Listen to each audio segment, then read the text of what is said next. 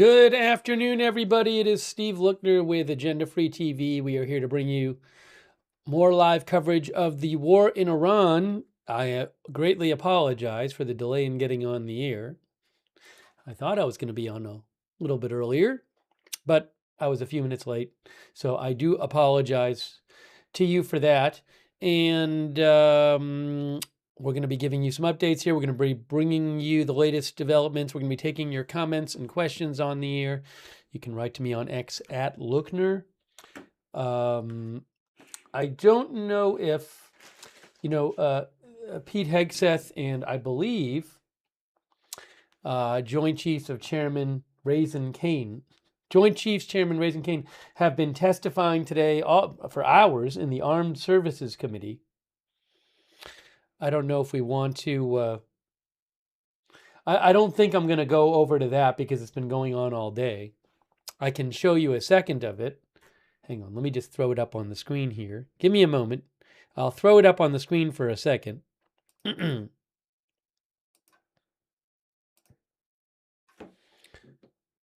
look. But I need to do this. Just to give you a sense of what's going on. I mean, but I think there's some other updates I want to talk about first. But here's what's going on in the Armed Service Committee right now.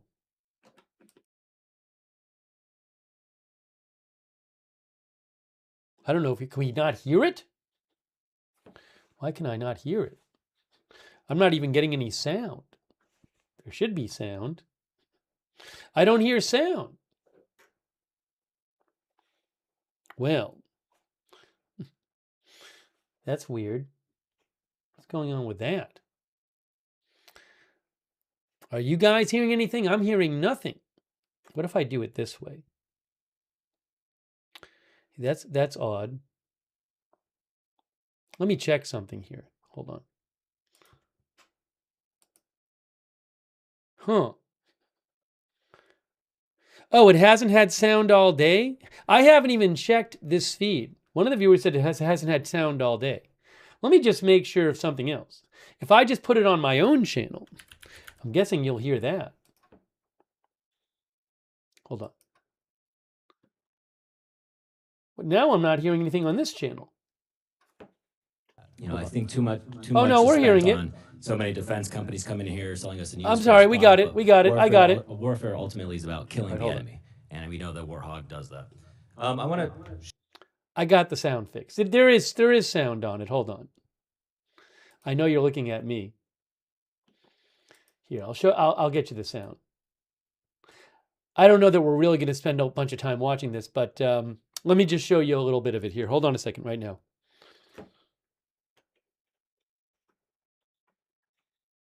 Transparently tell the Congress or the American people what the costs of the war are and why we are at war and expects Americans to keep footing the bill. The comptroller has, and thank you for coming, sir, given us an incomplete number, and I understand we're in the midst of war and there's you do have some challenges in that regard. But Congress, I think, my colleagues would have appreciated a more thoroughgoing cost estimate so that we may properly conduct oversight as is our duty. I would agree with my colleague Ms. Goodlander about the Department sharing the full breakdown of the cost of this war and understanding where every dollar is going. That number does not likely reflect the full costs of war, as you know. There are many estimates out there that say that this war will cost much more than you and the administration are putting before the American people.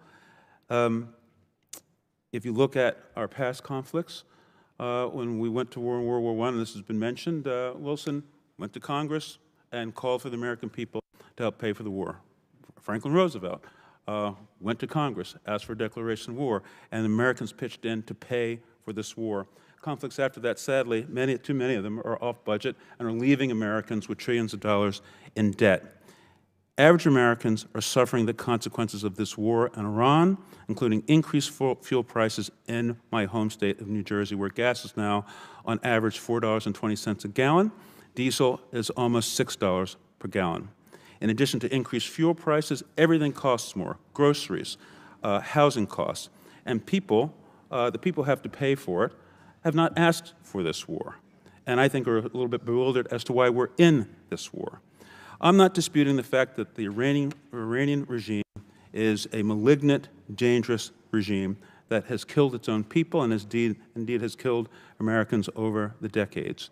I think where we disagree is what's the best way to get at Iran. Do we negotiate with them and control their access to nuclear weapons in a multilateral way that included even Russia in the deal and the agreement that President Obama brought forward, or do we go and try to and engage in a costly war in order to get at those nuclear weapons? I think that's where the principal conflict lies. How do we achieve the same goals, costly war or through negotiation? And we've seen that apparently there wasn't a plan to deal with the action that Iran had to take, that is to close the Strait of Hormuz, because it's the only thing you can do when you are the weaker country in an asymmetric conflict. Of course they were going to do that, and I wonder whether or not the President was apprised of this before he took the actions that he has taken. So let me just ask this question. And before, let's make this comment too. This war is just 60 days so far. And this thought that Americans wish to bear the consequences of increased fuel prices, I don't think is borne out by the fact that, those costs impact people on a weekly basis, bi-weekly basis. Mortgages come and have to be paid. Groceries have to be bought on a weekly basis. And those gas prices are squeezing the American public. So can you tell us whether or not there was planning to deal with in advance, to deal with the closing of the Strait of Hormuz, given the likely impact on world fuel prices? That will have to be for the record, because the gentleman's time has expired. Chair now recognizes the ranking member for any closing comments he may have. Well, first of all, I want to thank the chairman for conducting this hearing. This is the end of the hearing right now. On both sides, a lot of partisan the end of the stuff hearing being thrown around. I think on this committee, we're all trying to serve the men and women who serve us as well as we possibly can. You handled it very well in a difficult time. I appreciate the fairness of that. And yes, we have a lot of issues, but at the end of the day, the Iran war is the biggest issue that we face. And I hope that you gentlemen, would take seriously the concerns we have about where it's going and how it's going to end.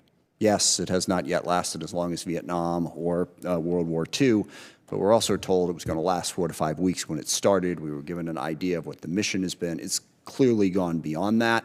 We did not contemplate that we would have, the Strait of Hormuz shut down, or that we would have to implement a blockade.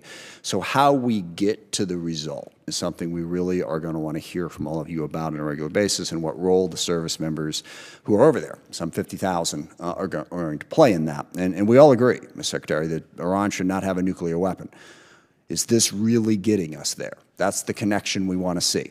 And you can say, well, we had to start a war to stop the nuclear weapon. That in and of itself doesn't make it true.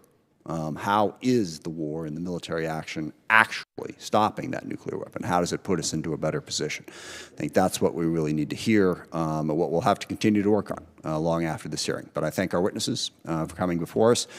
It is the democratic process. We're all part of a representative democracy. I have never met too many people at the Pentagon who loved coming over and talking to Congress. I get that. But I hope you understand how important and how necessary it is that the people's voices are heard. And we do have an opportunity to question and challenge the decisions that are made by our executive branches. We have a right to do under the Constitution, actually an obligation to do under the Constitution. So I look forward to continuing the conversation. I thank the chairman again, and I yield back. I thank the ranking member, and I thank the witnesses. Thank you for your service to our country. Thank you for 6 hours of tough duty, and you've done a great job. I want to end this hearing the way I started it. This is a historic budget request by this administration.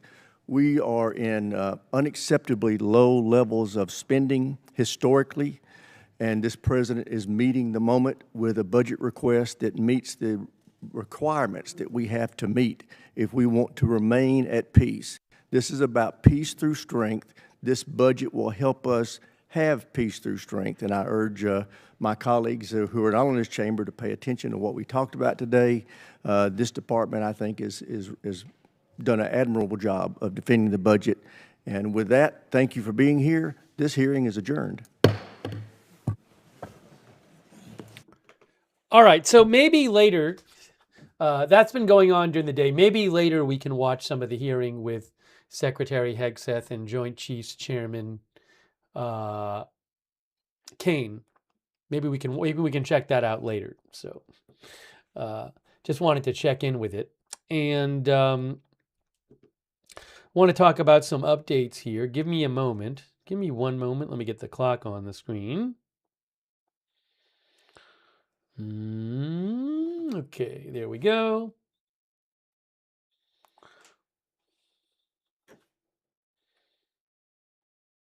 Okay. Appreciate everybody being here. Hey, thanks to our moderators. We have Janet is moderating. Roberts May Queen is moderating.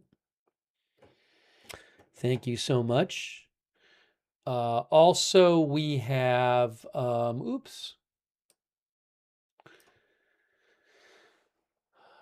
moderators on Twitch. Matthew Kohai 3 and Surly Dev are moderating. Thank you. Speaking of Twitch, thanks to EJ Rod 31 for subscribing.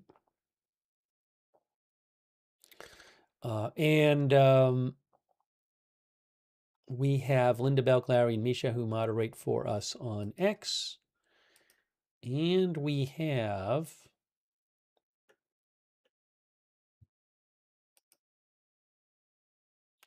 our moderators on Facebook. Thanks to all of them. Hey, Queen is moderating. Oops. Well, got to not hear two of me. Kay Larry Body is moderating. Michael Fergal, Paul Anderson.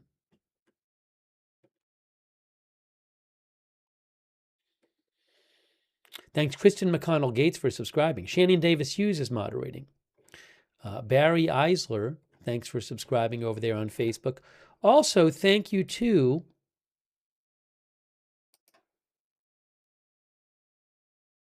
Chucky T. Plague, who gave 10 people memberships over on YouTube. That's really nice of you, Chucky. Make sure you thank somebody if they give you a membership or a gift subscription. Thank you. Also, Joe Brown 6768 from Europe. Thank you, Joe. Also, thank you to Jeff TE88 PFCR, who mentioned the oil prices going up today. We're going to talk about that. And Chris Renfro as well. Thank you, Chris Renfro. Let's see here. All right, so I want to start by talking about oil prices because oil continues to go up. It's been going up a bunch the last couple weeks. Now, I believe a little bit of this is because it's the end of the month. So Brent crude right now is at about 120. I'm looking at one site that says it's 120. That's just around, it might even be at a high, it might be at the high it's been during the war. But I believe if I'm right, it also, all right, hold on a moment here.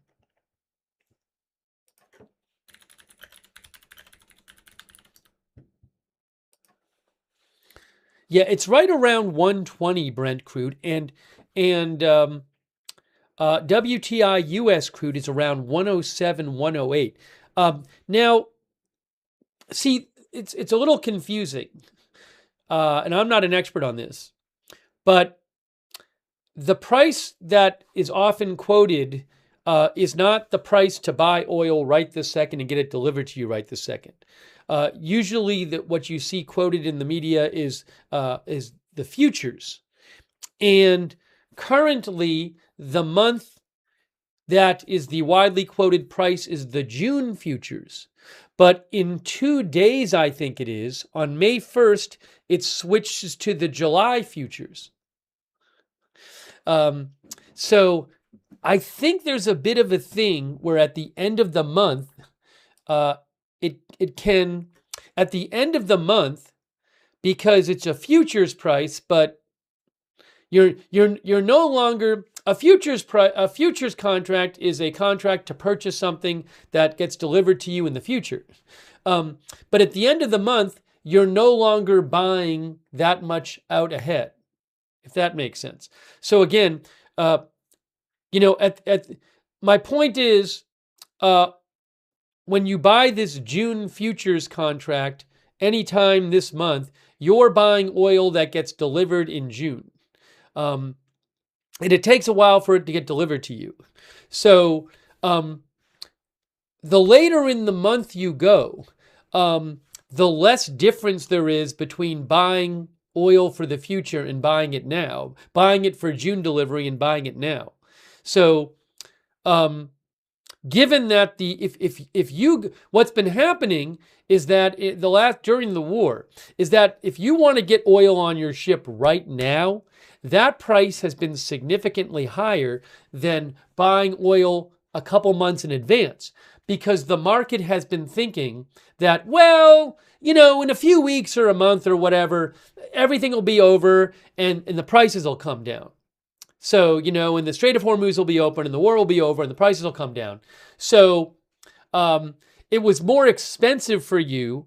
It's been more expensive for you during the war to just go and bring your tanker up and get oil on it right now than it is to say, what will you sell me oil for delivery in 2 months? So there's been that difference. So as I understand it, because we're at the end of the month, the price of the futures will, for the closest month, will tend to approach the price of immediate delivery, because at the end of the month, you're no longer getting that oil, you're no longer buying it that far in advance. That's not the only reason oil is going up. So I know it's a bit confusing, but oil has different prices depending on whether you're buying it right now or a month in advance or 2 months in advance. And if the market thinks that, well, the oil market's basically just going to be the same a month or two from now, well, those prices are not going to, usually those prices are not that very different. Buying it now, buying it a month in advance, buying it 2 months in advance. But during the war, there's been a significant difference, because it's harder to get oil right this second because the Strait of Hormuz is closed. But the thinking has been, well, in a month or two, everything will be back to normal, so the prices will drop. So my point is that, from my understanding, a bit of the price rise today is due to it being the end of the month. I know that's confusing, but it's also just because the oil, it's not, the market doesn't seem to, from what I understand, the market is no longer anticipating that this war might be over really soon. There's reports out now, the Wall Street Journal had a report last night, that President Trump is favoring basically an indefinite blockade. And there's reports suggesting that this blockade is going to go on for a while. And so if that's going to happen, the people who trade oil might not think, well, this is going to be over soon. They might think, whoa, in a month or two, it's going to be just as hard to get oil as it is. The supply is going to be just as restricted as now.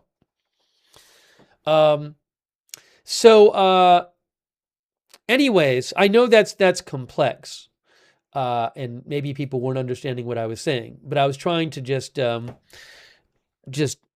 mention that a bit of my understanding is that a bit of the rise today is because it's the end of the month, but that's certainly not all of the rise, maybe not most of the rise.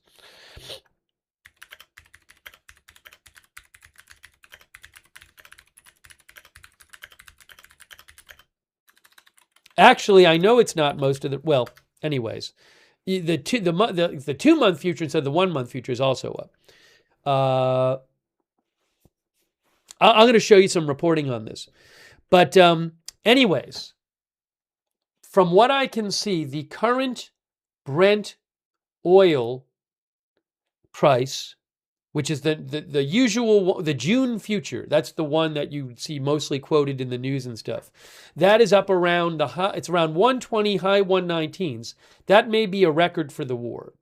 And WTI and WTI US oil is up, and both Brent crude and US WTI oil are up over 7% today. Over 7%.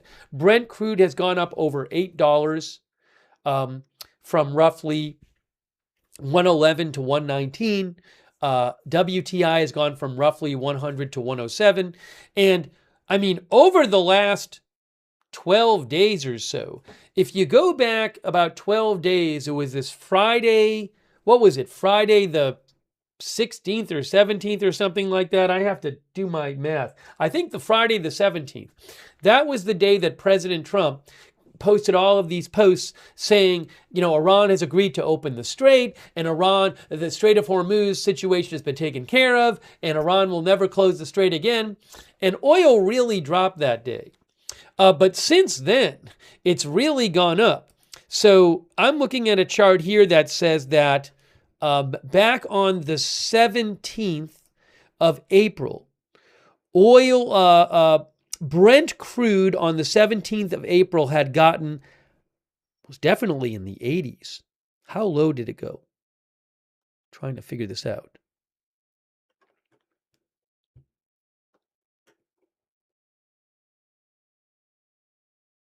But it had gotten down into the mid-low 80s, right? And now it's at about 120.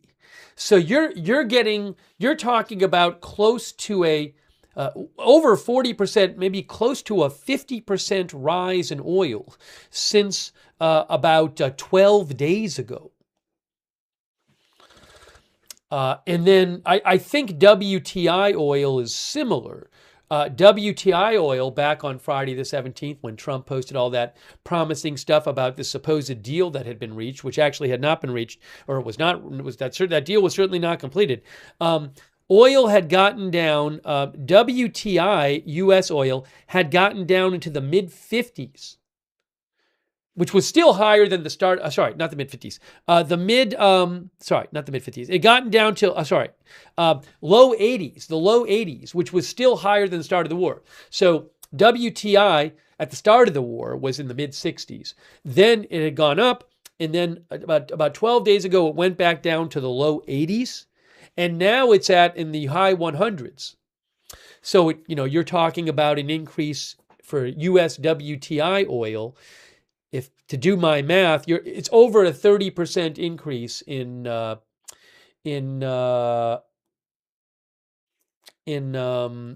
12 days. And Brent crude is getting close to about a 50% increase in about 12 days. So we're seeing major oil price increases. And let me show you something about this. Here, look. Oil soars, stocks dip on Iran worries, earnings in focus after Fed.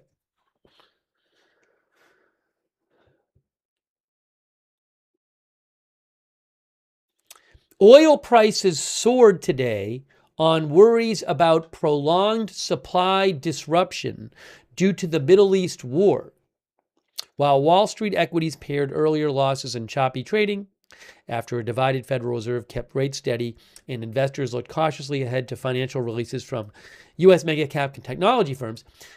Now, U.S. crude is actually up more than this. When this article was written, WTI crude was up about 7% at 106.88 a barrel. It's higher than that now. When I look at WTI crude, I'm seeing in the high 107s right now. So it's even higher than that. It's gone up over 7% today. And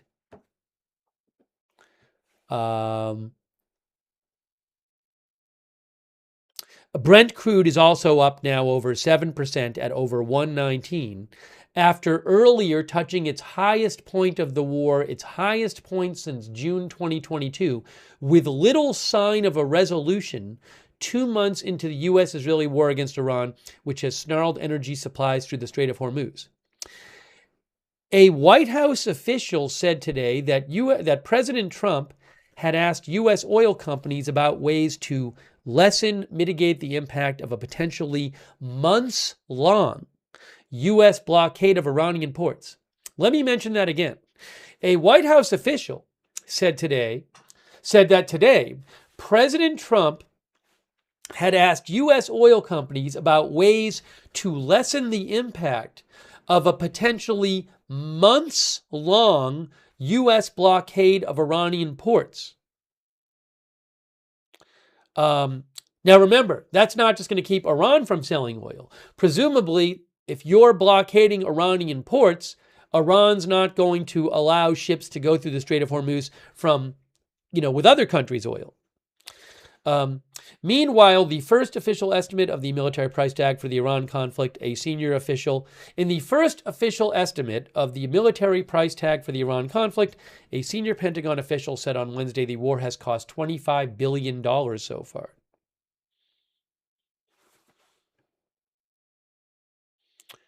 Let's see here.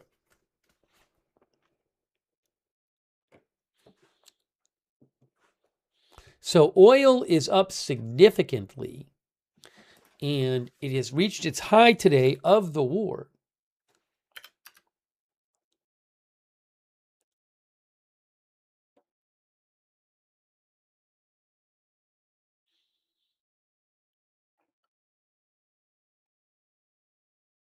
And I want to talk some more about this.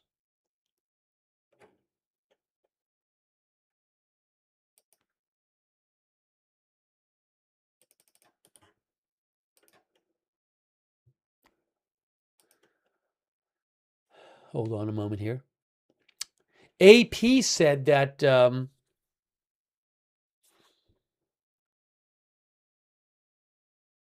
hold on a second here. It's a little bit of an older article today. So they say, AP says oil prices have been spurting higher this week as President Trump appears willing to maintain the U.S. blockade of Iranian ships, which is preventing the country from making money by selling oil. Iran, in turn, is keeping the Strait of Hormuz closed to other oil tankers hoping to carry crude to customers worldwide as long as the blockade continues. All right, I want to take some comments from you guys. But again, oil right now, from what I am seeing, we're talking about Brent crude close to 120. And I'm seeing US WTI crude now above 108. And I'm seeing that WTI crude, US is up about 8% today, and Brent crude up about 7.5%. Yes. Adriana Ryan says gas price pump will increase more. Yes. The answer is yes. And that has been going up in recent days. Let me say something about that.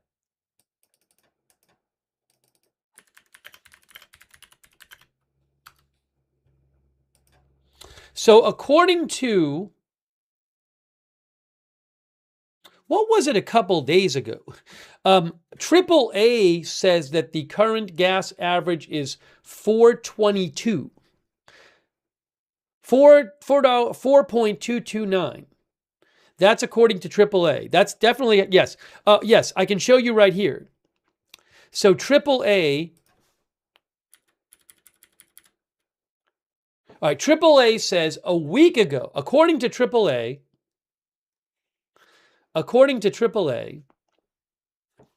they say that a month ago, average gas price in the U.S. was $3.98.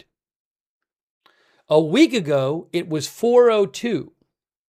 Yesterday, it was $4.17, roughly. And today, it's roughly $4.22.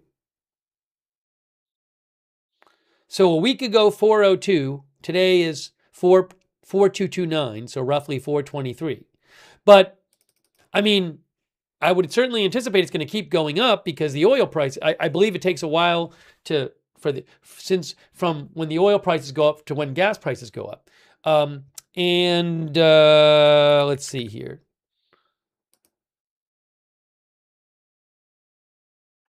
So Patrick DeHaan, who is at Gas Buddy Guy, he specializes in gas prices. At Gas Buddy Guy said that the national average price of gasoline is on a trajectory to reach $4.50 in the next week. He also says diesel will be surging in the days ahead.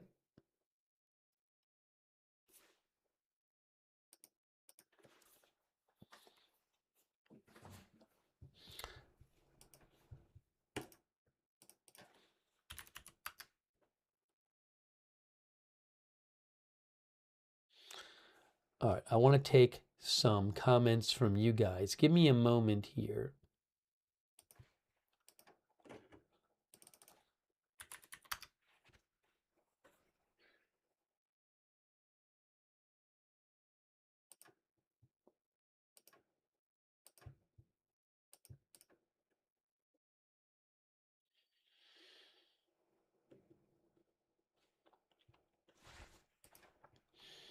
Give me one moment. Excuse me.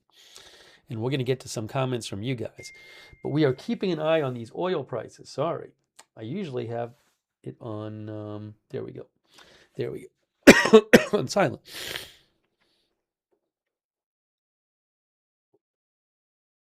Okay, now.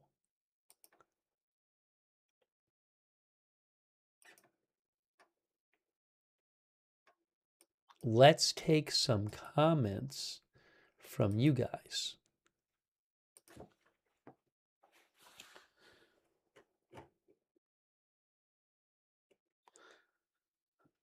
Rocky MTS thinks prices will double in the next couple months.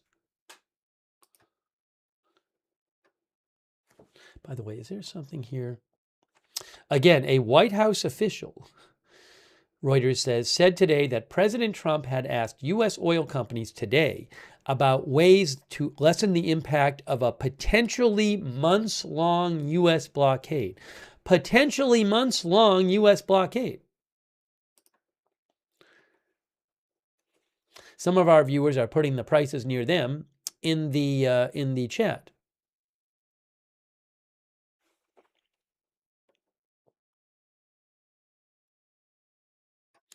Jinnasong says cheapest in Spokane Valley, Washington is $5.19 yesterday.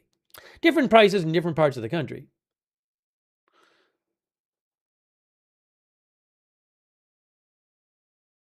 Stannis thinks Iran won't let the strait be closed for another month? You mean they won't let the blockade go on for another month? There's the U.S. blockade on Iran, and then there's Iran closing the strait, in effect.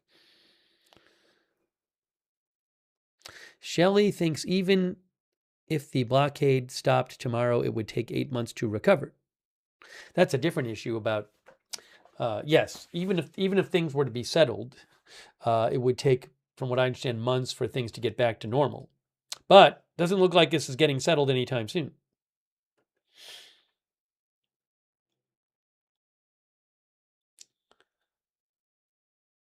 Oh, one of our viewers said, I hope people see the truth. This is making it harder to visit loved ones abroad.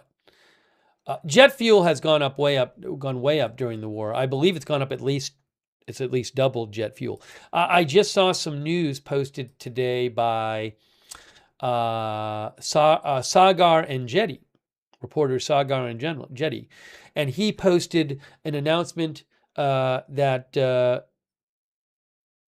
he posted a report that Japan Airlines is increasing its fuel surcharge in May and June.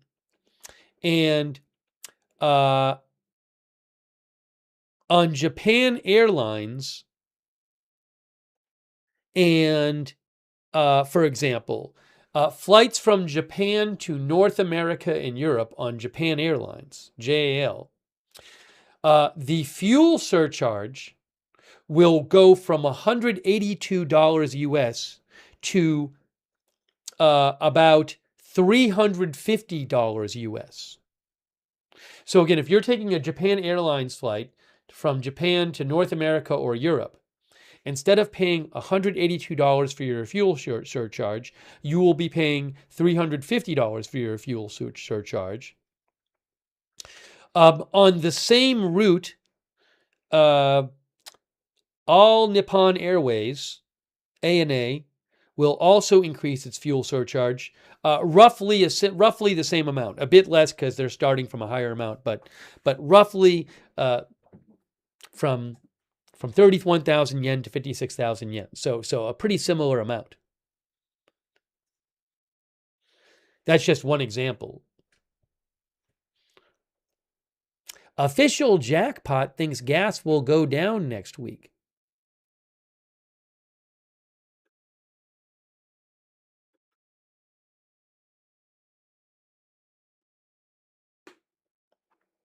Shameless Senpai thinks Japan Airlines is the best airline.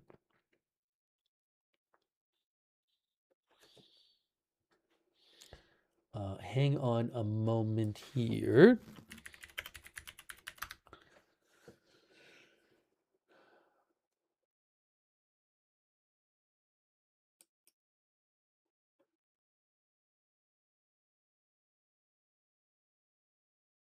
And CNBC reported that oil jumped today after President Trump said he will keep the blockade on Iran until they agree to a nuclear deal.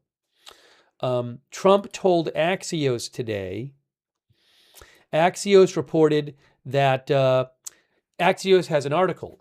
Trump says blockade stays until nuclear deal. President Trump told Axios he is going to keep Iran under a naval blockade until Iran agrees to a deal that addresses U.S. concerns about its nuclear program. Also, I want to point this out, something that Axios reported. Axios says that 3 sources told them that U.S. Central Command has prepared a plan for a short and powerful wave of strikes on Iran in hopes of breaking the negotiating deadlock. Those strikes would likely include infrastructure targets. So again, Axios is reporting that U.S. Central Command has prepared a plan for a short and powerful wave of strikes on Iran in hopes of breaking the negotiating deadlock. So could we start seeing, if there's no deal soon, could we see some military strikes by the U.S.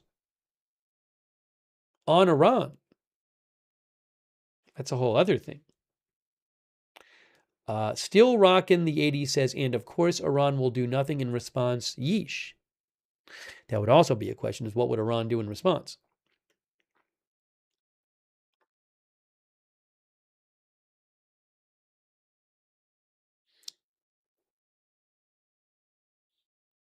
Rad Dad says, buckle up, it's going to be a while.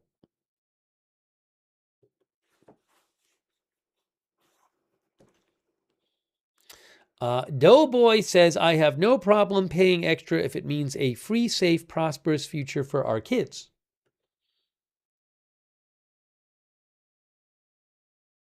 Nuclear power plant thinks Iran will just wait it out until Trump terms end. Remember, Trump is president until 2009, early 2009. Javi J thinks Iran will not give up their uranium. It's not going to happen.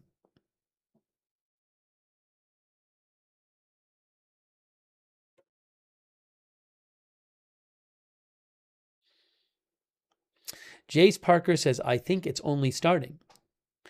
H31NZ thinks it'll be $150 oil price in 3 to 4 weeks and $200 in July. Did I missay something? Oh, I said 2009. I meant 2029. Sometimes I say things and I don't even know what I'm saying. I don't realize I've said it. I thought I said 2029. I guess I said 2009, which would be years ago. No, 2029, obviously, not 2009. President Trump is the next inauguration after the next election would be in January of 2029. Sorry about that. Sometimes I say something and I don't realize I said it, and then I see in the chat people are like, "Why did you say that?" Sorry about that.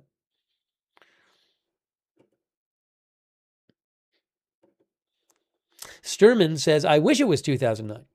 Okay, sorry about that. Let's see here.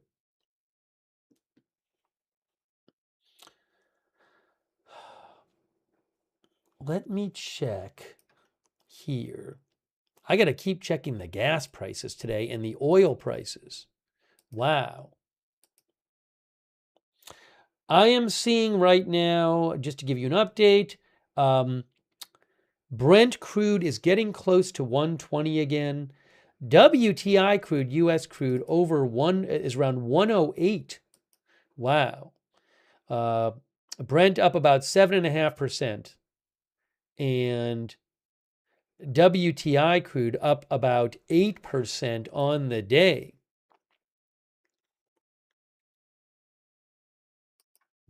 Hey, by the way, thanks to Billy Cusack. Hey, Billy, thank you. Billy says that the price of the next month, the price of oil futures, oil bought for the next month, not for immediate delivery, will converge on the price, the spot delivery price of oil as you get to the end of the month, which I was trying to explain earlier. Thank you so much, Billy Cusack. I appreciate that. Also, Lyra Novela. Thank you, Lyra Novela. And Rory McLean. Rory, I haven't heard that. I'll have to look into it. I will look into it in a bit. Rory.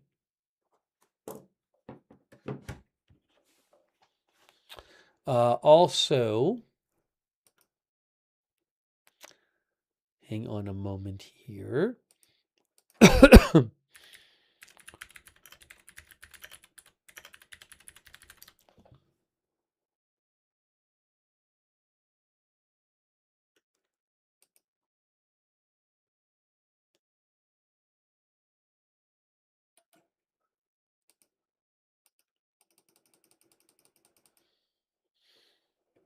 I also want to make sure, I have some other updates too I want to talk about. But let me just do a quick check here.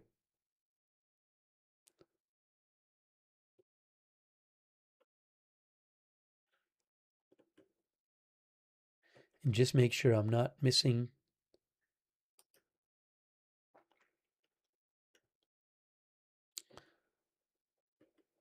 anything from the last couple minutes. You never know what's going to come out.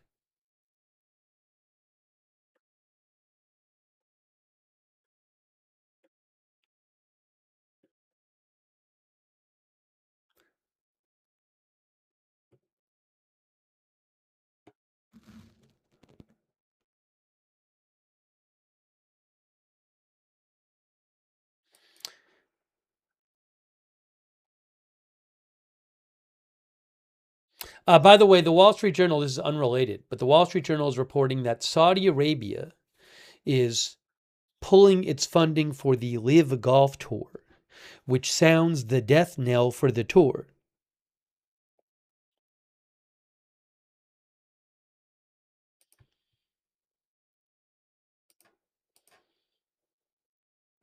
Anyways.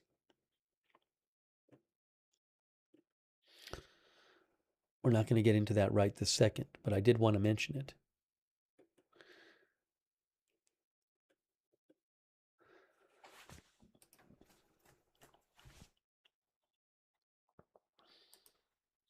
I want to also mention this.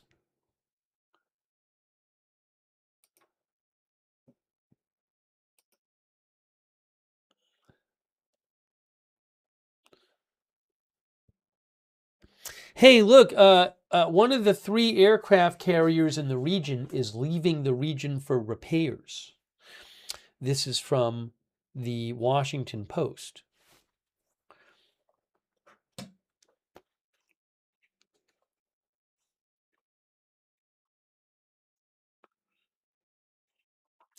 Thanks, by the way, to our bucket list has holes, who says Trump keeps saying America has enough oil. If that's the case, why are our prices climbing? Regardless of any particular remarks Trump might have made, I don't remember all his remarks on oil. Thank you so much, our bucket list has holes. So while the U.S. is a net exporter of oil, they do import a bunch of oil in the U.S. because the refineries take a certain kind of oil here, use a certain kind of oil. And so that kind of oil is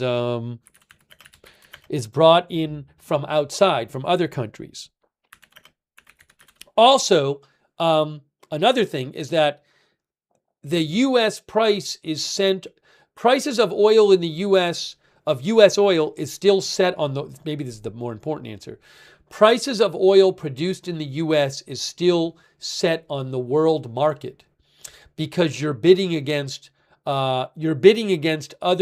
There's people from around the world who might want this oil. So if someone wants to use that oil in the U.S., they have to compete against somebody outside the U.S. who's bidding on that oil. So what's happening around the world affects. So again, it is set by the world market, not just what's going on in the U.S.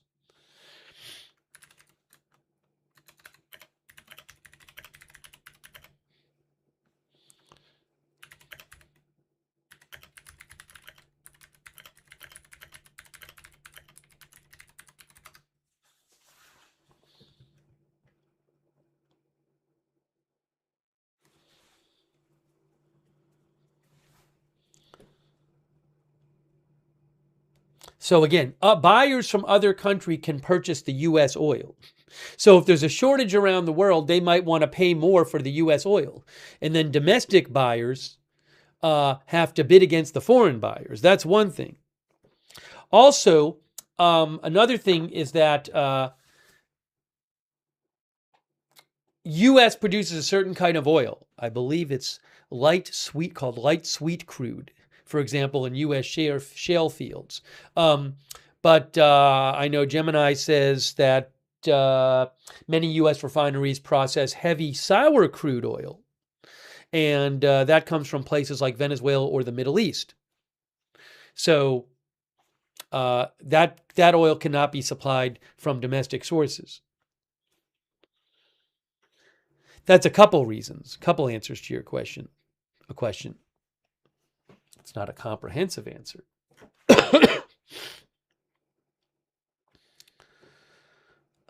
Let's see here.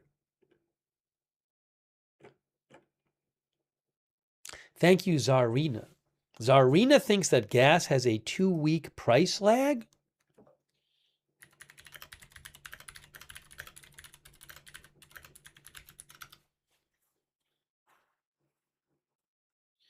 That I don't know.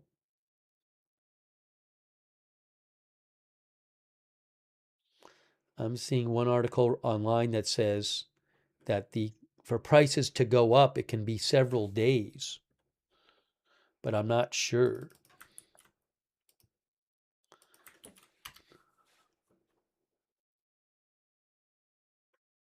I'm seeing some different comments about that. I know there was an article in April in the New York Times that said, where an analyst they talked to said that generally 3 to 5 days is the lag between an oil price increase and higher gas prices. And on the way down, when oil prices go down, you could have 10 to 14 days. That's just something I saw in a recent article in the New York Times. So that article said 3 to 5 days between oil prices going up and gas prices going up. Hang on a moment here. You know what? I need about 20 seconds. Can you give me about 20 seconds? Hang on a minute here.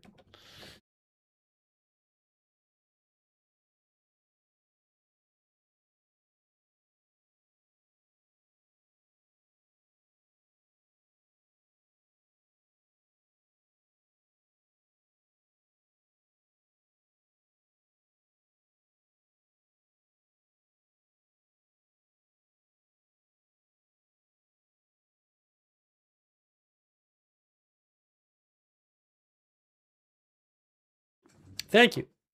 Okay, let's talk about this. Let's talk about this aircraft carrier. We haven't even talked about the aircraft carrier. Let's talk about this.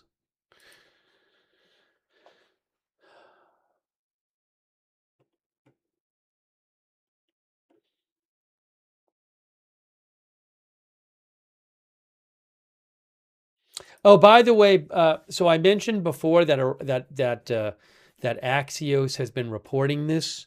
Barack Ravid now says that Trump has not yet given an order to implement it. So again, Axios and Barack Ravid are reporting that U.S. Central Command has prepared a plan for a short and powerful wave of strikes on Iran in the hopes of breaking the negotiating deadlock. But according to Barack Ravid, President Trump has not yet given an order for it.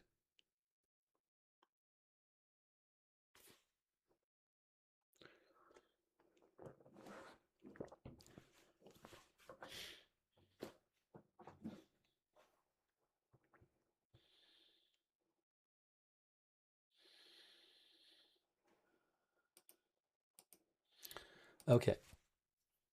So I don't know if that's going to happen. I don't know if that's going to happen.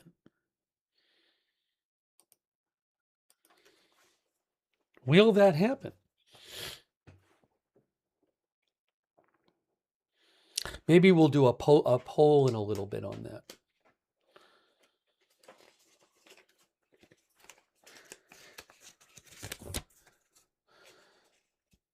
One of the viewers said Barack Ravid is not always accurate. Well, I didn't say that it's definitely true. I mean, what I said is that Axios is reporting it. I'll tell you who's reporting it, and you can decide what to think about it. Okay, let's talk about the. Thank you, Matthew Felty, by the way. Yeah, Matthew, we might watch some of what President Trump said in the Oval Office. He took some questions today. So we might watch that a little later. Thank you so much, Matthew Felty. I appreciate that. Okay, so the Washington Post is reporting the aircraft carrier USS Gerald R. Ford will depart the Middle East and begin the sail for home in coming days, multiple U.S. officials said. An expected relief for roughly 4,500 sailors who have been deployed for 10 months, but a loss of significant firepower as peace talks between the U.S. and Iran stagnate. By the way, if it's really true that Trump is considering doing a short round of strikes, could he maybe do that before this aircraft carrier leaves? I don't know. The Ford is one of 3 aircraft carriers in the region. The others are the USS George H.W. Bush and the USS Abraham Lincoln, amid hostilities with Iran. While the Ford is in the Red Sea, the Lincoln and the Bush are operating in the Arabian Sea to enforce the U.S. blockade targeting vessels carrying oil or goods from Iranian ports. It was not precisely clear when the Ford would depart the Middle East. One official said that it's probably expected back home in Virginia around mid-May. As of Wednesday, the Ford had been deployed 309 days. The record for the longest time any modern U.S. aircraft carrier has been at sea, which has worn on the ship. It has undergone some repairs after sustaining damage in a laundry room fire that injured some sailors. And the ship has had repeated issues with its toilets. Once it's back in port, it's expected to undergo extensive repairs and maintenance. At a congressional hearing today, multiple lawmakers addressed the ship's extended deployment, questioning Defense Secretary Pete Hegseth whether the cost to the ship and crew was necessary. Keeping the Ford at sea for so long will affect not only its future availability, but also the readiness of other warships because the yards that perform the maintenance will have limited capacity. Gil Cisneros, Democrat of California, said, I worry about the USS Ford. What trade-offs are we making? Pete Hegseth said, a tough decision-making process led to the extension in consultation with the Navy. Typical carrier deployments last 6 to 7 months to keep the ships on their maintenance schedules. The Ford, the Navy's newest carrier, left port at Naval Station Norfolk last year on June 24th to sail for Europe. It was later directed by the Trump administration to sail back across the Atlantic to the Caribbean, where it also assisted in the U.S. blockade of Venezuela's oil exports and the January capture of President Nicolas Maduro. Its deployment was then extended, and the carrier was sent to the Middle East to support U.S. war operations against Iran.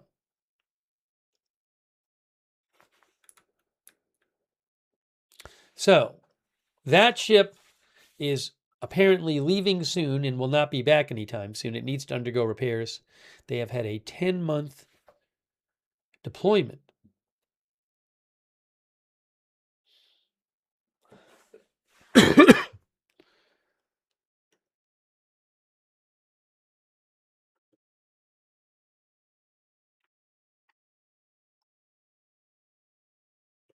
Six, seven, a bunch of people hurt.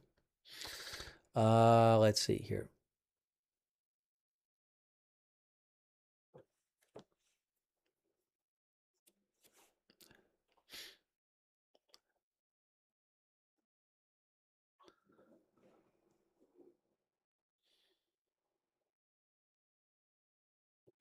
There will still be 2 aircraft carriers in the region. Criminy says it can strike while returning home?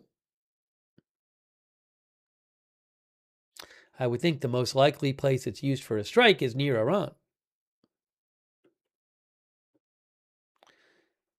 David Sinclair says the USS Nimitz will probably replace it. It just came out of maintenance. I haven't heard anything about another aircraft carrier heading to the region to replace it, but we'll see what happens.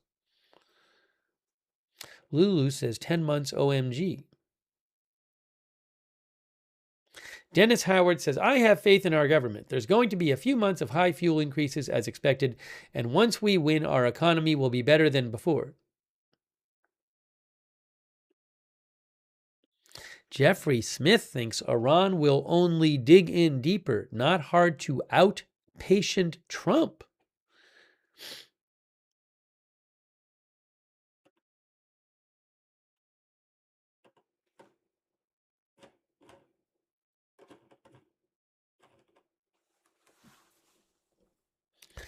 Ernesto Castellanos says maybe the Ford stops by Cuba on the way home?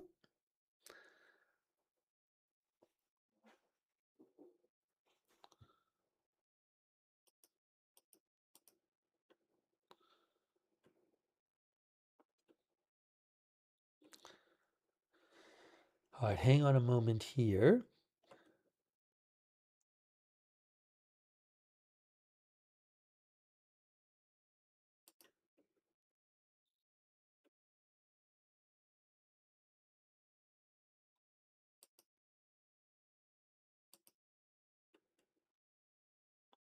By the way, update from Gas Buddy Guy.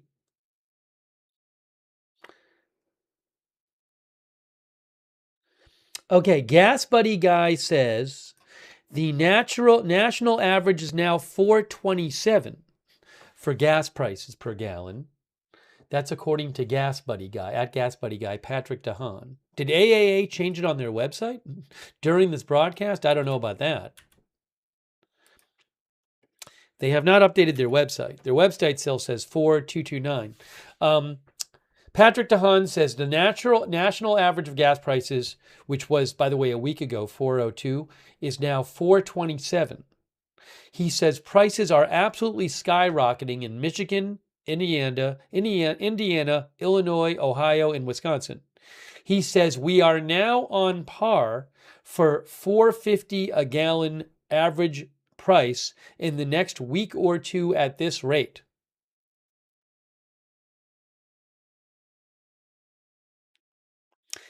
He also said, Patrick DeHaan, he would be shocked if Wisconsin average price doesn't hit $4.59 to $4.79 very soon.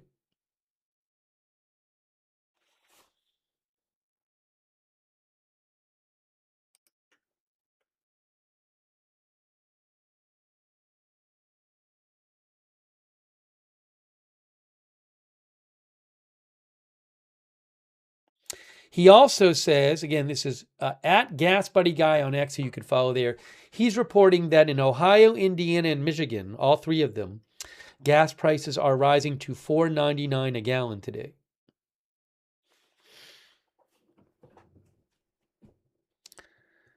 Chalk Dust says 424 in Indianapolis this morning. Now remember, there's a several day at least lag between oil prices going up and gas prices going up. So we've seen oil prices go up a bunch in the last several days. Just today, as we've been talking about, up around 7 or 8%.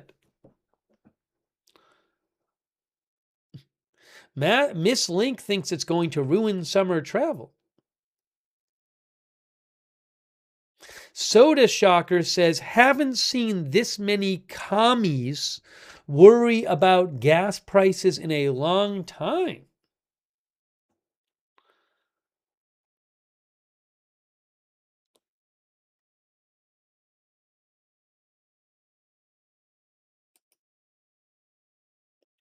Right now, gas prices, oil prices, I am seeing, again, Brent crude is around 120. And WTI crude is around 108. Now, in a couple days, it's weird the way this works. Hold on a second here.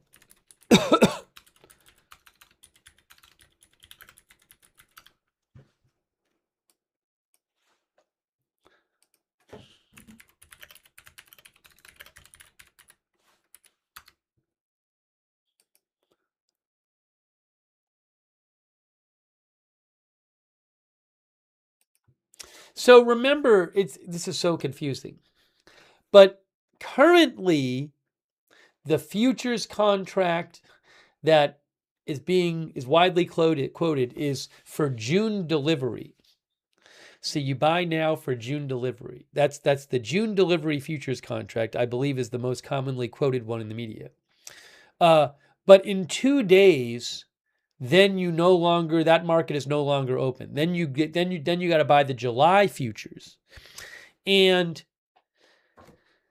do I want to explain this again? Basically, you might have a bit of a drop in price in 2 days, because in 2 days when you're buying the July futures, then there's more of a time difference between, then you're buying oil more in the future. So remember, during the war, oil has been more expensive to purchase right now. If you need to fill up your tanker right now, that's been more expensive than buying it, a couple months in advance. Because the thinking is that, well, yeah, there's a shortage now, but the war is going to be over soon, and there'll be more supply in a couple months. So it's not as expensive to buy a couple months in advance, a month or two in advance. So there's this significant difference. But if you're buying oil in advance for June delivery right now, the more the days go by, the more you're really not much. You're not at the end of the month. You're not buying it as much in advance as at the beginning of the month. So the price for buying it in advance will approach the price of buying it today, and for today delivery, if you're not buying it that far in advance. But at the end of the month, instead of buying once we get to the new month, May 1st, then you're buying July futures, not June futures. So it could go. I know this is confusing, but you could see a bit of my understanding is you could see a bit of a drop in price on. So for example, the price for Brent oil for June futures is around 120. For July futures, it's about it's getting up there. It's about 112. But when you hit May 1st, the June futures is no longer open, and then the next month is the July futures. So just a warning that you might see a bit of a drop on May 1st, as I understand it, just because of it being a new month. But the June futures and the July futures are up about 7% today as well. But it's really gone up a bunch. Again, over U.S. oil up over 8% today. U.S. WTI, Brent crude up close to 8%. Hey, thanks Jesus UCSB, who says, this is what Americans voted for. Do you miss Kamala Harris yet? Hey, I want to shout out our moderators too. Again, Big Ball of Yarn on Twitch, LB Prairie Dawn, I Got That Fired, Matthew Kohai 3, and Surly Dev. Big thank you. On Facebook,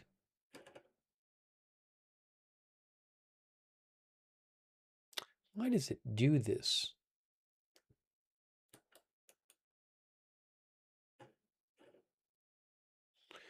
Oh, I see. Kay Lowry Body and Paul Anderson are moderating over there.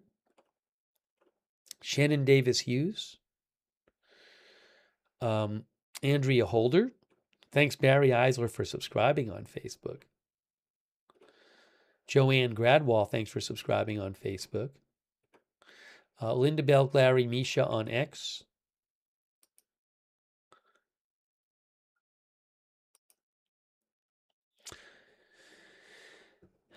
Janet, thanks for moderating on YouTube, Janet. Thank you. Thanks also to, I really appreciate it, Man for Some Markets, who recommends Oil 101 Virtual Barrels and the Prize for folks really interested in energy markets.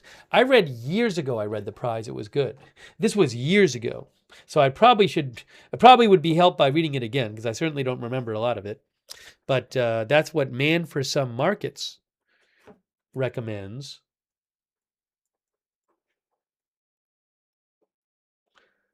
Thanks for your support. Thank you also, Daisy Clementine. I appreciate it, Daisy Clementine. Hold on a second here.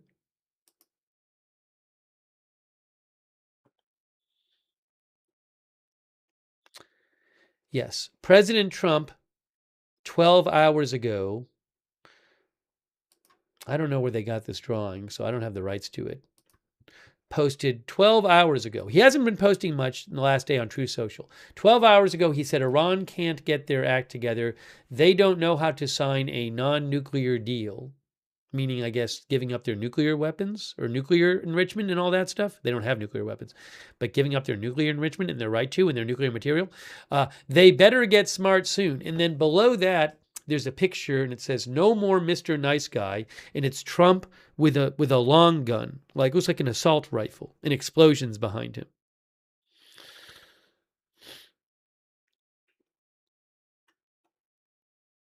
Not a photo, but some kind of like a, I don't know, AI generated, or I don't know what it was, but it's like a graphic.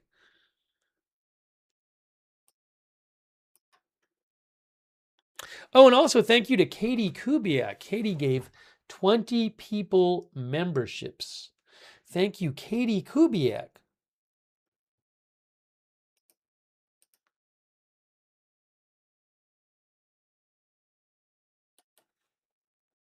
For the memberships. That's really nice of you, Mr. Katie Kubiak. Thank you. Rusty Jones says, when was he Mr. Nice Guy?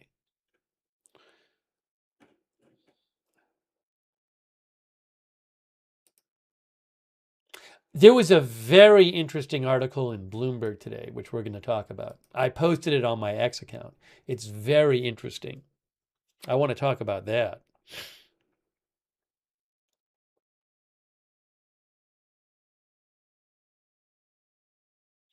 I also need to check. Oopsie. Hold on a second here. I need to check. Or keep an eye on. Maybe we should do a poll also. Will the U.S. carry out, I don't know how to express this quickly. Again, Axios is claiming that President Trump, that CENTCOM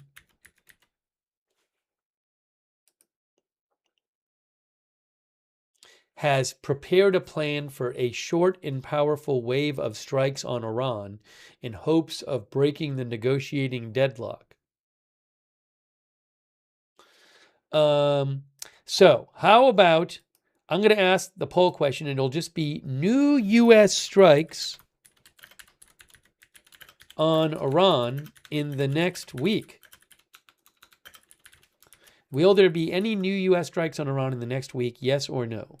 That's going to be the poll question.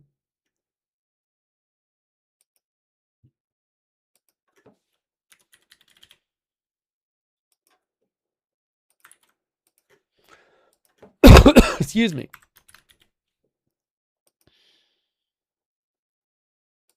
Thanks again, Daisy Clementine. Also thanks to Least Trustworthy Weasel.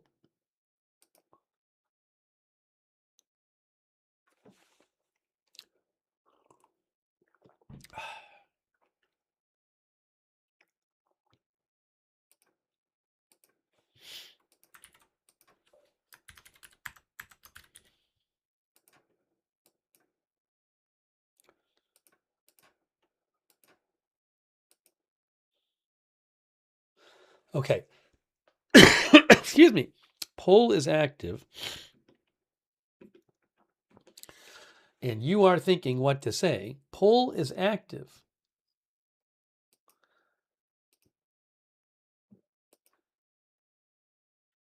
Now,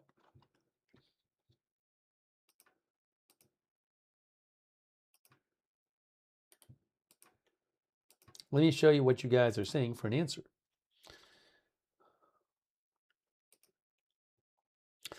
On YouTube,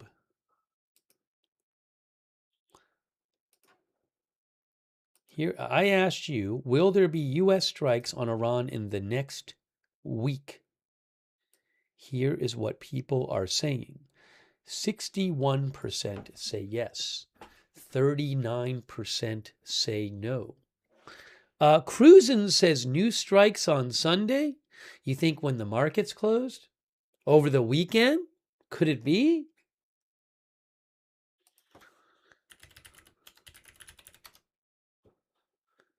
Could it be? Let's go over to, let me see.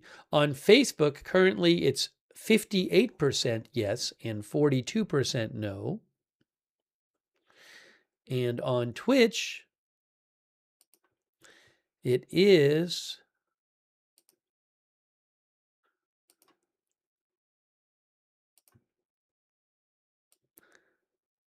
64%. So a majority of you think there will be new strikes in the next week.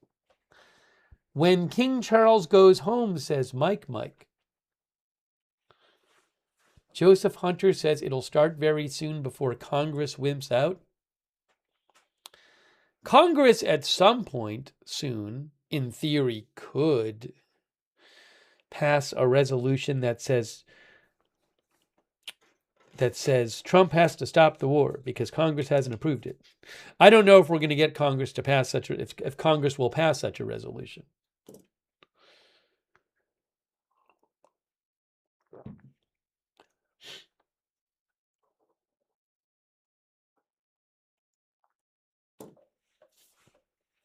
On marinetraffic.com, which is a ship tracking and marine analytics provider, the green ships are cargo ships and the red ships are tankers.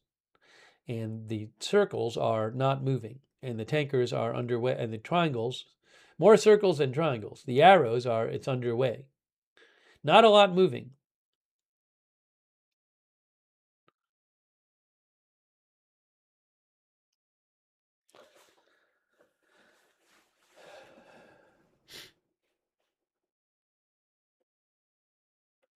Heck Tate says it would have to be veto proof, most likely.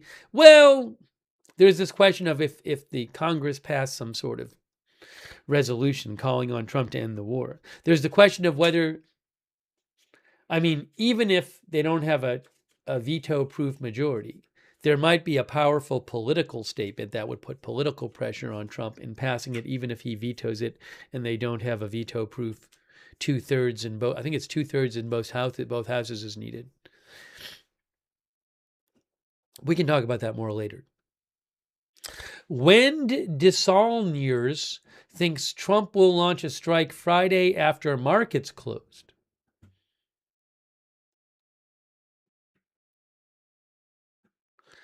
Sickborg says if Trump doesn't strike Iran and unblankanize the situation, he's lost the ball entirely. Situation FUBAR.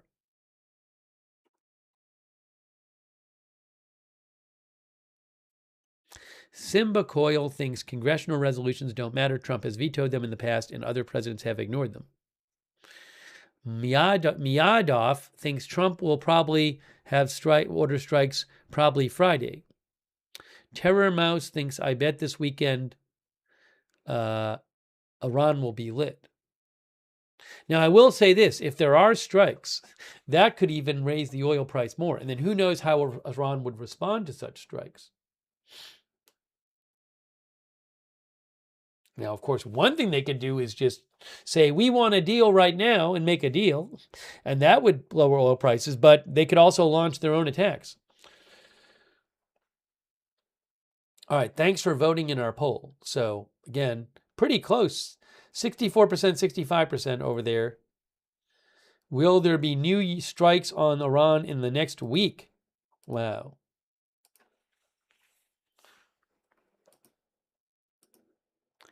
And on Facebook, it ended up being 64% on Facebook. Wow, it was really close across all the platforms.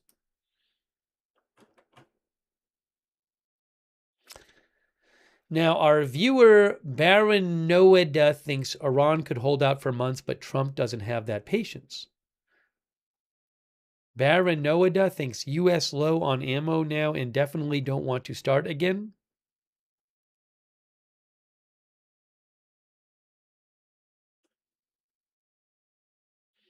Marcus G. thinks blockade is the biggest weapon.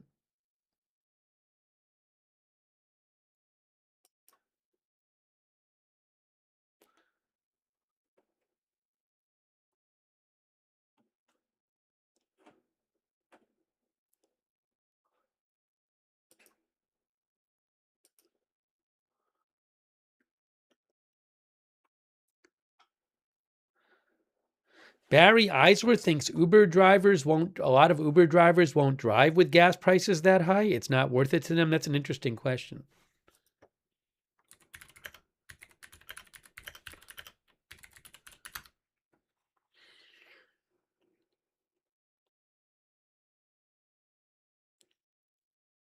The Guardian, well, actually, it's interesting. The Guardian had an article a week ago. I don't want to waste the gas. Uber and Lyft drivers reeling as fuel prices soar. Also, Fox Business had an article about a month ago that said Uber is rolling out expanded fuel discounts and higher earnings incentives for U.S. drivers and couriers as rising gas prices continue to squeeze gig workers.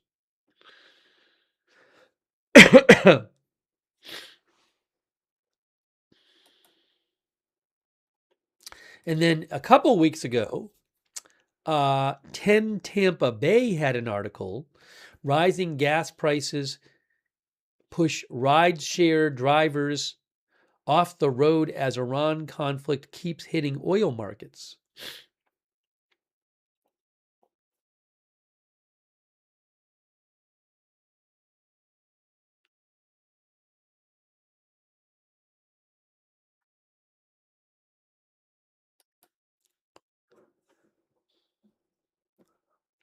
Katie says, QBX says, that's an interesting question regarding Uber and Lyft. Right now, Brent, I'm seeing, is over 120, while up about 8% today. US WTI crude is up about 8.5% today to roughly 108.50, roughly. Wow.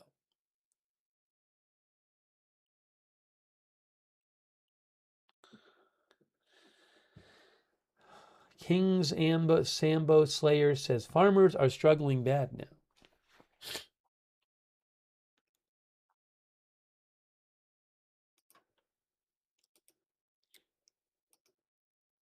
I've said it before, I'll say it again. I've said it the last several streams. I cannot imagine that the White House will be okay with just doing nothing in the status quo, given these high and rising oil prices. I just can't imagine that the White House will sit there for several weeks while gas just goes way up and just kind of just say, well, we're going to wait it out. I mean, I might be wrong about this. Justice N says, I can't imagine that.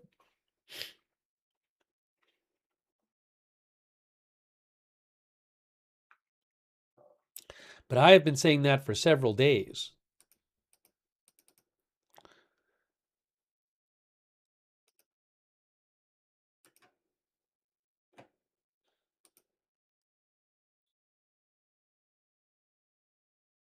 Oh, there's a post by, is there a new post by Galibaf? New post by Galibaf. Oh my gosh. Mohammed Bagel Galibaf, the Speaker of the Iranian Parliament, has posted again. He is one of the negotiators who negotiated, one of the people who negotiated in Pakistan. Look what he said from Galibaf. 3 days in, no well exploded. We could extend to 30 and live stream the well here. That was the kind of junk advice the U.S. administration gets from people like Scott Bessent, who also pushed the blockade theory and cranked oil up to $120 plus. Next stop, 140. The issue isn't the theory, it's the mindset. Oh my gosh. From Speaker Galibaf. So he seems to be referring to this theory that, and Trump has talked about this theory that the blockade very soon will result in Iran having to stop production, which will cause catastrophic damage to its oil producing infrastructure. By the way, I'm going to talk about it. There's a new article in Bloomberg today that says that argues against those type of theories, and that says the damage will not be catastrophic to Iran's oil industry. But I'll talk about that in a little bit. But wow, look at this from Galibaf. He says 3 days into the blockade, no well has exploded. We could extend to 30 and live stream the well here. That was the kind of junk advice the U.S. administration gets from people like Treasury Secretary Scott Bessent, who also pushed the blockade theory and cranked oil up to 120 plus, where it's just been around today. Next stop, 140. The issue isn't the theory, it's the mindset. Wow.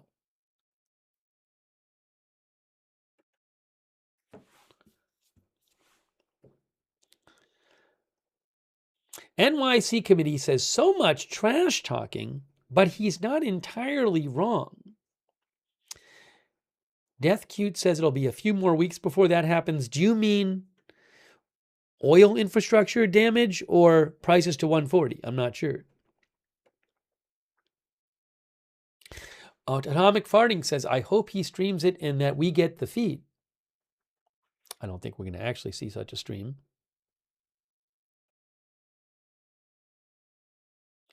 Jagtai says, do we know if U.S. troops and carrier groups have been rotated out, or if it's still the same troops stuck waiting? I don't believe, generally speaking, that aircraft carrier troops get rotated out. They go with the ship. That's my understanding. I haven't seen anything about rotating crews off of ships.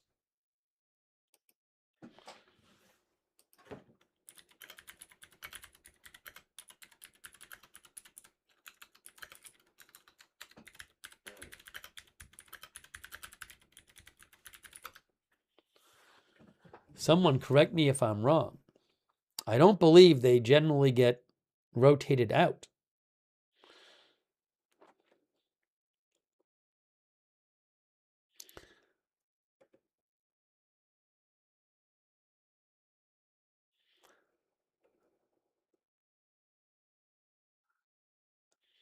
Aikime says Baghdad Bob again. Princess Kidda says someone's mad he can't sell at these high prices.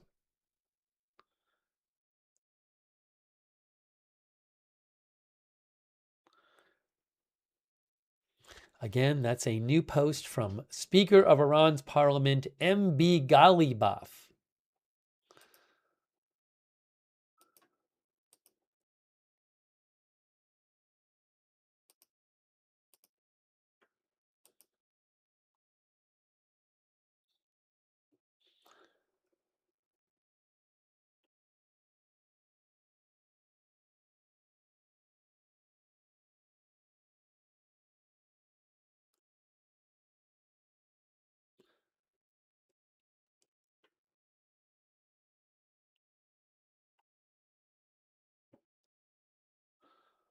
All right, hang on a moment here.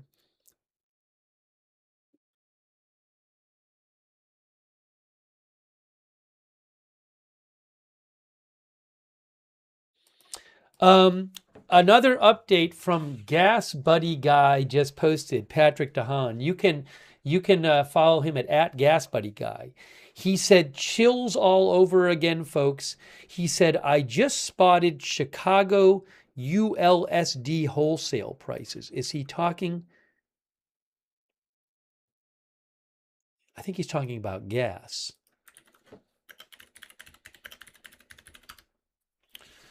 Let me just make sure here. Oh, diesel. ULSD is ultra low sulfur diesel. So, talking about diesel, Gas Buddy Guy, Patrick DeHaan said, chills all over again. I just spotted Chicago ultra low sulfur diesel wholesale prices up 73 cents a gallon. He says diesel in the Midwest, diesel in Michigan, Indiana, Ohio, Illinois, and Wisconsin could get close to or soon exceed $6 a gallon. New records will be set.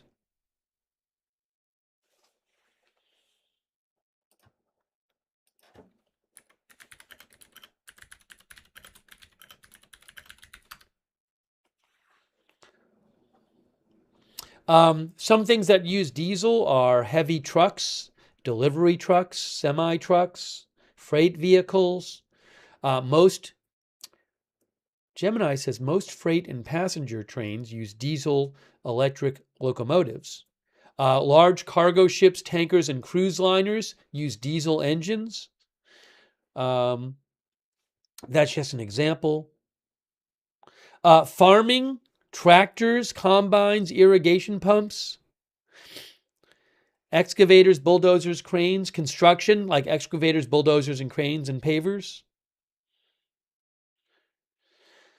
Also, a number of critical infrastructure facilities maintain diesel reserves like hospitals, data centers, and telecommunications hubs. Military uses diesel for nearly all land-based equipment. For example,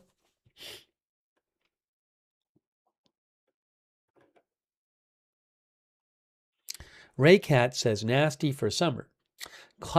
Cali John 2 says everything in agriculture. Blues Wasted says jet fuel is diesel, basically.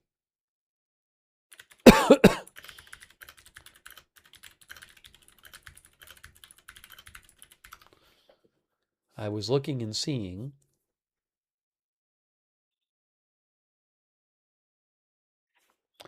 Let me just do one thing real quick here. Gemini says jet fuel and diesel prices generally move in lockstep because they are both middle distillates.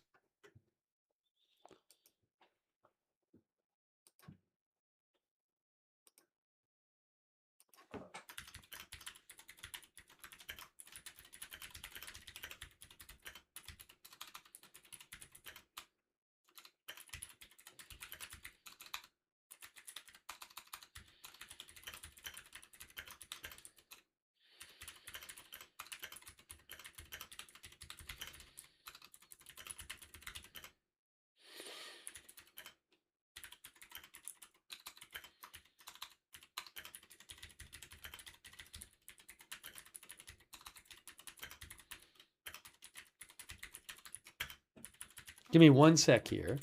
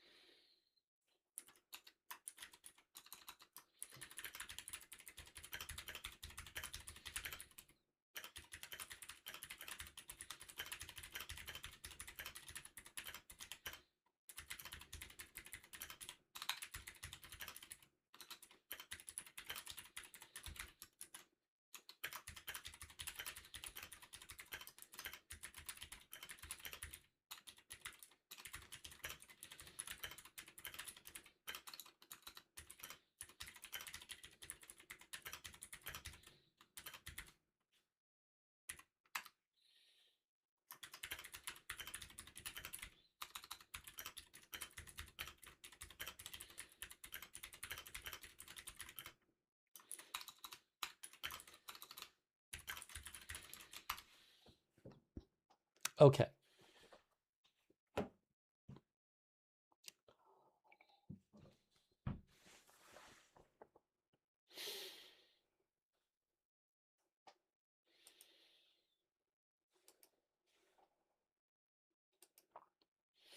All right, hold on. So I'm going to go back to marine traffic here. Marinetraffic.com.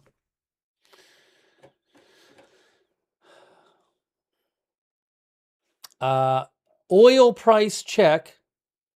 I am seeing right now, again, Brent crude about 120, up over 8% today. U.S. crude about 108 and a half, roughly 1084, 1085, up about 8.5% just today, guys.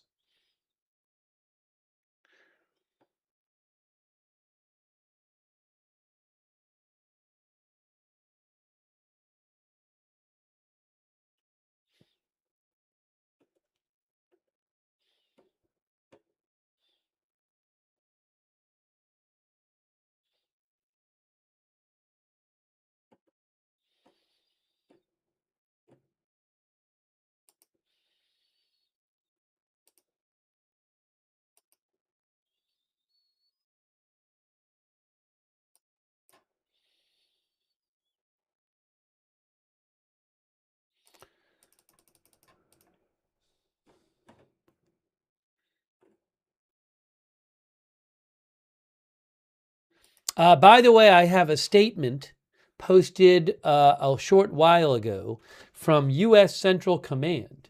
They say, today U.S. forces achieved a significant milestone after successfully redirecting the 42nd commercial vessel attempting to violate the blockade. This is a reflection of the outstanding work America's sons and daughters in uniform are doing to prevent maritime commerce from entering or exiting Iranian ports. Right now, there are 41 tankers with 69 million barrels of oil that the Iranian regime can't sell. That's an estimated $6 billion plus, from which Iran's leadership cannot financially benefit. The blockade is highly effective, and U.S. forces remain fully committed to total enforcement.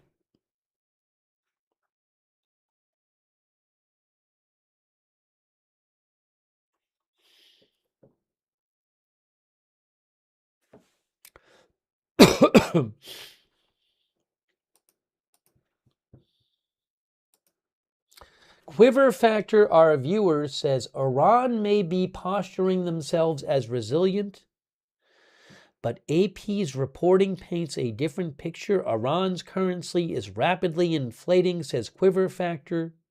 Quiver Factor thinks their petro and metal manufacturing are destroyed and remaining factories risk clothing. 2 months with an internet blackout can hide the internal turmoil from the outside world. But how long can the regime maintain their control, says our viewer Quiver Factor. This goes far beyond the normal sanctions Iran has insulated, that Iran has insulated their war effort and economy from in the past. Will the U.S. continue to squeeze Iran's economy via the blockade, says our viewer Quiver Factor. I think so. If more strikes come, which I do think will happen, I think they will target more manufacturing and logistic networks to increase the economic and domestic pressure. Quiver Factor, our viewer thinks Iran blinks first in this scenario and their eyes are drying out. Thanks so much, Quiver Factor, for writing in. Our viewer Donna Simmons says that the aircraft carrier USS Gerald R. Ford has been on an extended mission. It has been out 10 months. It needs to go home. Thank you, Donna. As we mentioned, Washington Post says after a 10-month mission so far, 10-month deployment, reportedly the USS Gerald R. Ford aircraft carrier will be returning home for repairs.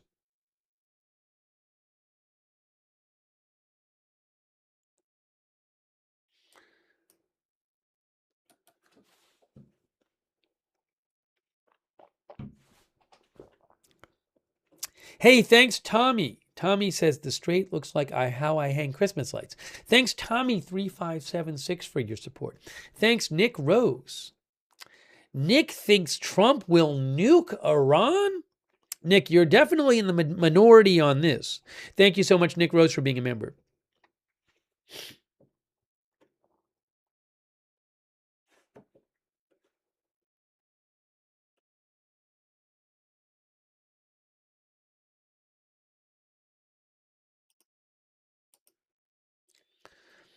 Let's see here.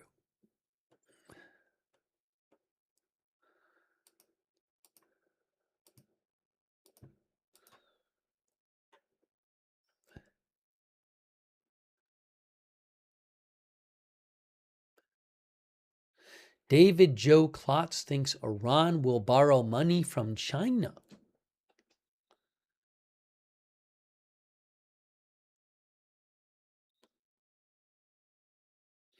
Stumpy Stump says the U.S. and its allies still have over $100 billion in Iranian frozen assets. I don't think Iran is worried about losing some money. Jim Gizmo says this is just sad. America on the way down and out.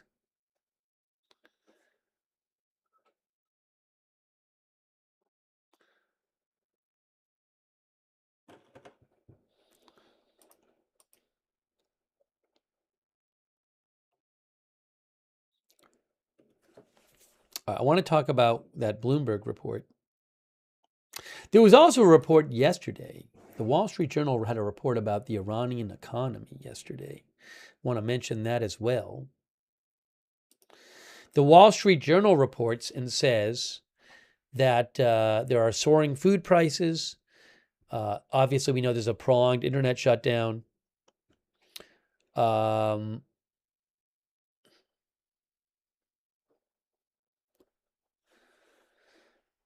Let's see here.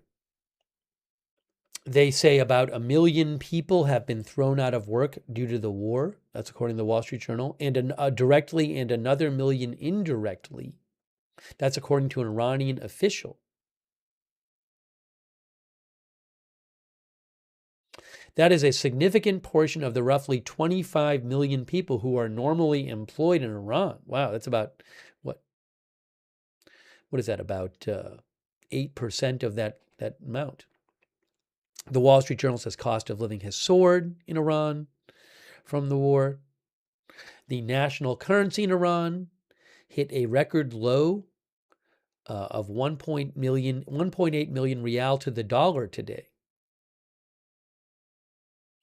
Residents said businesses across the country are closing, and there is a lack of steel and raw materials.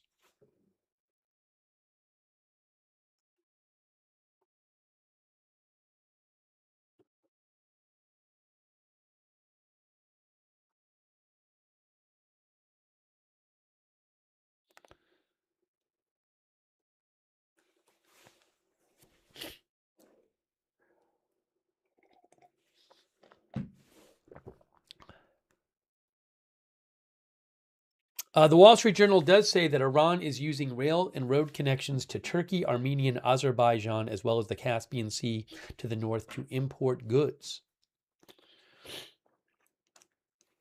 You know what? I need my lip balm. Hold on a second here.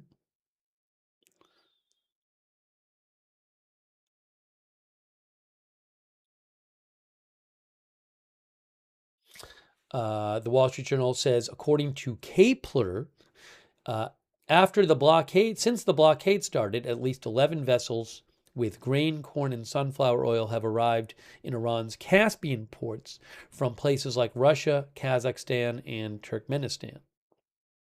Also, Pakistan announced, says the journal, that it's designated 6 corridors, ports and land borders through which Iranian goods could transit without restriction.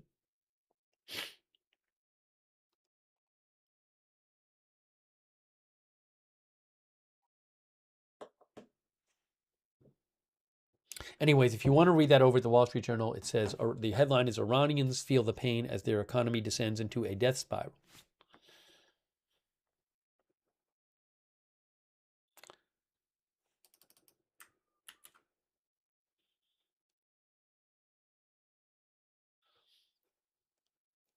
Hang on a moment here.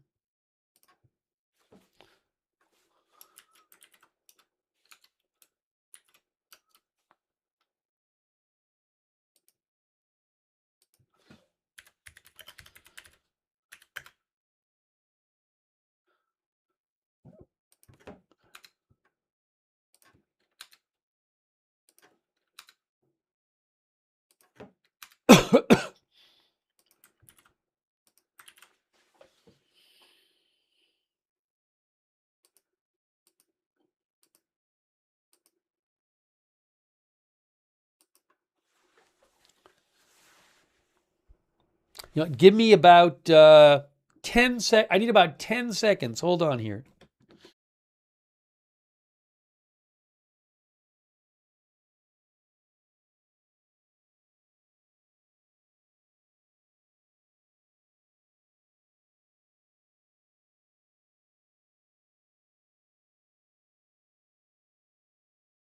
Oops, I had the old the poll graphic up.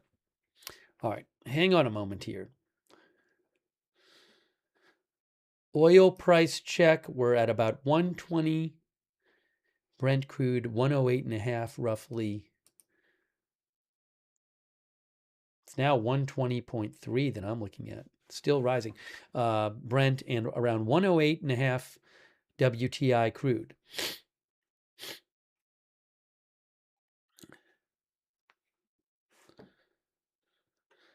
And it is Wednesday at roughly 5:30. So remember, the oil markets close on Friday at 5 p.m. for the weekend, for 2 days. Could we see some sort of U.S. attack over the weekend or anything crazy happening over the weekend when the markets are closed?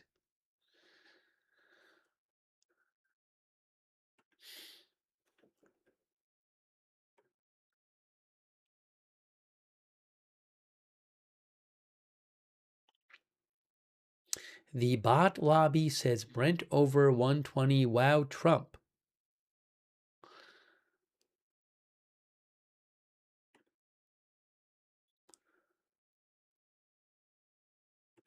I want to mention this Bloomberg article, which was very interesting, that I saw today. I don't know if it'll work for you. I think I have a gift, supposedly have a gift link so you can read it.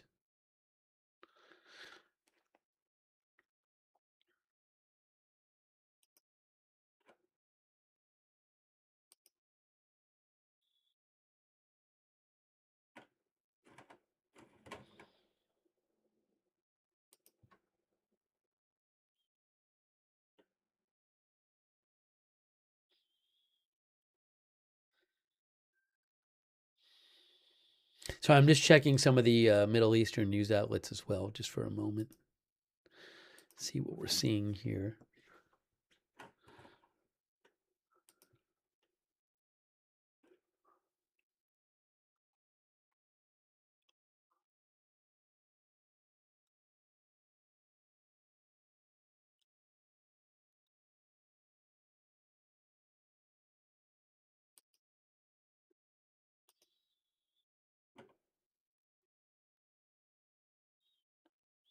Al-Mayadeen reports, Al-Mayadeen, Middle Eastern news outlet, says air defense system activated at the U.S. Embassy in Baghdad, which I believe has been attacked during the war.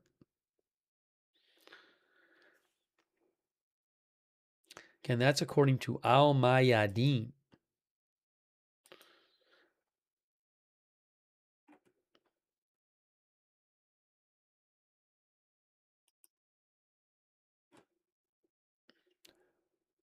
So I'll let you know if I hear more about that.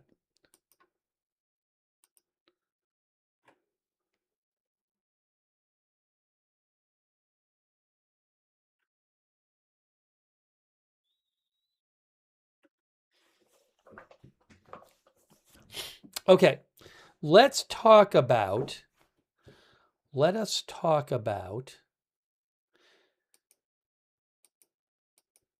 oops, hold on. Oh, hold on.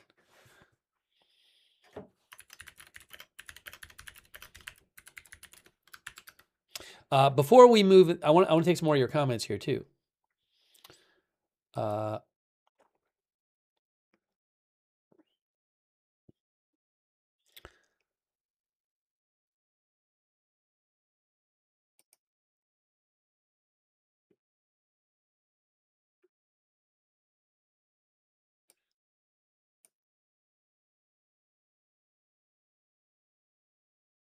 So this was, hold on a second here.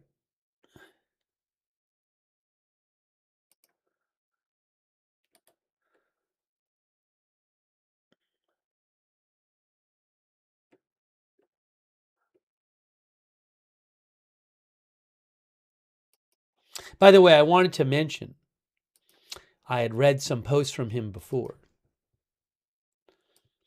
If you want to follow Gas Buddy Guy, Patrick DeHaan, he specializes in gas prices in the U.S. He is at Gas Buddy Guy. As I mentioned about an hour ago, he said national average $4.27 a gallon. And again, a week ago, I believe it was $4.02, according to AAA.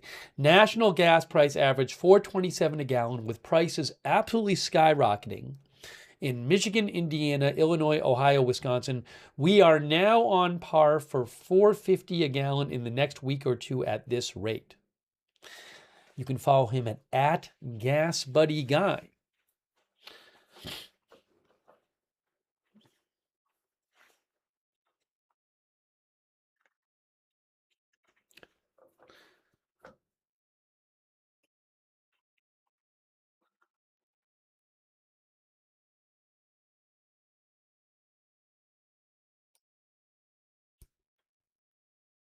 Tuckerman Lane says oil is blowing up right now. I'm looking. I'm still seeing it at roughly 120 Brent, roughly 108.5 WTI, which is up over 8% on the day.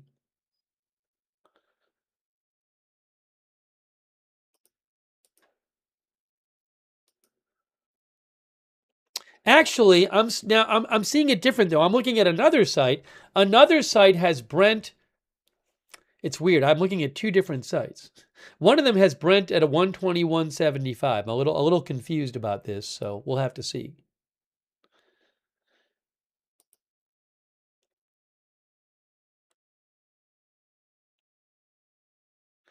Sometimes you get one site that starts changing a bit and then it matches the other sites. So we'll have to see. I'll keep an eye on it.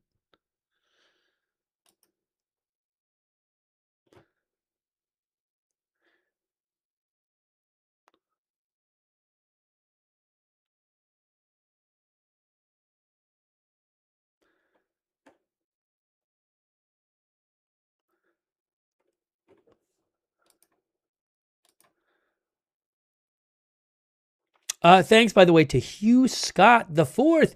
Hugh Scott, Scotty, thank you so much for the memberships. Hugh Scott the Fourth gave 10 memberships on YouTube. Please thank Hugh Scott the Fourth if you got a membership from him. Now, Stan Benner says grocery prices are going to soar. Well, that could happen between fertilizer prices going up and diesel price shipping going up. Scrantix Gaming says Northern Indiana in a local spot to me is $4.99 a gallon. Other areas near me $4.79 a gallon. All right, let's talk about. Oh, I have to check one more thing here.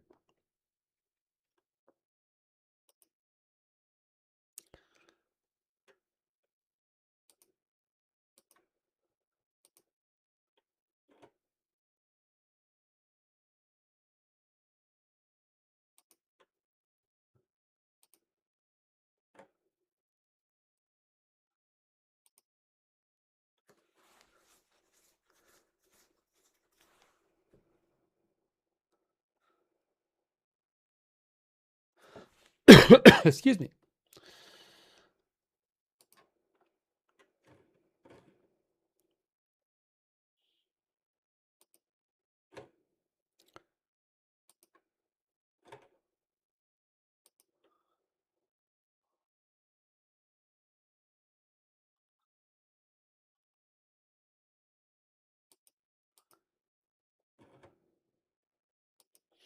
Our viewer Chris Suris mentioned a post that Gas Buddy guy made earlier today, well, about an hour ago. Chris mentioned this. Gas Buddy guy Patrick DeHaan at Gas Buddy guy said, a double spike day. I don't believe in my around 20 years I've ever seen this. $4.79 then updated to $4.99, unprecedented. What's even more wild is that the market has gone completely insane, is that all three markets are the same. He's talking about Michigan, Indiana, and Ohio specifically.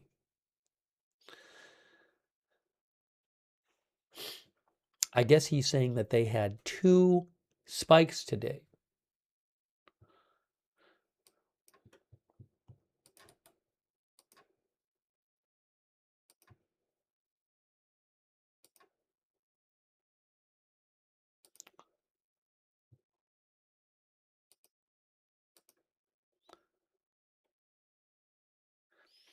Kiani says just paid $6.20 a gallon for regular in Southern California.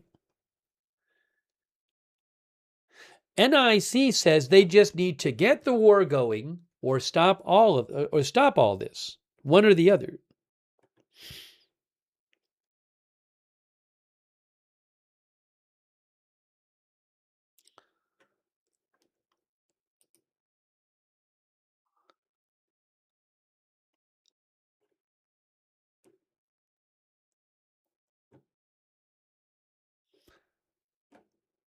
Okay, so, we've had this, a number of viewers have been talking, and I understand why. In recent streams, people write in about about how much the oil, how much it would affect the Iranian oil industry long term if they had to restrict their oil production because they run out of storage space. Now, what I had said to you is, I have seen some of our viewers, and there's some, claims floating around online, claims that are not, that where people say, oh, it's going to cause catastrophic damage to their oil industry. What I had said to you is, I read a bunch of the war, and I just haven't seen that being reported from the sources I see, that this claim that it's going to catastrophically damage Iran's oil industry if they have to reduce production or shut down some production. So there was actually a very interesting article today in Bloomberg by Javier Blas, who I follow. He is he covers energy for them. And the headline is, no, the Iranian oil industry isn't about to explode. Now, I think I have a gift link that I can post where you can I hope it works. I'm going to post it in the chat and you can see if this works. Will it even fit? Did that work? So you can try, because I know Bloomberg is paywalled, but maybe that link will work for you and you can just read the article. But just to give you a little bit of a sense of what Javier Blas says, yeah, one of our viewers said it worked for them. Said President Trump 3 days ago predicted that Iran's wells would explode in a very powerful destructive process starting in 3 days. But he says that's not true.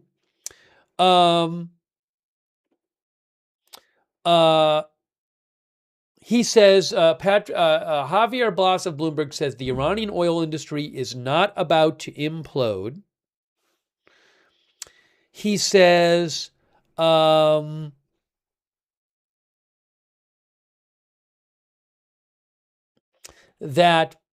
Iran will not wait until the last minute. It will preemptively slow production well before it runs out of storage, because engineers prefer to gradually throttle down wells rather than shut them suddenly.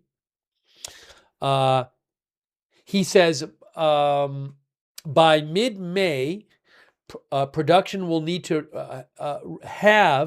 be cut in half from pre-war levels as storage reaches its limit.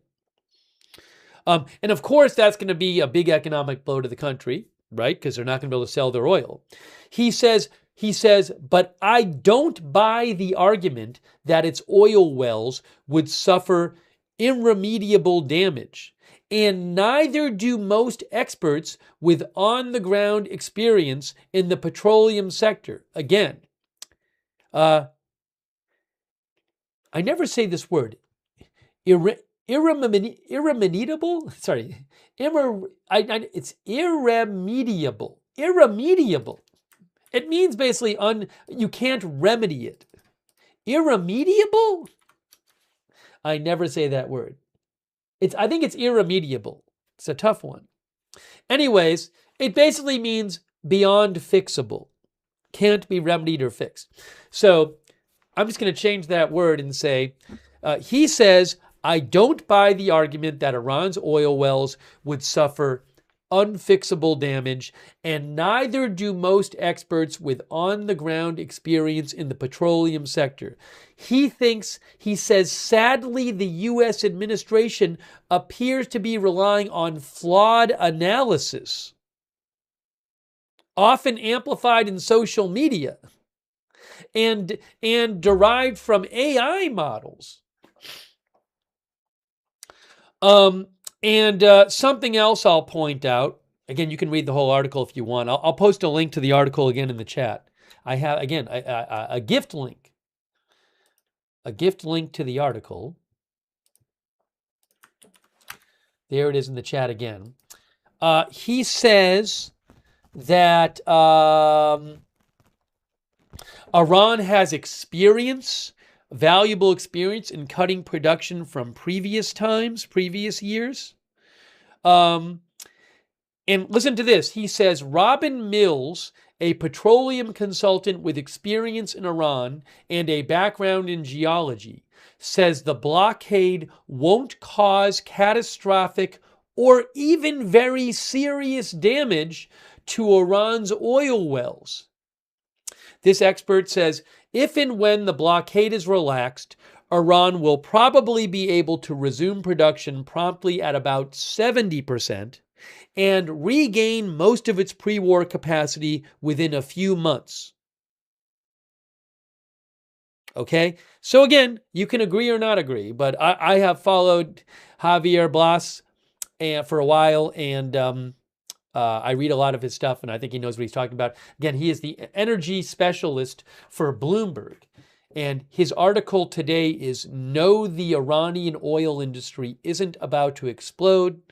And he does not buy the argument that Iran's oil wells would suffer unfixable damage. And he says, from the blockade, and he says, and neither do most experts with on-the-ground experience in the petroleum sector.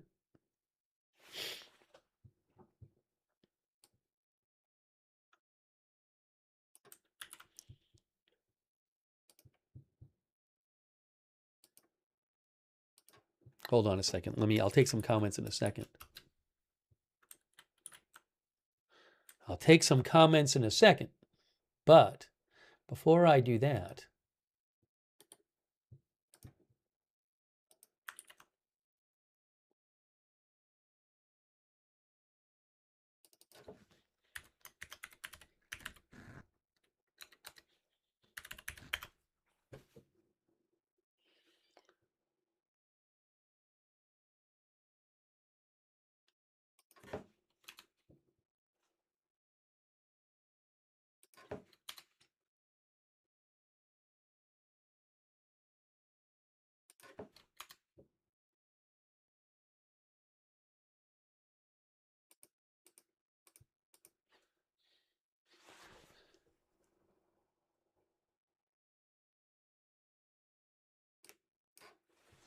okay. By the way, were people able to open that article? Somebody said they were. I'm sorry, I'm a bit congested because I'm getting over a cold. So that is, it's improving, but I still am somewhat sick.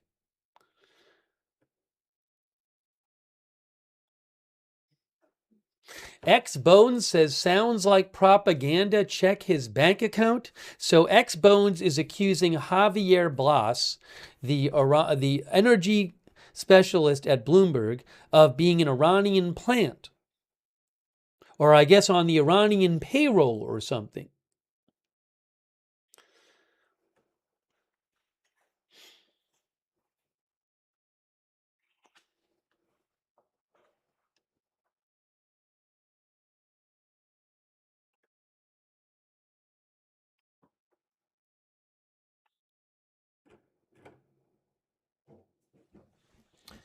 Let's see here.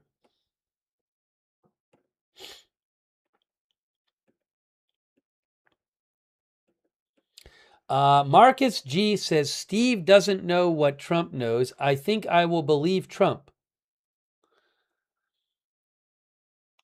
HG063 says the shutdown will damage their economy. I mean, certainly, the article itself acknowledges the significant damage to their economy from not being able to sell oil. Oh, some of our viewers got a paywall. I mean, that is some of our viewers were able to see the article and some of them got a paywall. That is the link. That is the link. I also don't know with the gift link if it's something where if a certain amount of people use the gift link, does it stop working? I don't know how they run their gift links over at Bloomberg. Maybe it's if you have a gift link and 20 people use it, then they shut it off. Was anybody else able to use it? I'll post it one more time. I'll post the link again. Some people said it worked for them, 60 Diane, so I'm going to try one more time.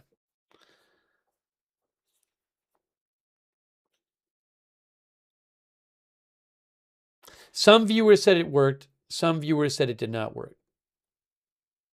But again, that's a link directly from Bloomberg that I got. R33 Reefer 4, I think it was, said they could use it. Yeah, so I don't know why some people it's working for some people and then others it's not working for. I see multiple people saying both things in the chat. Mr. Tiny Hand, I think, said this article was gifted to you by a subscriber. Exactly. I have a subscription. Paywall from Germany, one of our viewers said, it's possible also that in different countries it doesn't work. I don't know. But a number of our viewers said it worked. So I'm sorry for the ones it didn't work. Tommy said it may depend on where you are in the world. I tried. I really tried. At least it worked for some of you.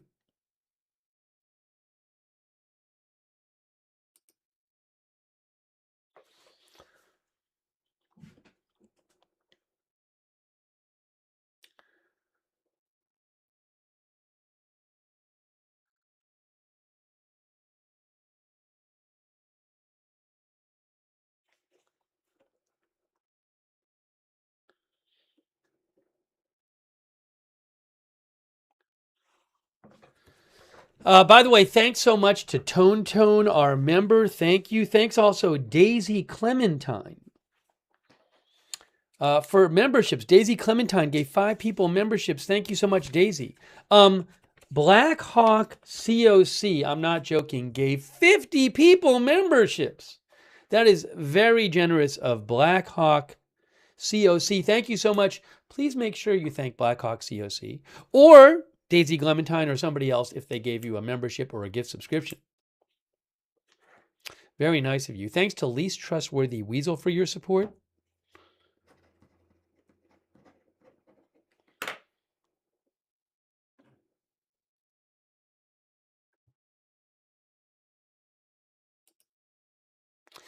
Thank you, Fornax, for subscribing on Twitch.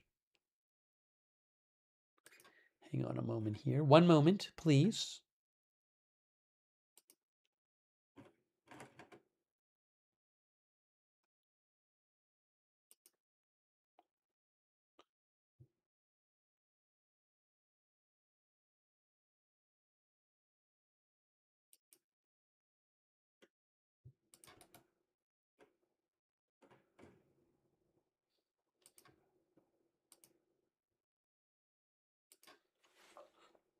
Now, by the way, I'm not an expert on the oil industry and oil production, so I'm not saying that the Bloomberg article is definitely correct, but I did want to, this is a topic we've talked about a lot. And so according to the Bloomberg article, Javier Blas says that most experts don't think that there's going to be a catastrophic destruction of the Iranian oil industry from this blockade.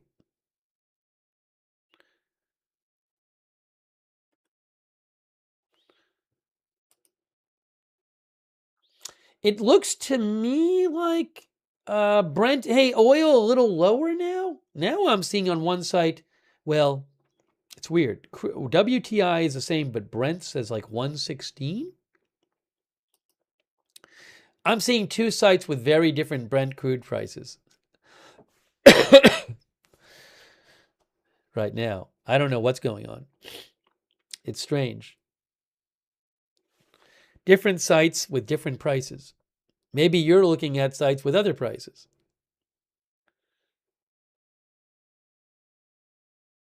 No, the oil market isn't closed, right? Isn't it? The oil market stays open.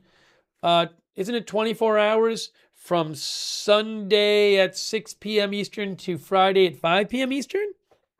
Right?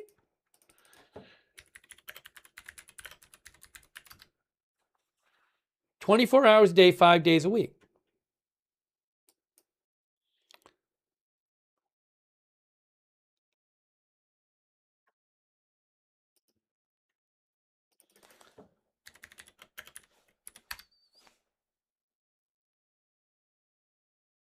Yeah, that's what I'm seeing. Oh, hold on a second. Now, Forex.com says, there's a 1 hour, for U.S. crude, there's a 1 hour break from 5 to 6? Really? And then for UK crude, there's a 2 hour break? This is interesting. For futures, it looks like, according to Forex.com, for futures, there's a 1 hour break from 5 to 6. Is that Eastern time, I assume? Which would be now. But that would be WTI. That'd be WTI. Oh, that wouldn't be Brent. That would be WTI. And Brent would be from 6 to 8? I don't know if that's correct.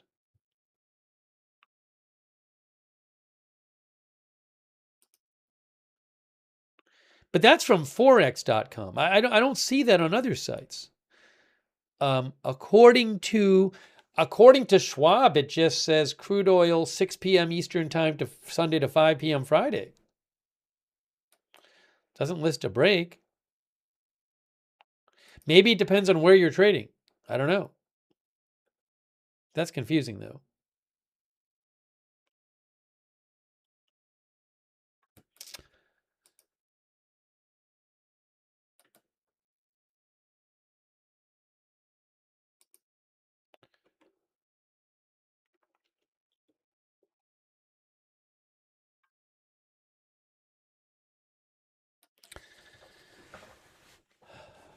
I don't know.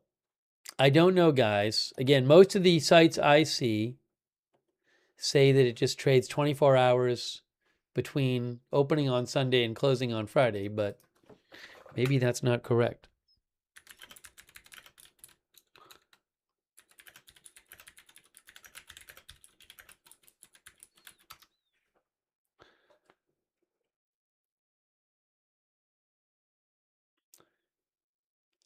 One article says that for WTI US crude, a couple articles say between 5 and 6 p.m. Eastern, it is closed.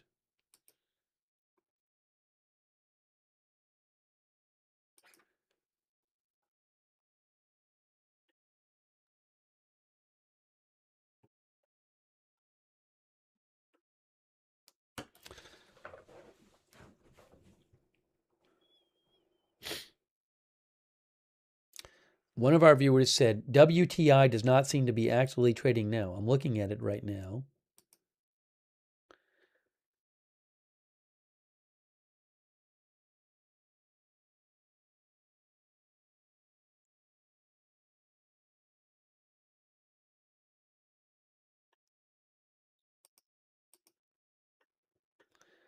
Don't know. Don't know. By the way, I'm not kidding you. Blackhawk COC just gave 100 more memberships. Oh my gosh. Guys, Blackhawk COC just gave in the YouTube chat 100 more memberships. Blackhawk COC has given a total of 150 memberships.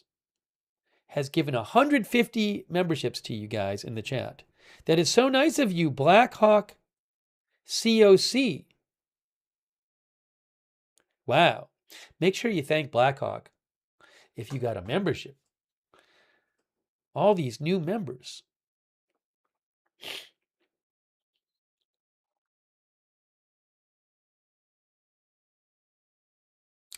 And while I was talking, I'm not kidding you, Blackhawk COC just gave 50 more memberships. That's 200 total. Wow. That's incredibly generous of you. Thanks so much for giving your fellow chatters all of those memberships. Blackhawk COC. Wow. One of the viewers thinks Blackhawk is a prince from the UAE. I don't know. I can't speak to that, but that is really nice of Blackhawk COC. Incredibly generous of you. Wow, thank you. Also, thanks to our new member, EMCL6IX. Also, our member, Suboptimal Orbit, who says Brent has several futures. Check the month. Yes, they have different months of futures. Thank you.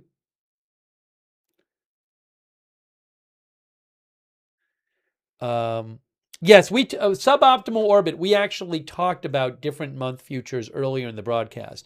The one that is widely quoted in the media right now would be the June futures, but on Wednesday, as I understand it, on May 1st, then that market will close, and then the next one, which is widely quoted, will be the July futures. So we've been basically talking about the June futures, if I have that right.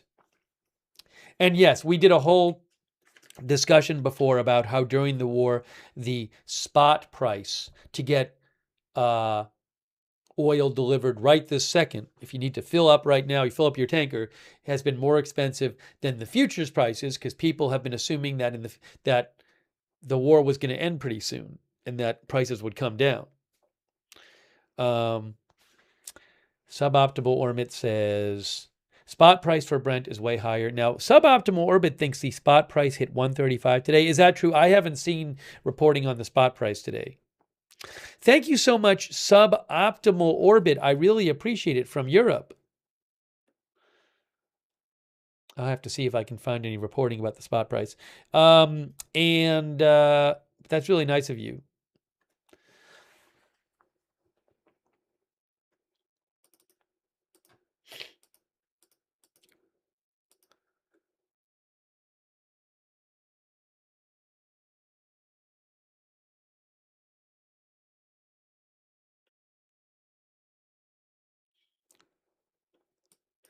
By the way,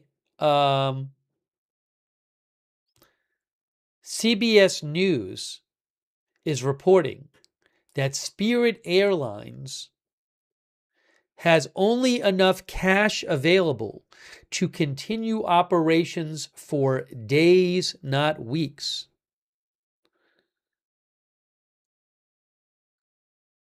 And a couple of its creditors, I guess who have loaned money to it, are opposed to the government plan.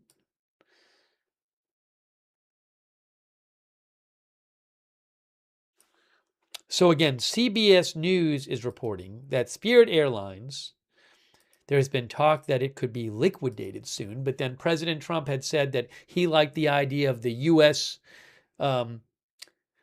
Supporting it and giving it some sort of bailout kind of thing, and then owning some or most of the company.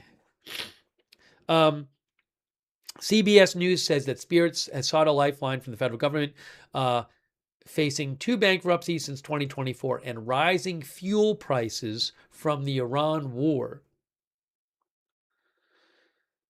And CBS News previously reported that the U.S. government, the Trump administration, proposed a deal where they would lend Spirit $500 million and in exchange for the right to take control of 90% of the company. But CBS News says the company's creditors, those who have loaned money to Spirit, would need to sign off on the deal. And it's interesting, CBS News says the deal would make the U.S. government the senior bondholder, meaning it would be paid back before others. And that deal won't happen unless Spirit's creditors sign off. And some of Spirit's bondholders are not going along with the government deal.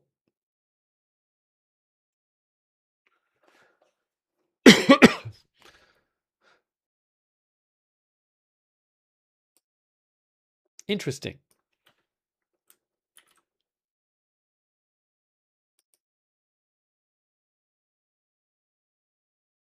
Hold on a moment here. So again, CBS News is reporting that Spirit Airlines, the talks have stalled on a deal to save it, and it has only enough available cash to continue operations for a matter of days. Days.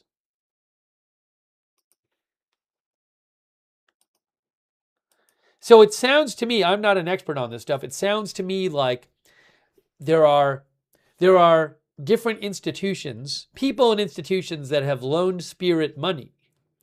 And I'm guessing maybe a worry is that they think, well, if we approve this government deal and that makes the U.S. government the first priority bondholder, then if Spirit eventually goes out of business, then we won't get our money back because we won't be first in line to get our money back anymore. That's what it sounds like to me. Maybe that's the worry. I'm not positive.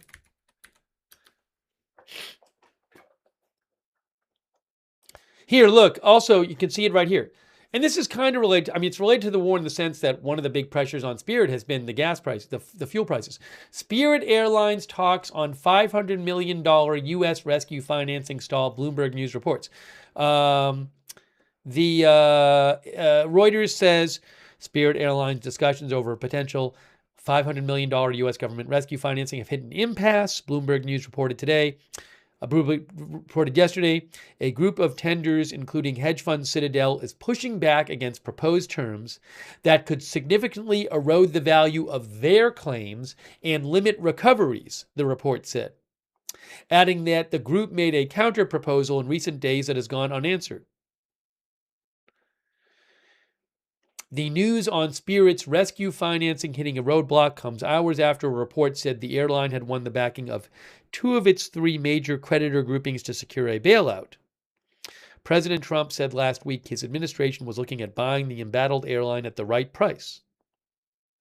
If all of the Spirit creditor groups agree on the bailout deal, a New York federal bankruptcy court hearing could be held Thursday, says Reuters.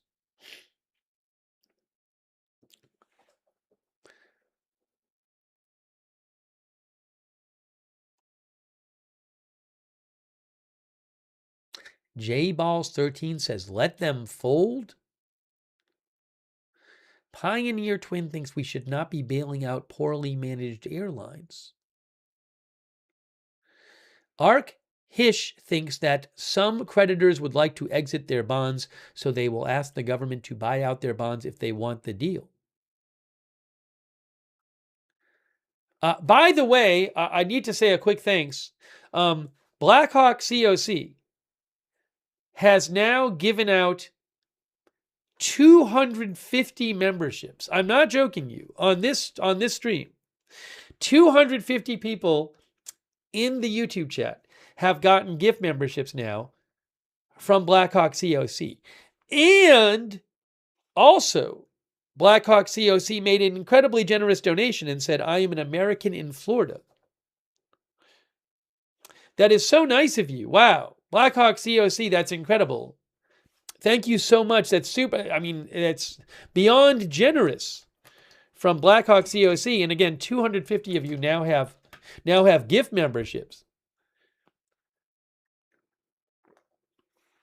That is so generous of Blackhawk, and I really appreciate it, Blackhawk COC. And thanks to everybody who's thanking Blackhawk COC in the chat. Wow. Very nice of you. Thank you so much. Again, beyond generous.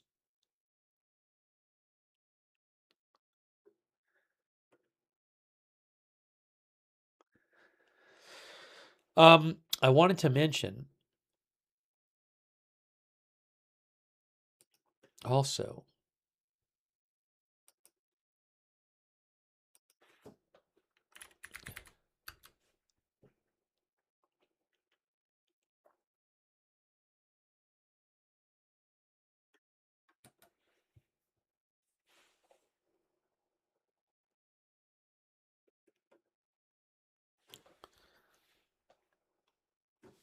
again, thank you to people for thanking Blackhawk COC for the gift memberships.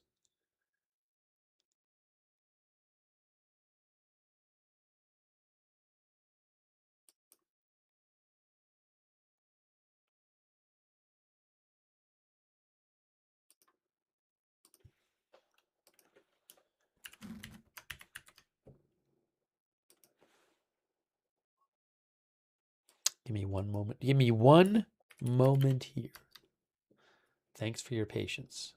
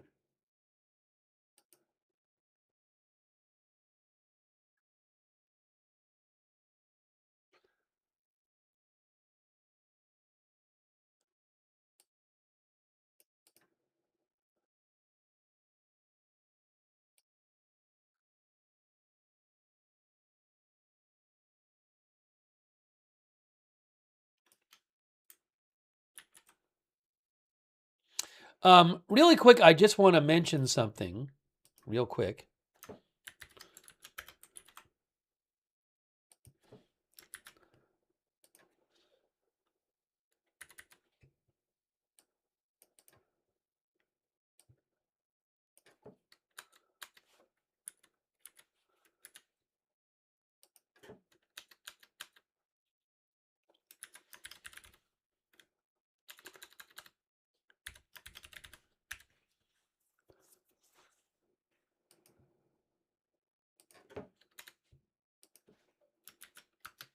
So this is not related to the war, but I do want to just quickly mention it.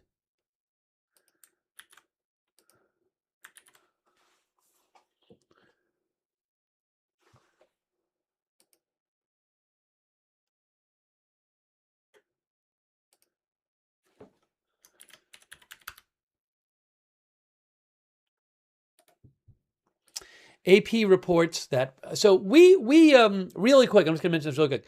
Months ago, we talked about this on the channel that there's this very very popular young singer named David D4VD, who was under investigation because this 14-year-old woman had disappeared and then the body had been found in a car he owned, if I remember that correctly. And now he's been arrested for the murder. AP is reporting today that prosecutors said today that singer David killed 14-year-old, it's terrible, Celeste Rivas Hernandez by stabbing her multiple times. They said David, who said his whose legal name is David Burke, met Rivas Hernandez when she was 11, began a sexual relationship with her when she was 13 and he was 18, and killed her when she threatened to reveal their inappropriate relationship. Yeah, some people are saying girl instead of woman. However, whatever word you want to use. Yes, she was only 13, 14. So I wasn't saying that to be disrespectful.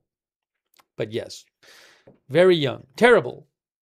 But I just saw that update.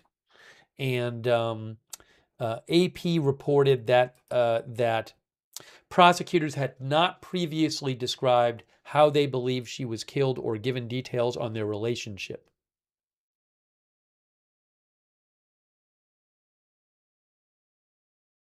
Awful. Anyways, I don't want to really get into it. It's not related. It's not related to the war, but I did see that news, and it's something we have covered before. So terrible allegations from in that case. I post a link to the story, to the AP story, on my X account. If you want to see it, you can go to my X account at Lookner and click the link, and you can read more of the background. Wow, terrible.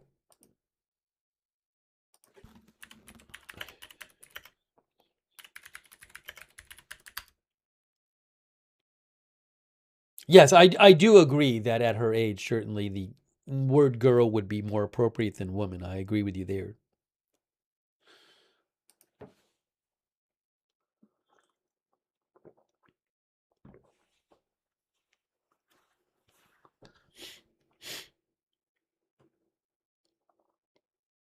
Okay. So I know it's a bit of an awkward transition. I'm going to transition back to the war now, but again, I did just want to mention that because it's something we've covered before. Let's see here. Now,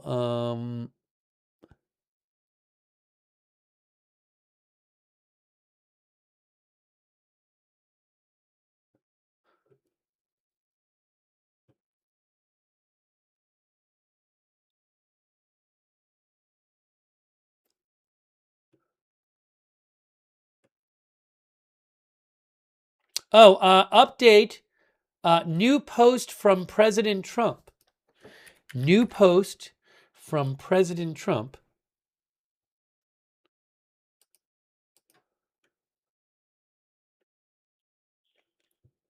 That was about 20 minutes ago. Sorry, I missed this before.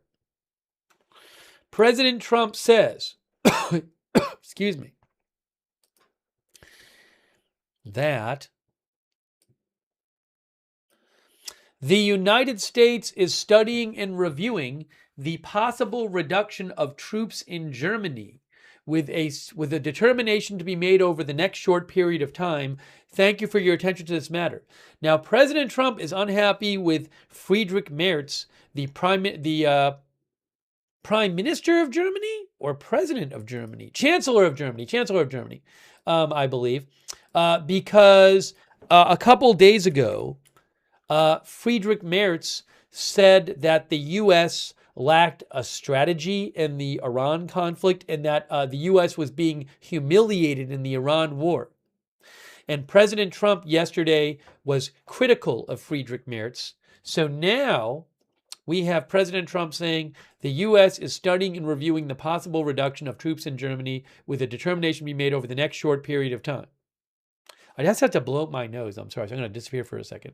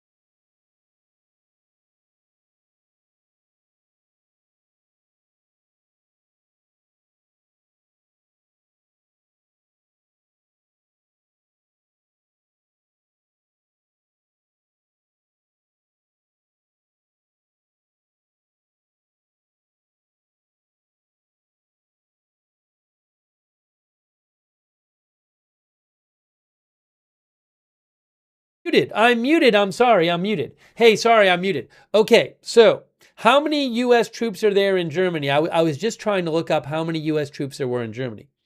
So, multiple sites say about 35,000 U.S. troops in Germany. One of our viewers had said something like, he's going to remove U.S. troops from NATO bases. I don't know. I forget who said that. I said the name on the air. Now I can't remember, so I'm sorry about that. But Reuters says that there are about 36,000 U.S. military in Germany. And Germany hosts the most U.S. troops in Europe. And the largest U.S. base in Europe is the air base near the German city of Ramstein, where U.S. troops have been stationed since 1952. So by far, the country with the most U.S. troops in Europe is Germany. And again, about 36,000 there. And the next largest country is the UK with about 10,000.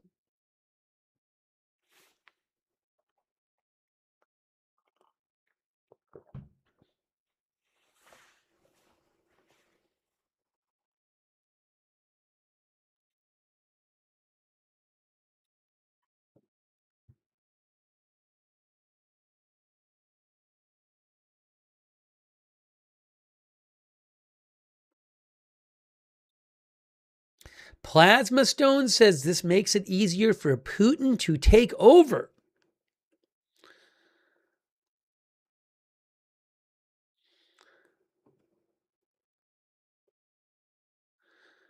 Hold on a second here.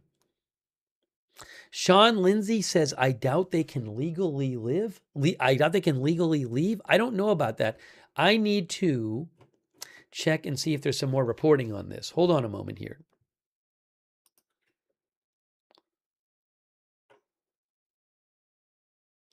So that is from President Trump.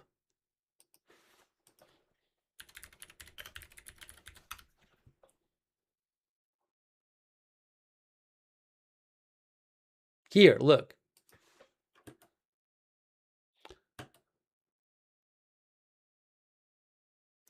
Trump says U.S. reviewing possible reduction of its troops in Germany. Actually, didn't he say removal? Is that what he said? His actual language that he used said, reduction, possible reduction. Okay. Trump's statement follows his criticism of German Chancellor Friedrich Merz on Tuesday over the war in Iran, a day after Merz said the Iranians were humiliating the U.S. in talks to end it. Trump's administration has also repeatedly engaged in scathing criticism of many of the NATO members for not assisting in the U.S.-Israeli war against Iran, including berating some for not sending their navies to help open the Strait of Hormuz.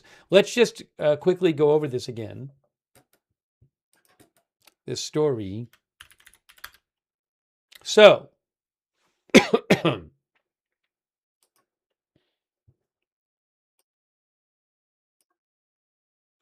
I showed you this yesterday. I'll show you again. Here is Friedrich Merz, the Chancellor of Germany, speaking on Monday. Germany's Merz says U.S. is humiliating U.S. as talks stall. Here is a video from Reuters of the German Chancellor speaking on Monday, I believe it was.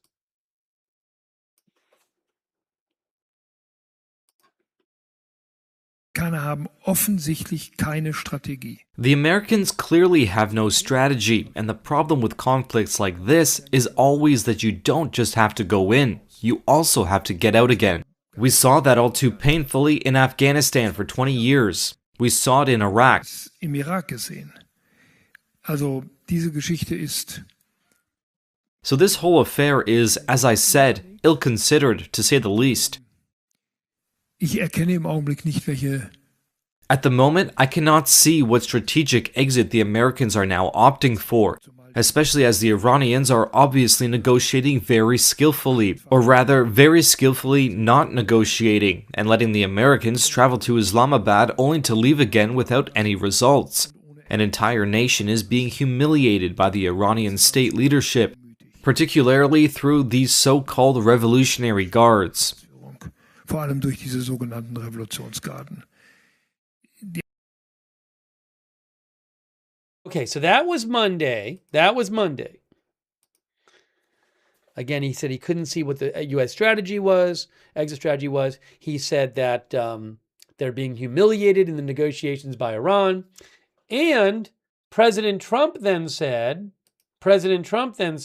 yesterday,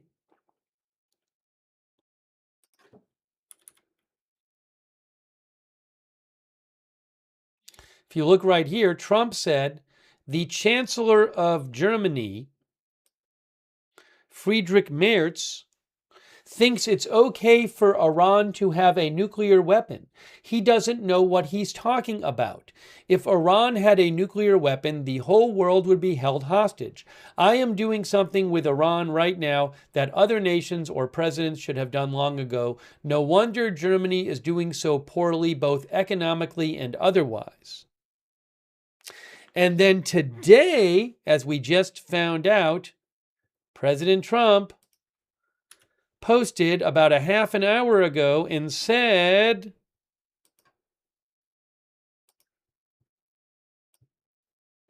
look what he said about a half hour ago.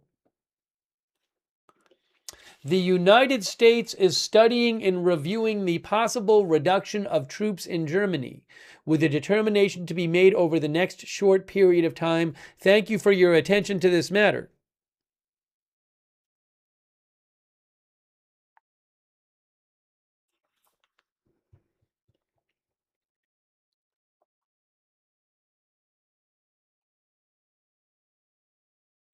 Marcus G says, it's time we quit babysitting allies. Seven Pumpkin Sauce says, the Chancellor never even mentioned anything about Iran having a nuclear weapon.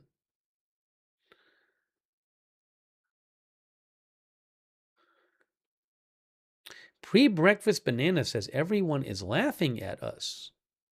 241 Eternity says, Trump is the best president.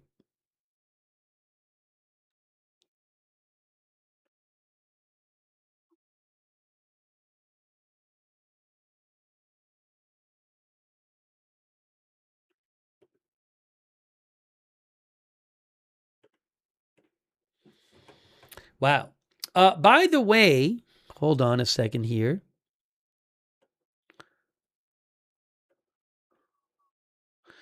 Hang on a moment.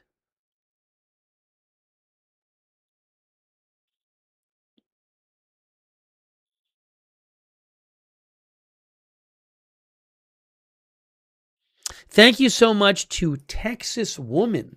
Thank you, Texas Woman, so much for your support. Also, Driving Sue, who talked about her gas prices in California. Thank you, Driving Sue. Stephen Briones, who says, how are the ships receiving supplies while this thing is at a standstill? Yeah, I mean, there have been ships that have been stuck in the Persian Gulf for months. I would have to do some research on that. I'll maybe can do it a little later. I'll put it on my list of things to do.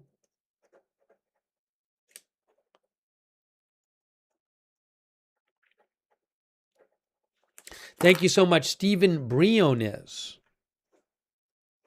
And Mr. QQQ Crash, who thinks Merz is very unpopular. Mr. QQQ Crash claims that Merz's approval rating is 15%. Is that true?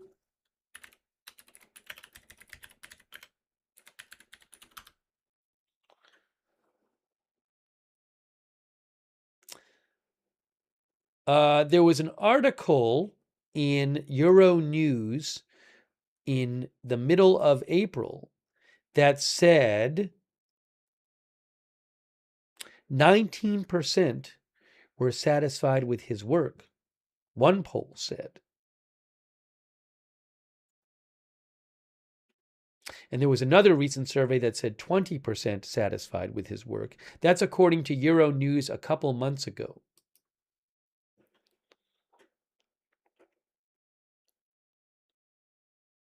Thanks to our, again, member, Mr. QQQ Crash, also Content 13. Thanks for being a member.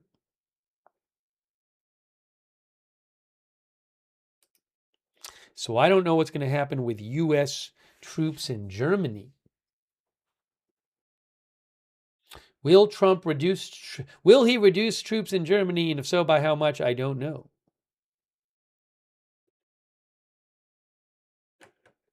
But again, by far the most U.S. troops in Europe are in Germany, around 36,000.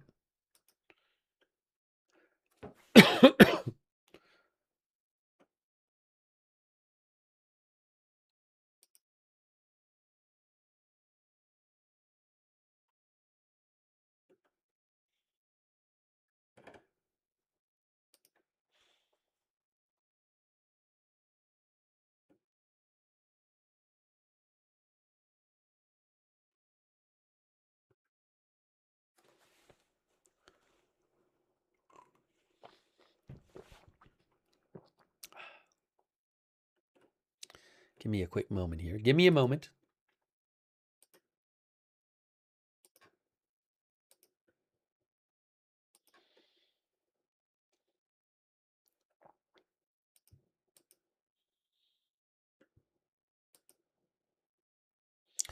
Okay, I am looking at the oil prices. I am seeing right now that both Brent crude and US WTI crude are up over 8% today. Brent is about a 120. Well, one site says it's about 120 and a half. The other site says less than that. So it's a little confusing. And I'm seeing around 108 for WTI crude.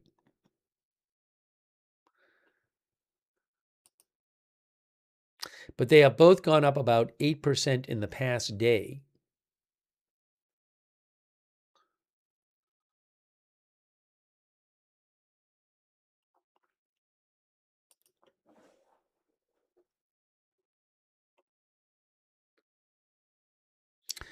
John Teen says Trump will never give up Ramstein. Impossible.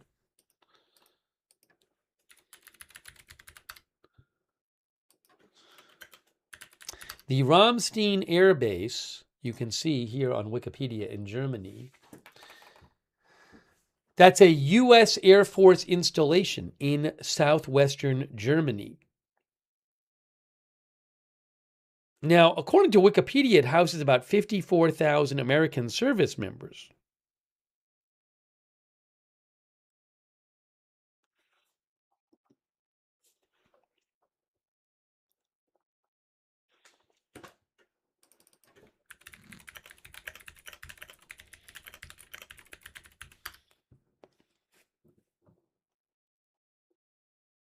But there are other locations in Germany with U.S. forces. You can see here, according to Wikipedia, the U.S. has over 40 military installations in Germany, 2 of which are scheduled to close.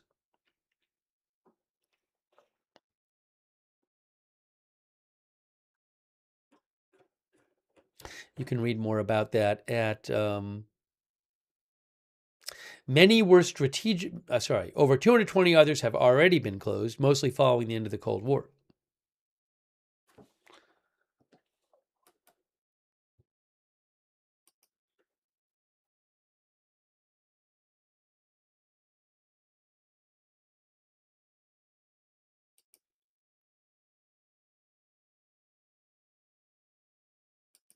Also, DW reports that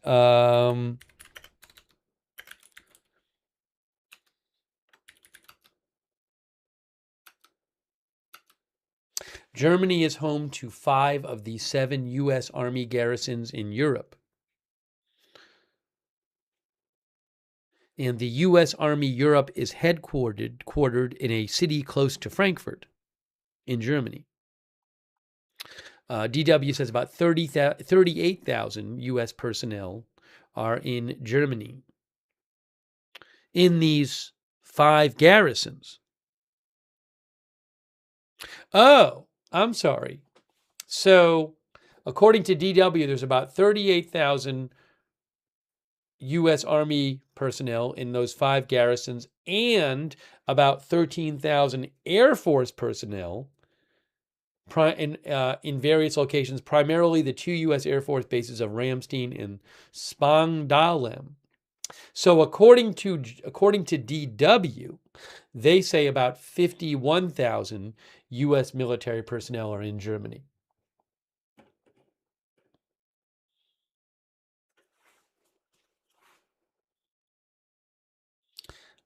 Tim Baron says Putin would love for the U.S. to remove 2 troops from Germany.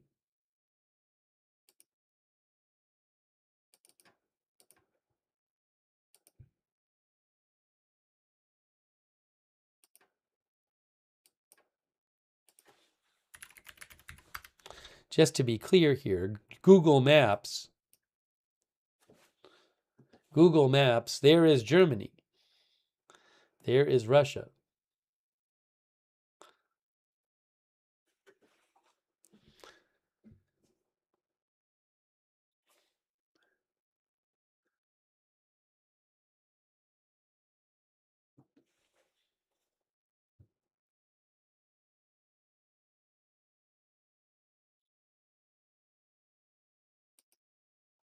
By the way, there is a lid at the White House, so we're not expecting to hear from Trump on camera tonight, which is not surprising, but just to let you know.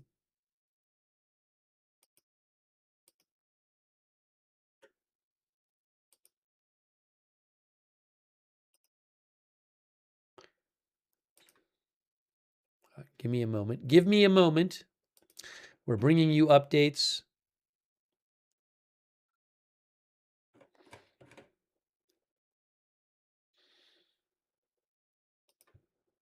Taking your comments on the air.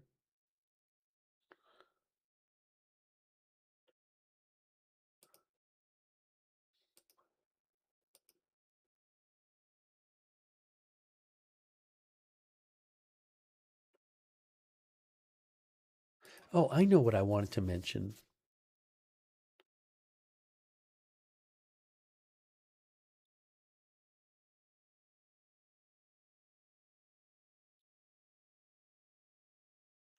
You know, I wanted to mention this really quick. We covered, now I couldn't cover it the night it happened because I was at a college reunion. But, you know, the person who tried to attack the White House Correspondents' Dinner where Trump was appearing on Saturday. And I think it was yesterday that we covered the Department of Justice, or Monday. Monday we covered the Department of Justice press conference. And the Department of Justice press conference implied that if you listen to everything said, the implication was that the attacker tried to run through security and fired his weapon once, and that one of the Secret Service agents was hit, and that Secret Service agent then fired 5 times at the attacker.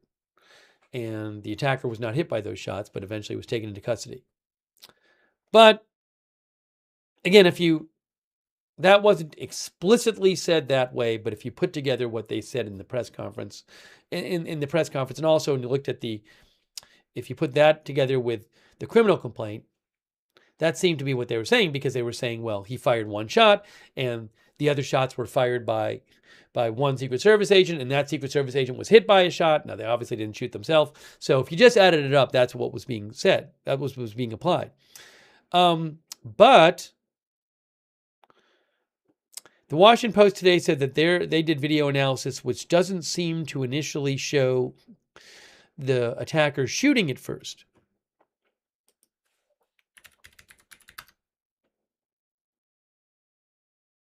So let me see if I can find that here.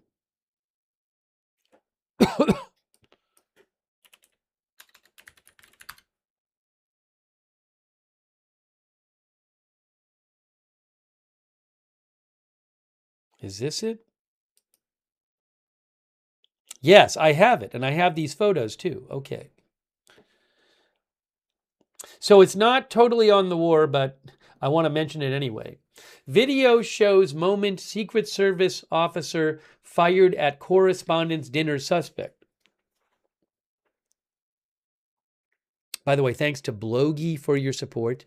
Also, thanks Stevie Yagi. Stevie Yagi says, Merz is the most unpopular major world leader. He is running Germany against a wall and is digging our grave at the same time. That's what Stevie Yagi says. Thank you, Stevie Yagi. All right, so what you can see here is the Washington Post reports, surveillance footage reviewed by the Washington Post shows that Cole Thomas Allen appeared to raise his shotgun in the direction of a Secret Service officer, who then fired the only shots that are clearly visible in the video from a security checkpoint outside Saturday's White House Correspondents' Dinner. The video, a much higher resolution version of the security camera footage that President Trump posted to social media that night, does not capture every gunshot, but it provides that authorities said was fired, but it provides the clearest picture yet of the 4 seconds between when Allen burst out of a doorway in full sprint and when he exited the frame, falling to the ground at the top of a staircase leading to the ballroom at the Washington Hilton, where Trump sat near Vice President Vance and multiple members of his cabinet. The footage shows the officer drew his weapon within 2 seconds of Allen's arrival. The officer is seen firing 4 times at Allen, and 3 of those shots appear to be in the general direction of other security personnel as Allen ran past them. There is no indication in the footage reviewed by the Post that Allen fired his weapon, though authorities have charged Allen with discharging a firearm during a crime of violence. The footage shows no obvious flash from the muzzle of Allen's shotgun before he runs out of flame. Authorities have said in charging documents that officers heard a loud gunshot as Allen ran through the security checkpoint holding a long gun. The documents say the officer was shot a single time in his protective vest and that the same officer drew his service weapon and fired multiple times at Allen. That officer's name has not been made public. He was treated for unspecified injuries and then released. Allen was not struck by gunfire. Okay, let me show you here what they posted. Okay, so we have this from the Post. Let's see here. How can I do this? Oh, I know what I'll do. Give me a moment.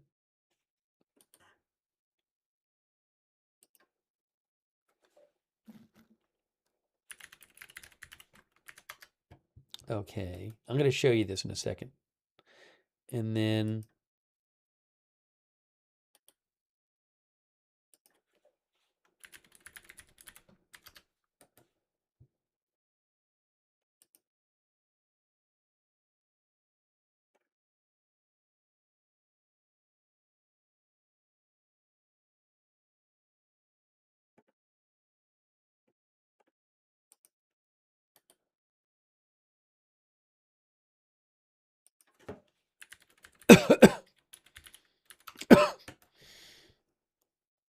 I'm going to show you this right now. I'm just figuring out, getting the pictures ready to show you. Okay, now let's show you what they posted. They said images obtained by the Post show at least 4 muzzle flashes from an officer's weapon. So let me show you that first.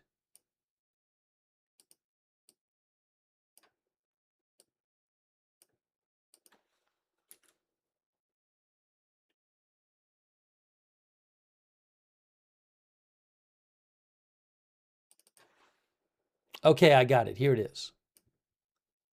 So this is from the Washington Post. So this is, I guess supposedly we can see the 4 muzzle flashes. One of our viewers, Kitty Cuckoo, says, my first guess was friendly fire. Yeah, so there would be this question. You know, it sounded like from the press conference that they were implying that the attacker was the one who shot the Secret Service agent. But is it possible that it was friendly fire? Okay, so muzzle flash 1. I'm just showing you this here. See, it says muzzle flash 1 right there. So there's the attacker and then there's the muzzle flash. And so, I mean, obviously there's other, I don't know who was the one who was shot. I have to figure that out. But there's all these, other police or other security back here. Stein says that crossfire is wild. And then muzzle flash 2 is here.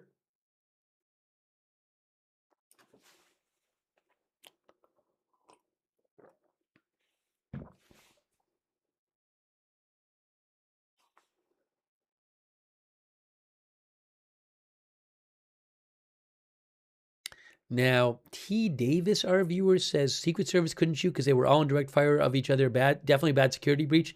So T. Davis thinks they weren't positioned correctly. I am not a security expert, so I can't speak to that. And then how about muzzle flash 3? Here is muzzle flash 3. Now look, see this person whose security is like right behind this person. And you can see the flash right there. And then muzzle flash 4 is there.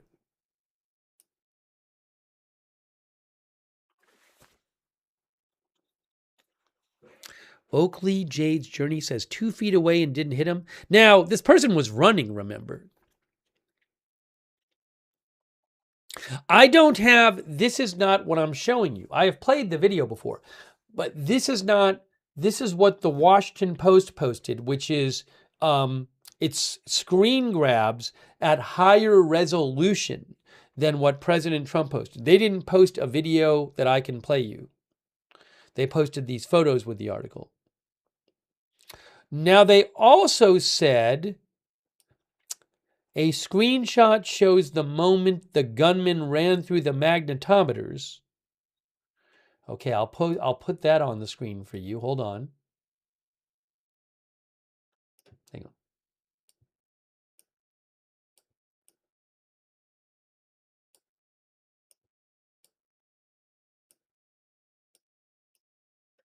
Is it this one? No, we already showed you that one. There. So this is, oops, hang on. This is the picture of the guy running through the metal detector.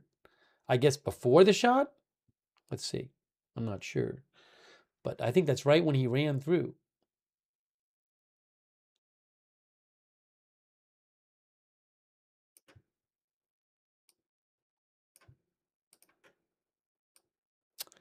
And then, what was the other one?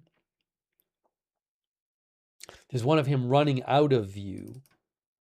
That's when he's running out of view.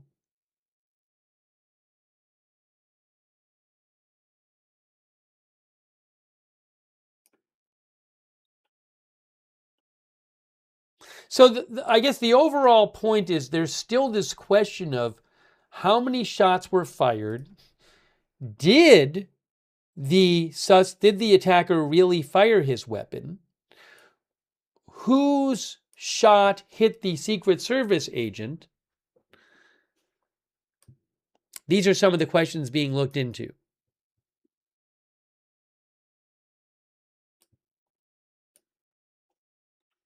Michelle Batten says, still can't believe how fast he ran. I don't know if he set off the metal detector. One report I read said that the metal detectors were starting to be taken down.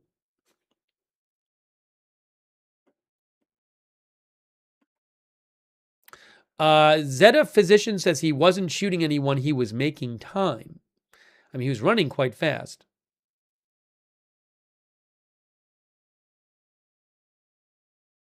I'm not even sure which security person got shot. One of our viewers just asked that, Chris White. I'm not even sure. Oh, look. In a Wednesday court filing, prosecutors appeared to back away from their initial claim that the officer had been shot, saying only that which officer? The officer who was shooting?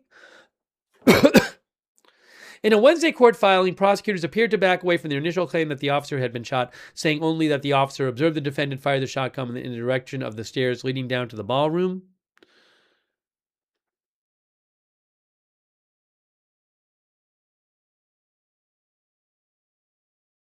On Monday, the acting attorney general said a used shell was found inside the shotgun and that investigators were confident he had fired. Explaining his hesitancy to definitively address the source of the round that is said to have struck the Secret Service officer, Blanche added, "We want to get that right. We're still looking at that." Blanche's caution was a shift from his remarks a day earlier when he said on ABC that officials preliminarily believed that the suspected gunman had shot the officer.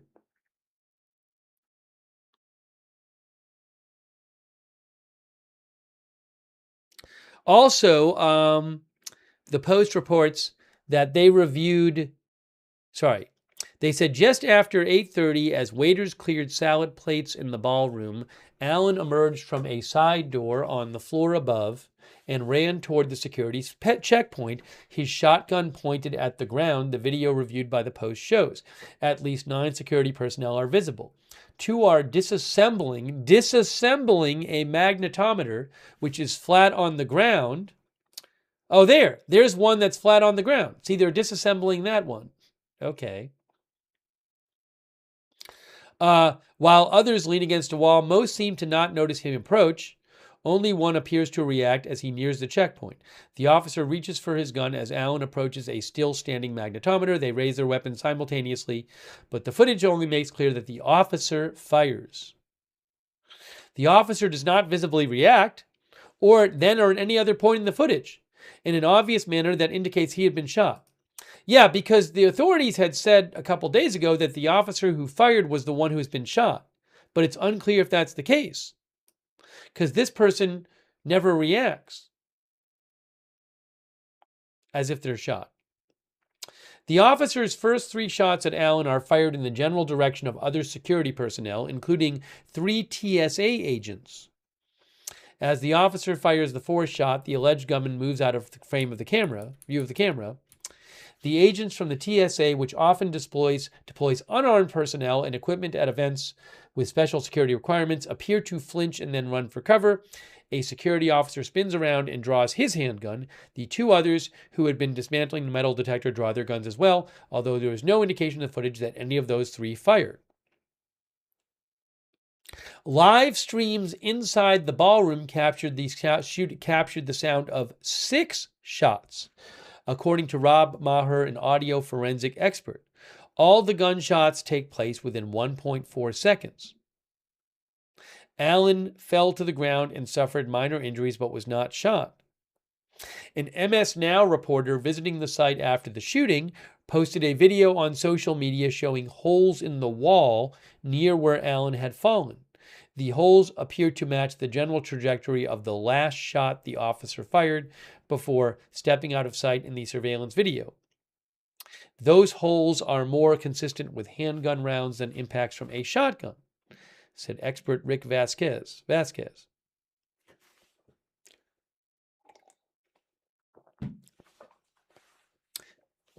So again, there was a sound of 6 shots.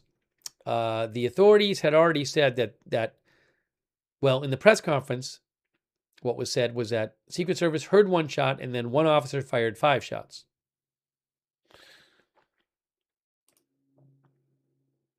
But it is unclear right now. Did the attacker fire a shot, and did the attacker hit the Secret Service agent who was hit? Yes, Vanalog, the person who was shot with the vest on that protected them, the Secret Service agent, was treated and released.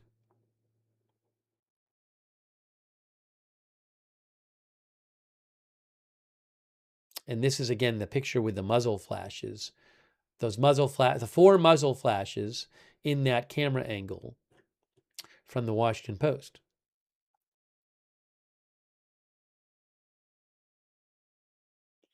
Lissa says, I think the security was real relaxed and wasn't expecting a gunman.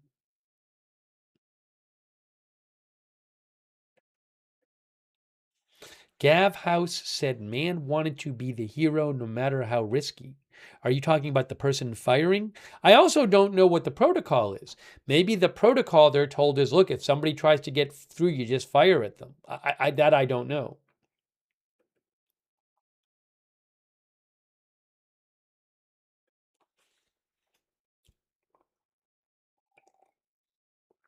But I mean, one thing this appears to show is who the officer is who fires.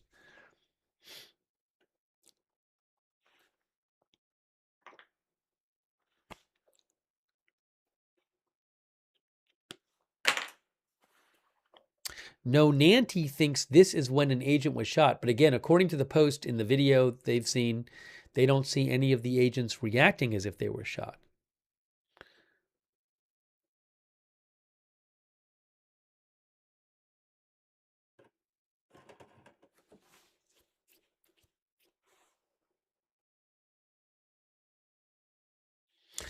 LW Aerial Production says they are lucky he didn't have explosives attached to himself. I want to mention also, because, and I know this is not about the war, but I wanted to just mention this, that there was a new document released today by related to this attack, and I will pull it up here. Here. This is the document, Memorandum in Support of Pretrial Detention for the suspect Cole Thomas Allen. And look, so they have pictures of the weapons, pictures of other stuff he had, and there's a picture of him. There, look at this, guys, if you haven't seen it. There he is in the hotel room. At about 40 minutes, 37 minutes before the incident, the defendant used his cell phone to take a photograph of himself in the mirror.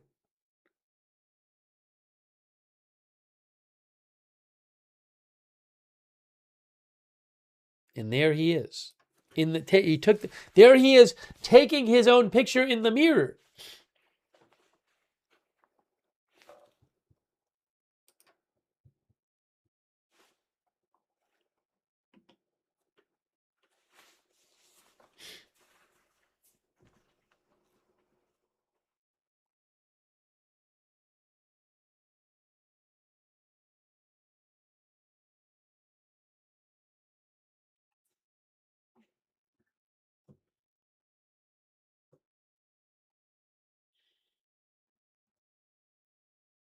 I'll post a link to this document. I actually already posted a link to this document earlier today on my X account. But I'll post, if you give me 2 seconds.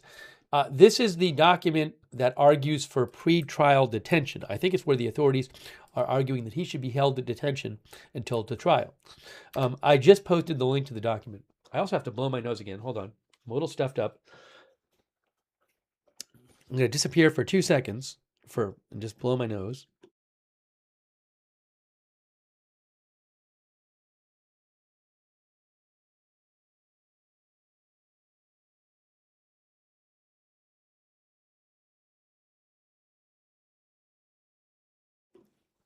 Okay. Again, that's about 37 minutes before he actually rushed the security and tried to get by running by.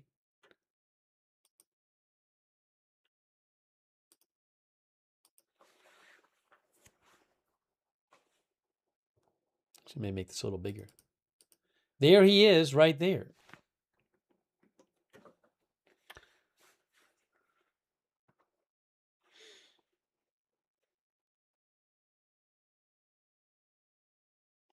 Robo says, why would you take a selfie?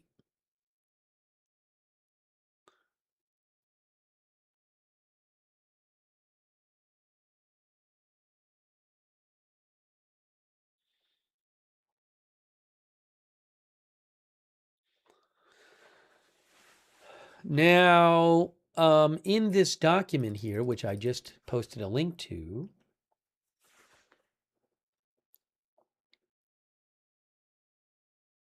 yeah, they're arguing that he should be in detention till trial. They say if he was released pending trial. There is no condition or combination of conditions that would reasonably assure the community's safety.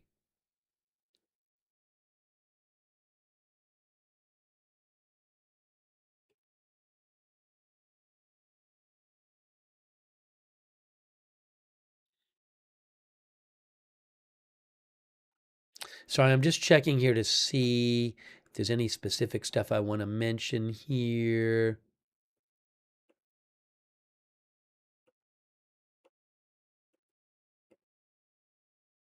Yeah, here, shortly before 8:30, the defendant approached a Secret Service security screening checkpoint on the terrace level of the hotel. Entrances to the ballroom were located on the concourse level, the floor below, down 2 open flights of stairs. Before he approached the checkpoint, he discarded a long black coat that concealed a 12-gauge pump-action shotgun. He then sprinted through one of the magnetometers at the checkpoint and ran in the direction of the stairs leading to the ballroom, where the president and members of his family and cabinet were located. As he did so, he held a shotgun in both hands in a raised position parallel to the ground. A Secret Service officer observed him fire the shotgun in the direction of the stairs leading down to the ballroom.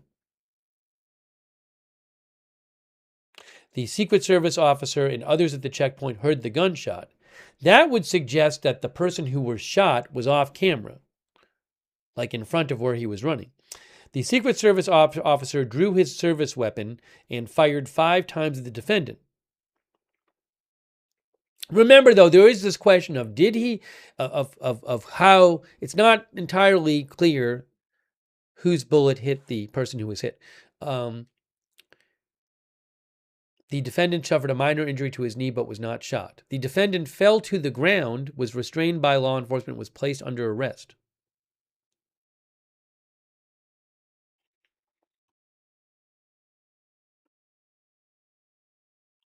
He also had all this in his possession. At the time of his arrest, the defendant also had on his person 2 knives, 4 daggers, multiple sheaths, multiple holsters, needle nose pliers, wire cutters, and a Samsung cell phone. There were 2 additional knives in his hotel room, and a magazine and more ammunition in his hotel room. Also, duct tape and grip tape. And in his home, which was searched in the outside of Los Angeles, they found, among other, 2 long gun bags, a Mossberg buttstock, a pistol holder, a training pistol, and shotgun ammunition, along with several electronic devices. Those are, I guess, are the knives. These are knives he had on him.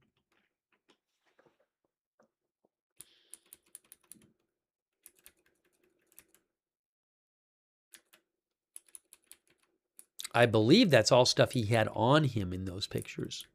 I think, well, I'd have to count it up. But again, they said that he had on him where does it say it here?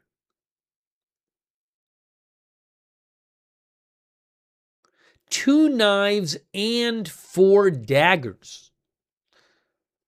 2 knives and 4 daggers on him at the time.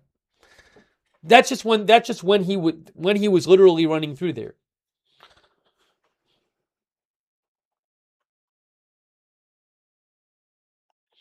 Sunshine says, how is he planning to use all those weapons when he just runs through? And he had that shotgun, and he also had a pistol.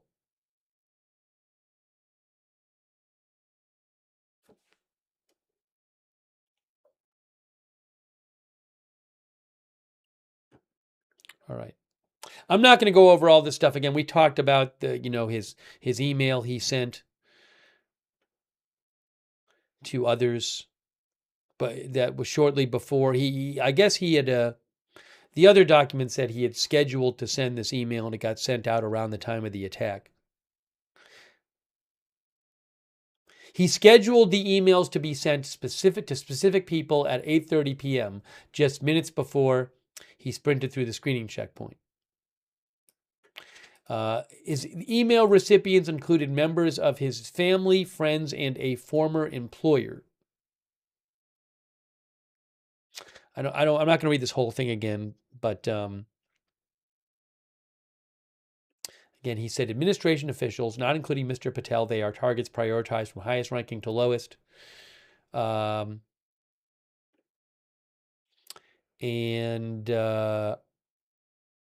His apology and explanation letter also included a list of hypothetical objections to his plan to kill the president and other senior U.S. government officials with his responses to the hypothetical objections.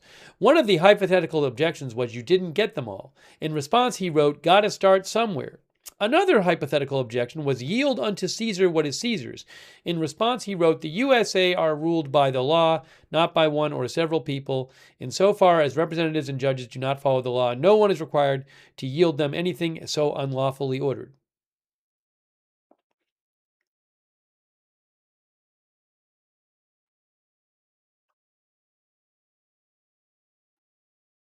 Okay, so I will post this document in the chat and you can read it at your leisure. If you want to read this document, you can see the picture of him at the hotel that he took at the selfie of himself he took before the attack, according to authorities. And again, I will post this in the chat and you guys can check it out.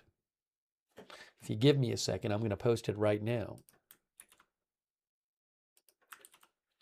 I just posted the link in the chat. So I wanted to update you on that, even though it's not directly war related, because it's something we have covered.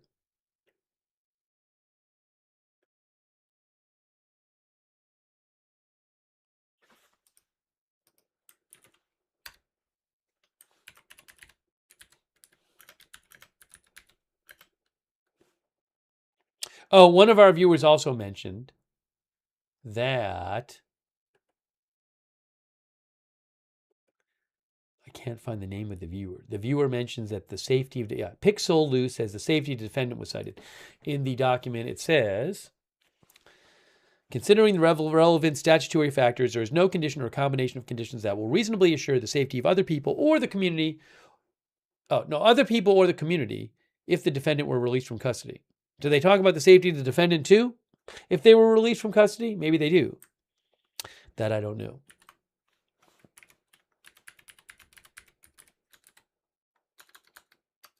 I don't see that, but maybe they do. I haven't read through the whole document. I'll post the link again in the chat. Pre-breakfast banana says, it seems odd to take down metal detectors when the event wasn't over.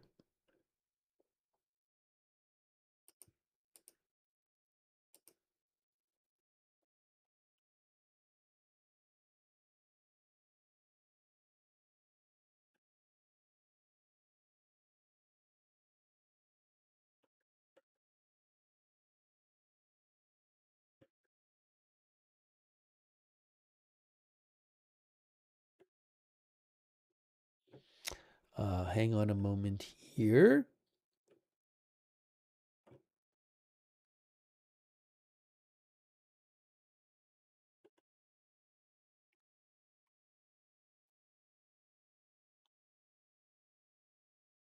K. Larry Body says, how could you have 4 daggers in your pockets plus a knife? I think plus 2 knives. I wonder if maybe a couple of them folded in some manner.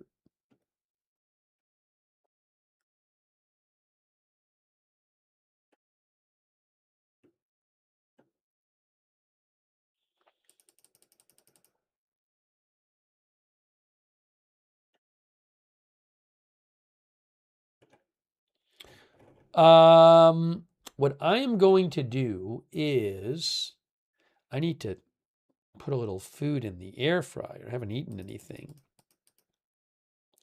By the way, oil prices right now, I'm seeing right now, well, I'm seeing there's multiple sites, but one site I'm looking at claims that Brent is about 120.5 and WTI is about 108.5. The other site says WTI is 108.5 and Brent is 118. Either way, oil up a bunch today. roughly 8% or so. Gas prices have been going up in the past day, and we've been covering the latest here. So we're going to do more coverage. I'm going to take, I think, 5 minutes in a second. Let me also say a quick thanks to, thanks Kevorkian for subscribing, by the way, on Twitch. And also want to shout out our moderators.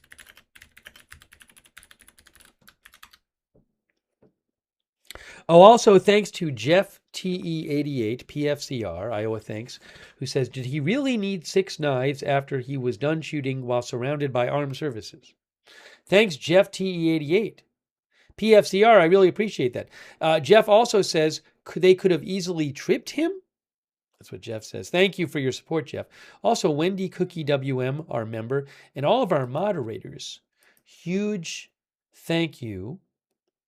Moderators like Haley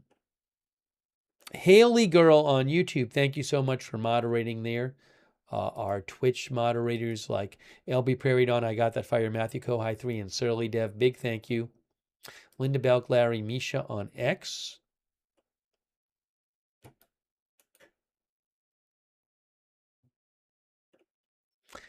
And K. Larry Body on Facebook. I think we've had some other moderators there as well. Paul Anderson. I think Shannon Davis Hughes is over there or has been there. And hold on a moment here. So I really appreciate all of our moderators. Ariana Holder. Am I getting that right? Thanks also Dolly Clark for subscribing. Diane Allworth, Barry Eisler over there on Facebook. What I'm going to do, I'm going to take 5 minutes. I got to take 5 minutes. Thank you also, Michael Sterling, for being a member. I need to take 5 minutes and put some food in the air fryer.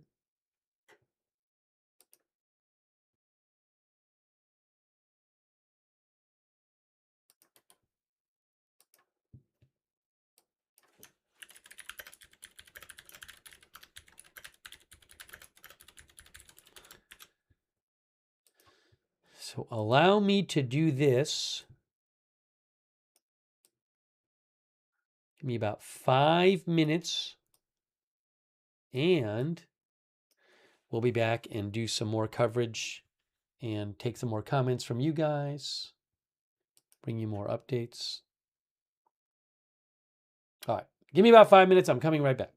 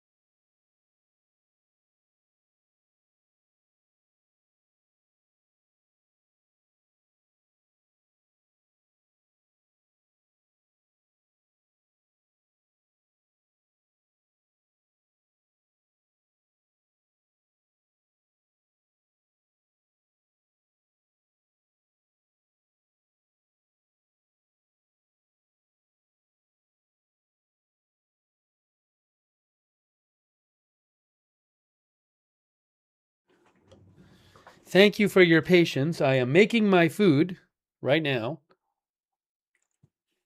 And we are doing more coverage.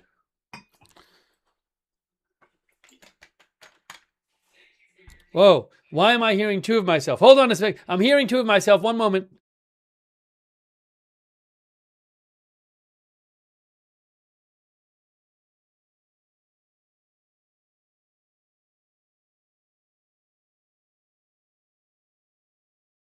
Sorry about that. Now, let's see here.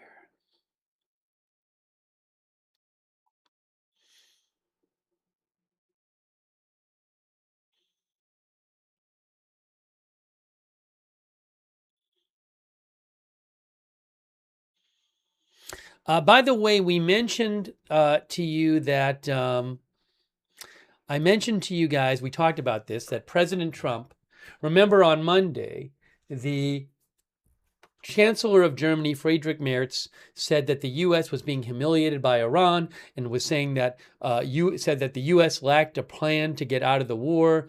I'm paraphrasing here.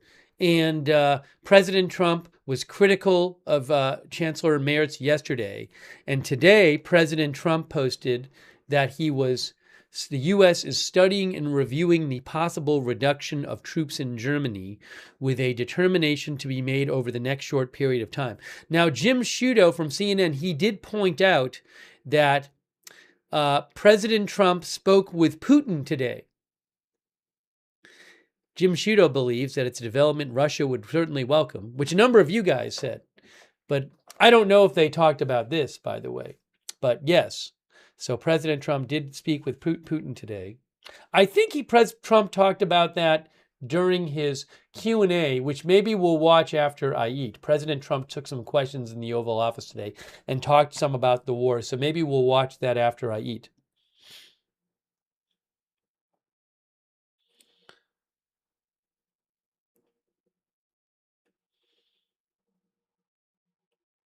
The U.S. has, I believe, about 50,000 total military in Germany.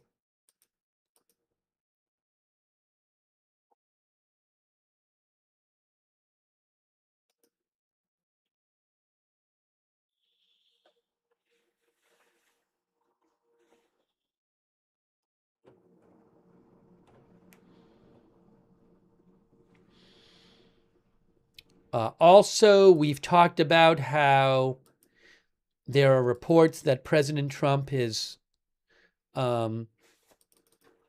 planning for a possibly months-long blockade. Look, Reuters. Trump holds talks on prolonged Iran blockade, urges Tehran to reach a deal. Reuters, President Trump discussed how to lessen the impact of a possible months-long U.S. blockade of Iran's ports with oil companies, a White House official said today.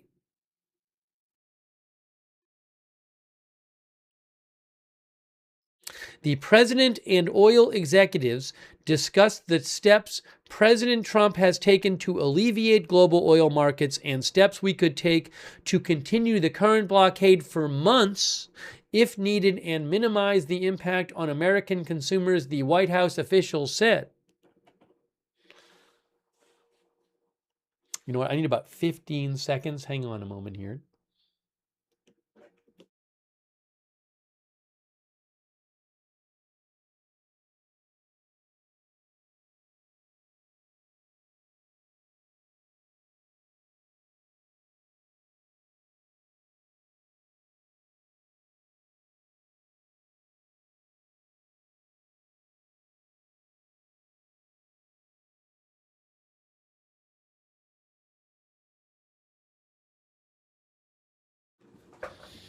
So is this blockade going to go on for months? Mrs. Clutch says, I'm wondering who is going to pop off first. Amazy Tune says jet fuel lasts for another 4 weeks in most European countries. Airlines will be taken out like crazy. Maybe we can talk about that after I eat.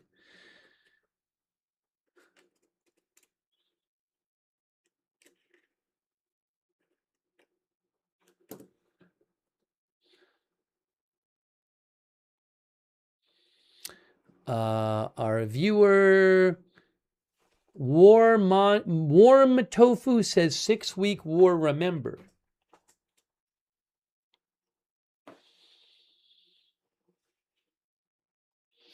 Also, Tehran warned, I got to see if I can find the original report of this. Reuters says that Tehran warned Wednesday of unprecedented military action against continued U.S. blockading of Iran-linked vessels.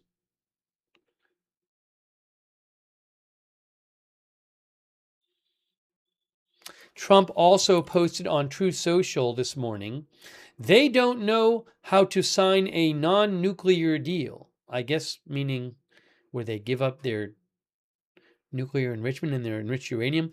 They'd better get smart soon, Trump said in the social media post.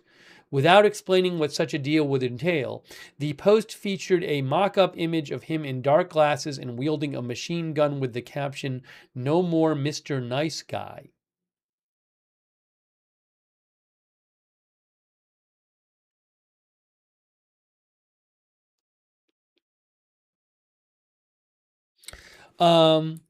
Iran's parliament speaker and top negotiator, Mohammad Bagher Ghalibaf, said Trump was trying to divide Iranians and force Iran to surrender through the blockade. The solution for confronting the enemy's new conspiracy is only one thing: maintaining unity, which has been the bane of all the enemy's conspiracies, Ghalibaf said in an audio message on Telegram. And I mentioned to you guys what Speaker Ghalibaf posted on his X account. Speaker of Parliament Ghalibaf, one of the Iranian negotiators in Pakistan during the previous negotiations, he said 3 days in, no well exploded. Actually, maybe make this bigger. We talked about this earlier. He said 3 days in, no well exploded. We could extend to 30, meaning the blockade, and live stream the well here. That was the kind of junk advice the U.S. administration gets from people like Scott Bessent, who also pushed the blockade theory and cranked up oil to $120 plus. Next stop, 140. The issue isn't the theory, it's the mindset. I believe something like 3 days ago, President Trump had said there would be, I'll tell you what he said 3 days ago. He said 3 days ago, President Trump, that he predicted that that Iran's wells would explode in a very powerful destructive process starting in 3 days. Because they'd have to close their taps. Because they don't have storage.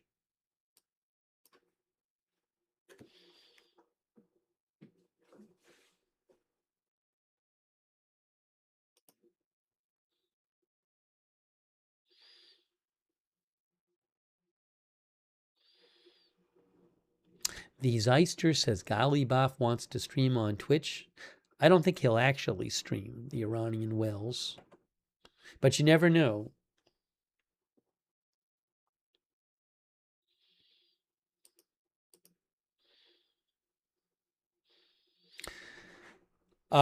And as I also mentioned, Axios is reporting today. Axios is reporting.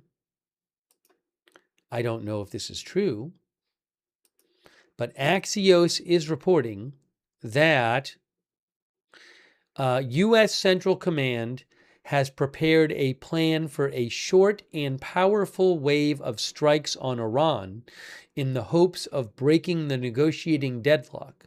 But Trump hasn't yet given an order to implement it. That's according to Barack Ravid.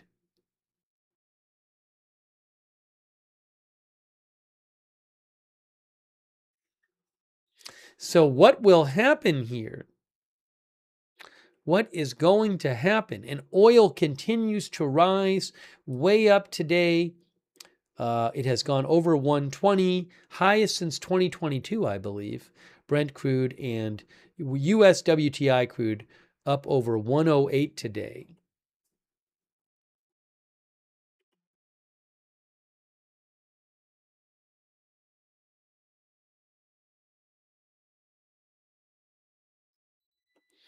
I'm going to have to eat soon. Tuna says 140, oil will be 140 next week. Are we ready for it? Yes, Brent crude is has been over 120 today. Right now it's around 120. And WTI crude around 108. Midtown Mike says to the moon.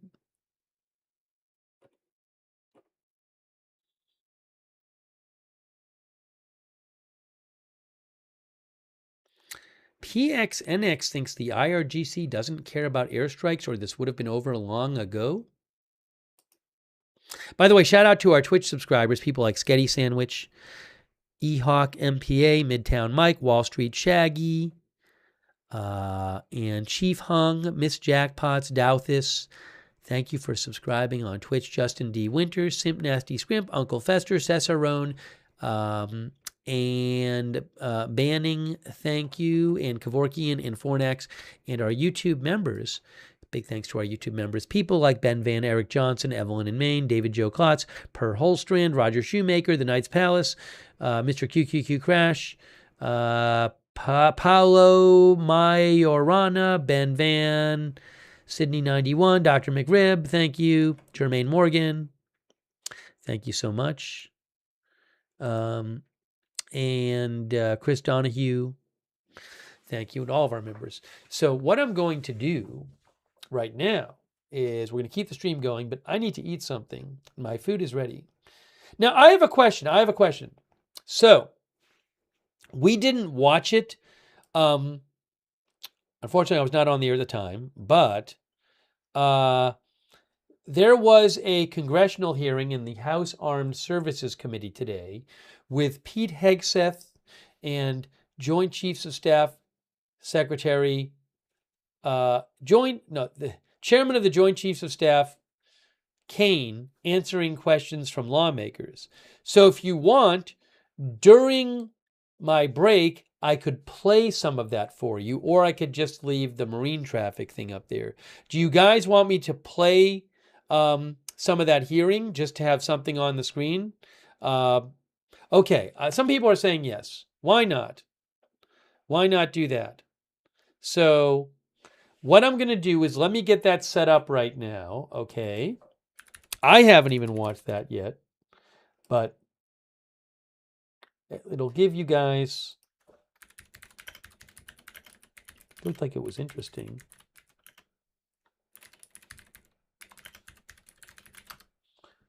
And what I'll do is I'll forward it past, I'll start it at the point where they start asking questions.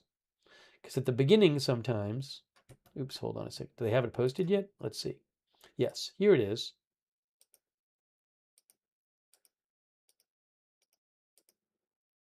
Okay.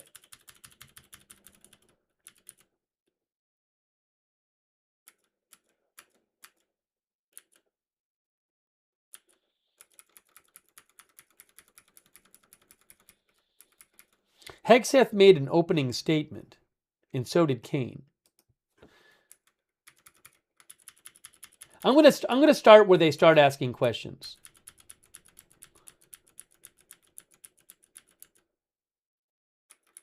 Okay, let me just play it here. Okay, here we go. So I'm gonna get it on the screen for you. Now I need to go there. Okay, so this is gonna say earlier today.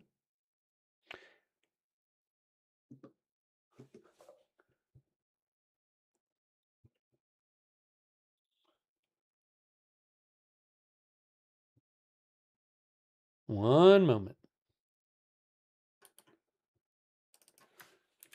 Earlier today, House Armed Services Committee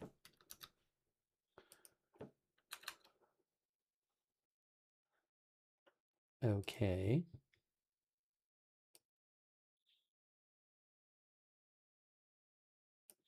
There's that. I think that'll be okay.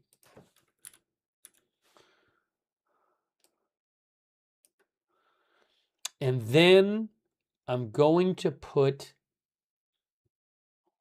let's see, up on the right that I am having my food.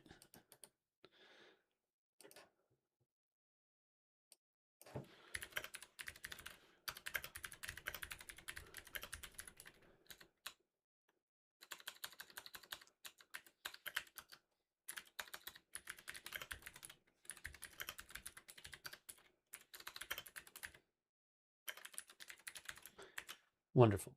Okay, so we do that. We get that up there.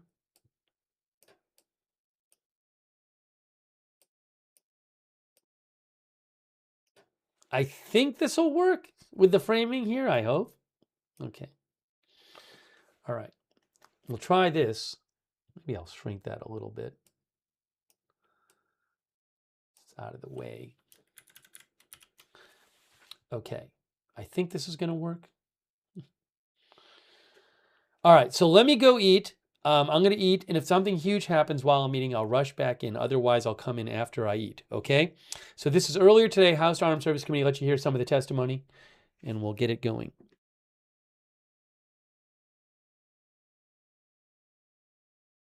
Defense Industrial Base is the principal focus of this year's NDAA.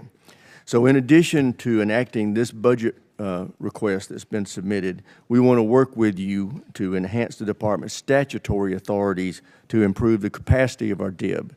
What additional changes in law, such as the additional multi-year block buy authority, would you recommend that we pursue in this year's NDAA? A few aspects of the acquisition transformation by Undersecretary Duffy in acquisitions and sustainment. So there are some aspects of that we'd like to codify even more. But you mentioned it, multi-year procurement is incredibly important and one of the most important parts of this bill. When this committee and this Congress funds those things, companies are already breaking ground on tens of billions of dollars of new plants. You name we've got 14 in our ammunition council that we're focusing on certain ammunitions. There are 14 that are critical, you know. PAC-3s, SM-3s, SM-6s, THAADs, Patriots, Tomahawks, AMRAAMs, JASSMs, you name prisms, you name them. We were building them at too slow and too low a level. Now the companies are going to pay for those factories and those production lines. And when Congress gives those 5 to 7 year demand signals, they'll then fund it, not just, hey, can we get 10 more per month, but can we 2x, 3x, 4x the production, pay for it now, and the companies invest accordingly. So it's been a critical aspect of some of what we've done so far, but we need more of those 5 to 7 year investments. Great. General Kane, what does the $1.5 trillion budget mean for the warfighter and our ability to project forces and secure our interests around the globe? Chairman, you know, in my view, this represents a historic down payment on future security. If the budget is approved and ultimately deployed, as we look at the character of warfare changing very, very fast, what's layered in to this budget by our civilian leaders will allow us to start getting ahead of where technology is evolving. And as I mentioned, the character of warfighting is changing pretty quickly.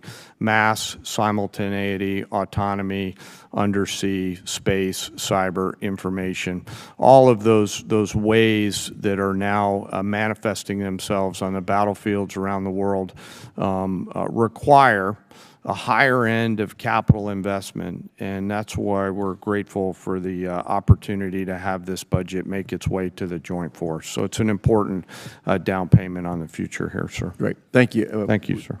With that, I yield to the ranking member for any questions he may have. Thank you. Mr. Hurst, drag you into the conversation here. We have not yet received from the Pentagon the costs of the war. So just for the record, we'd like to get that as soon as possible. Certainly the munitions expended, but also underreported is we've had a fair amount of equipment destroyed, including 2 C-130s with the rescue of our downed airmen. So do you have either A, a cost estimate coming to us anytime soon, or B, a specific supplemental request? Thank you for that question. So approximately at this day, we're spending about $25 billion on Operation Epic Fury. Most of that is in munitions. There's part of that is obviously O&M and equipment replacement. We will formulate a supplemental through the White House that will come to Congress once we have a full assessment of the cost of the conflict. Sure. So you're saying the full cost at this point is $25 billion? Yeah, that's our estimate for the cost. Okay. Interesting, because I'm glad you answered that question, because we've been asking for a hell of a long time and no one's given us the number. So if you could get those details over to us, that would be great. Mr. Secretary, you mentioned the nuclear aspect of Iran and the war. And it is worth noting that every president prior to this one, including President Trump in his first term, also prevented Iran from getting a nuclear weapon without actually having to go to war in Iran. So we need to keep that in mind. But also, since the war started, Iran's nuclear arsenal has not been weakened in any way. And at the moment, in negotiations, what Iran is saying, basically pay us to open up the strait. That's their position, which is completely untenable. I agree. It's worth noting, of course, that the strait was open before the war started. Now we're negotiating to get back to status quo. And Iran's most recent offer is to say, we'll talk about nukes later. So what is the plan to actually turn all of this lethal kinetic action into an improvement in the nuclear situation? Because we haven't gotten there yet.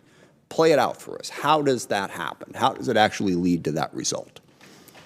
Well, I would take issue with the premise of the question that nothing was done. Operation Midnight Hammer was a very effective. Well, I didn't say nothing was done. I said in this war. Ultimately, this war started. Well, this under this administration, unlike other administrations, which cut bad deals and pallets of cash with no ability to oversee whether Iran is actually pursuing a nuclear program. Which is where if we want to litigate JCPOA or the Iran deal, our view, the president's view, is that was a very bad deal. Okay. It gave them a That's bunch the of money up past. front. What's the future? To fund, you talked about negotiated deals. Allowed them to fund their proxies and spread Hamas and Hezbollah all around the region, build up nuclear capabilities. That's great. What are we going to do now? President Trump has been clear-eyed, from the killing of Qasem Soleimani to the pulling out of the Iran deal to Midnight Hammer and now to this effort to recognize that you have to stare down this kind of enemy who's hell-bent on getting a nuclear weapon and get them to a point where they're at the table giving it up in a way that ensures they never have it. So they haven't broken yet. Okay, we haven't gotten there yet for all of the. Well, their nuclear facilities have been obliterated.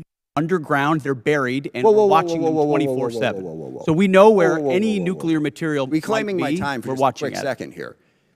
We had to start this war, you just said, 60 days ago, because the nuclear weapon was an imminent threat. Now you're saying that it was completely obliterated? They had not given up their nuclear ambitions, and they had a conventional shield of thousands of missiles. So Operation Midnight Hammer accomplished nothing of substance. It left us at exactly the same place we were before. So much so that their facilities were bombed and obliterated. Their ambitions continued, and they're building a conventional shield. All right, let me try again. It's the North Korea strategy. You know this very well. The North Korea strategy was use conventional missiles to prevent anybody from challenging them so they could slow walk their way to a weapon. President Trump saw Iran at its weakest moment, took an action to ensure, in a way that only the United States of America could do with our Israeli partners, and yet to ensure their conventional shield was brought one to other deal, question, which we've done. if I could get to it. So on Ukraine, a year plus ago, your advice, the president's advice, was Ukraine had no cards to play. They should go cut the best possible deal they could. Clearly that was wrong. What did you miss? What did you miss about the conflict between Russia and Ukraine that you didn't see that Ukraine was going to be capable of doing what they've done in the last 14 months? What we didn't miss, and we're here in this committee, is that Joe Biden, with no accountability, gave hundreds of billions of dollars of our weapons to Ukraine, to an outcome that never would have happened if President Trump was president. So he pulled out you guys don't talk about that. Ultimately, President Trump believes there should be a peace deal between Russia and Ukraine, and it serves But you the best didn't interest expect of both Ukraine to parties. be where they're at right now. I'm asking you, just from a strategic standpoint, what I think did the you miss? Ukrainians have shown great courage, and I appreciate that Europe is now paying for any weapons that we provide.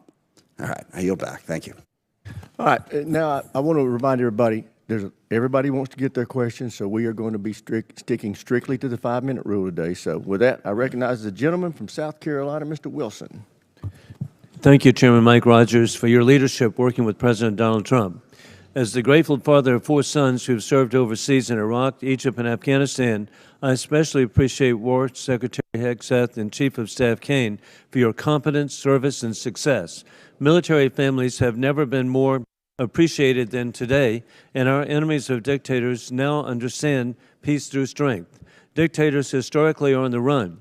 With your leadership, President Trump has given Syria a chance with President al-Shara replacing dictator Assad from Damascus, who now lives in Moscow.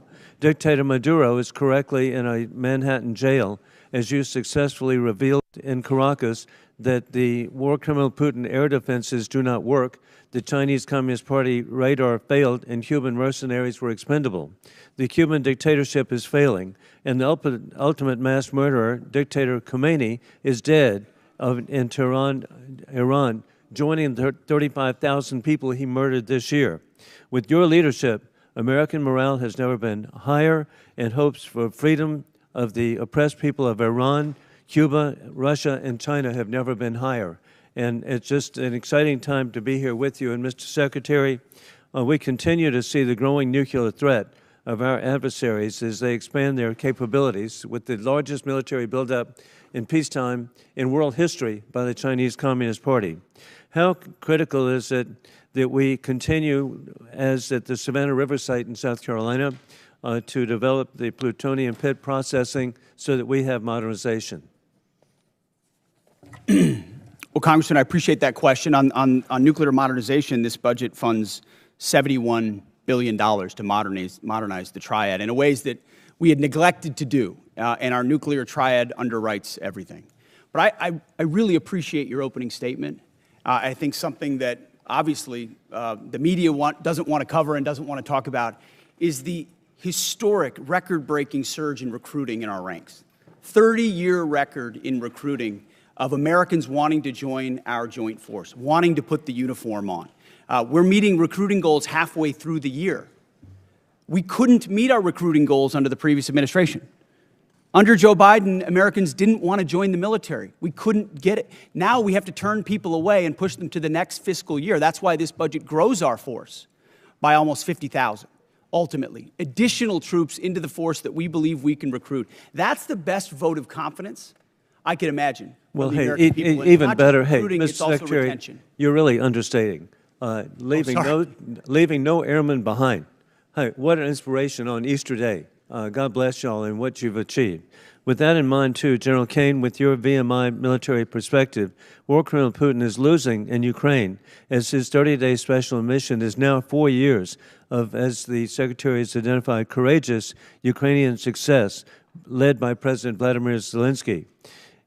I appreciate that NATO and the EU have unified for Ukraine as the U.S. ranks 17th per GDP in assistance for Ukraine. Ukraine is frontline, stopping war criminal Putin from resurrecting the failed Soviet Union, rigging elections in Belarus, invading Ukraine, keeping troops in Moldova, and with the Indvashvili invading and rigging elections in the Republic of Georgia. As we're transitioning greater responsibility to our NATO allies, how do we ensure seamless integration to have deterrence during this shift?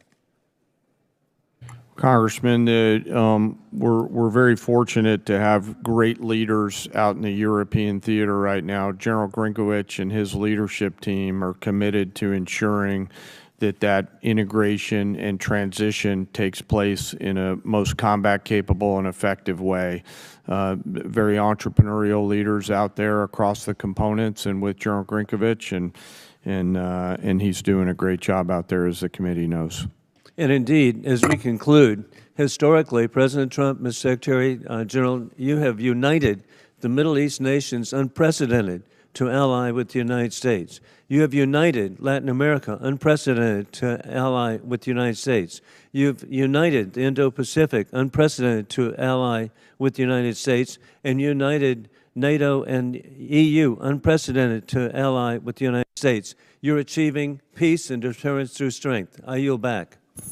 Gentleman yields back. Chair, and I recognize the gentleman from Connecticut, Mr. Courtney. Thank you, Mr. Chairman. Mr. Secretary and General Kane, this morning's Wall Street Journal's lead headline reads, quote, Trump tells aides to prepare for an extended blockade of Iran.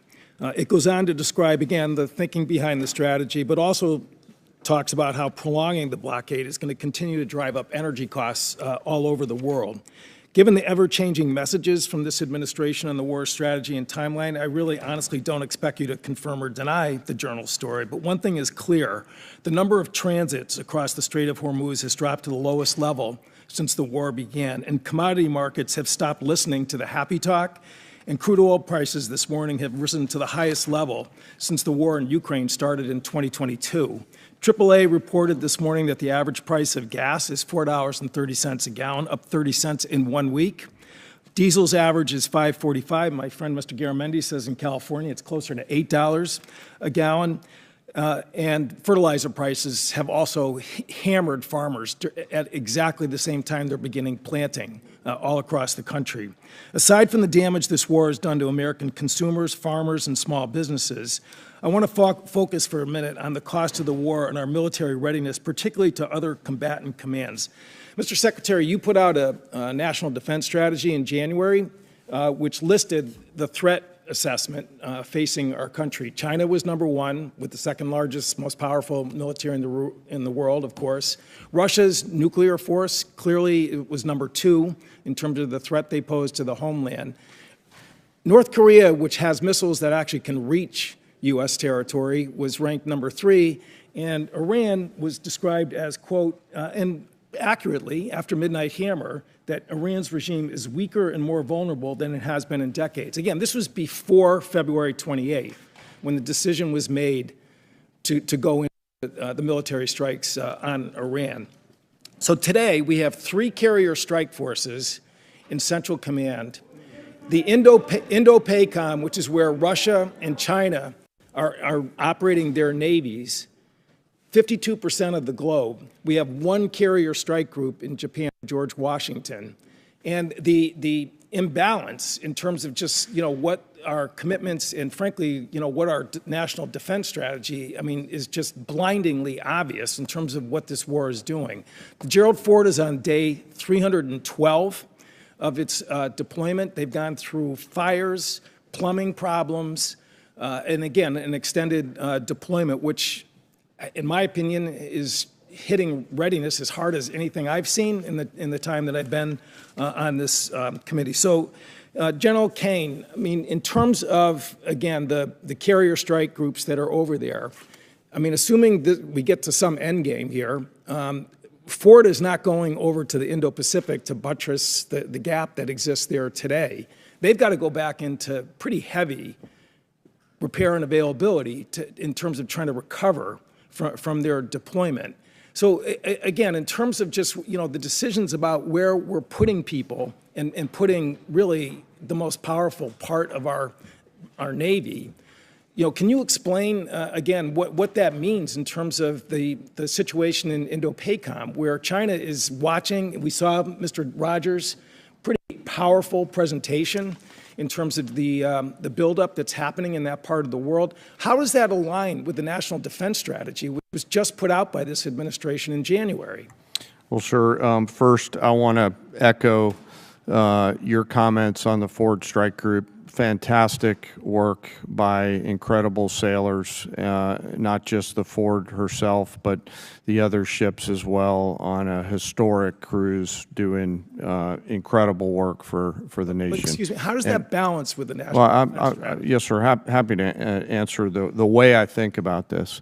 The national security strategy and national defense strategy are frameworks, but a president will employ national force and power based on the political and security situations that a president deems appropriate to use that military force. There's always trade-offs in all of these things. I'm confident that the president always carefully considers these readiness trade-offs, and I'm sure he has done so in this case based on the military options that we've presented with the associated risks and advice. To make a trade going after a regime that's weaker and more vulnerable than it has been in decades, which is quote unquote from the Defense Strategies report, does not, in my opinion, in common sense. Gentleman's time's expired. As you can tell from looking at the dais, votes have been called, so we are now going to stand in recess to the end of this vote. I expect it to take 20 to 25 minutes, but we are now in recess.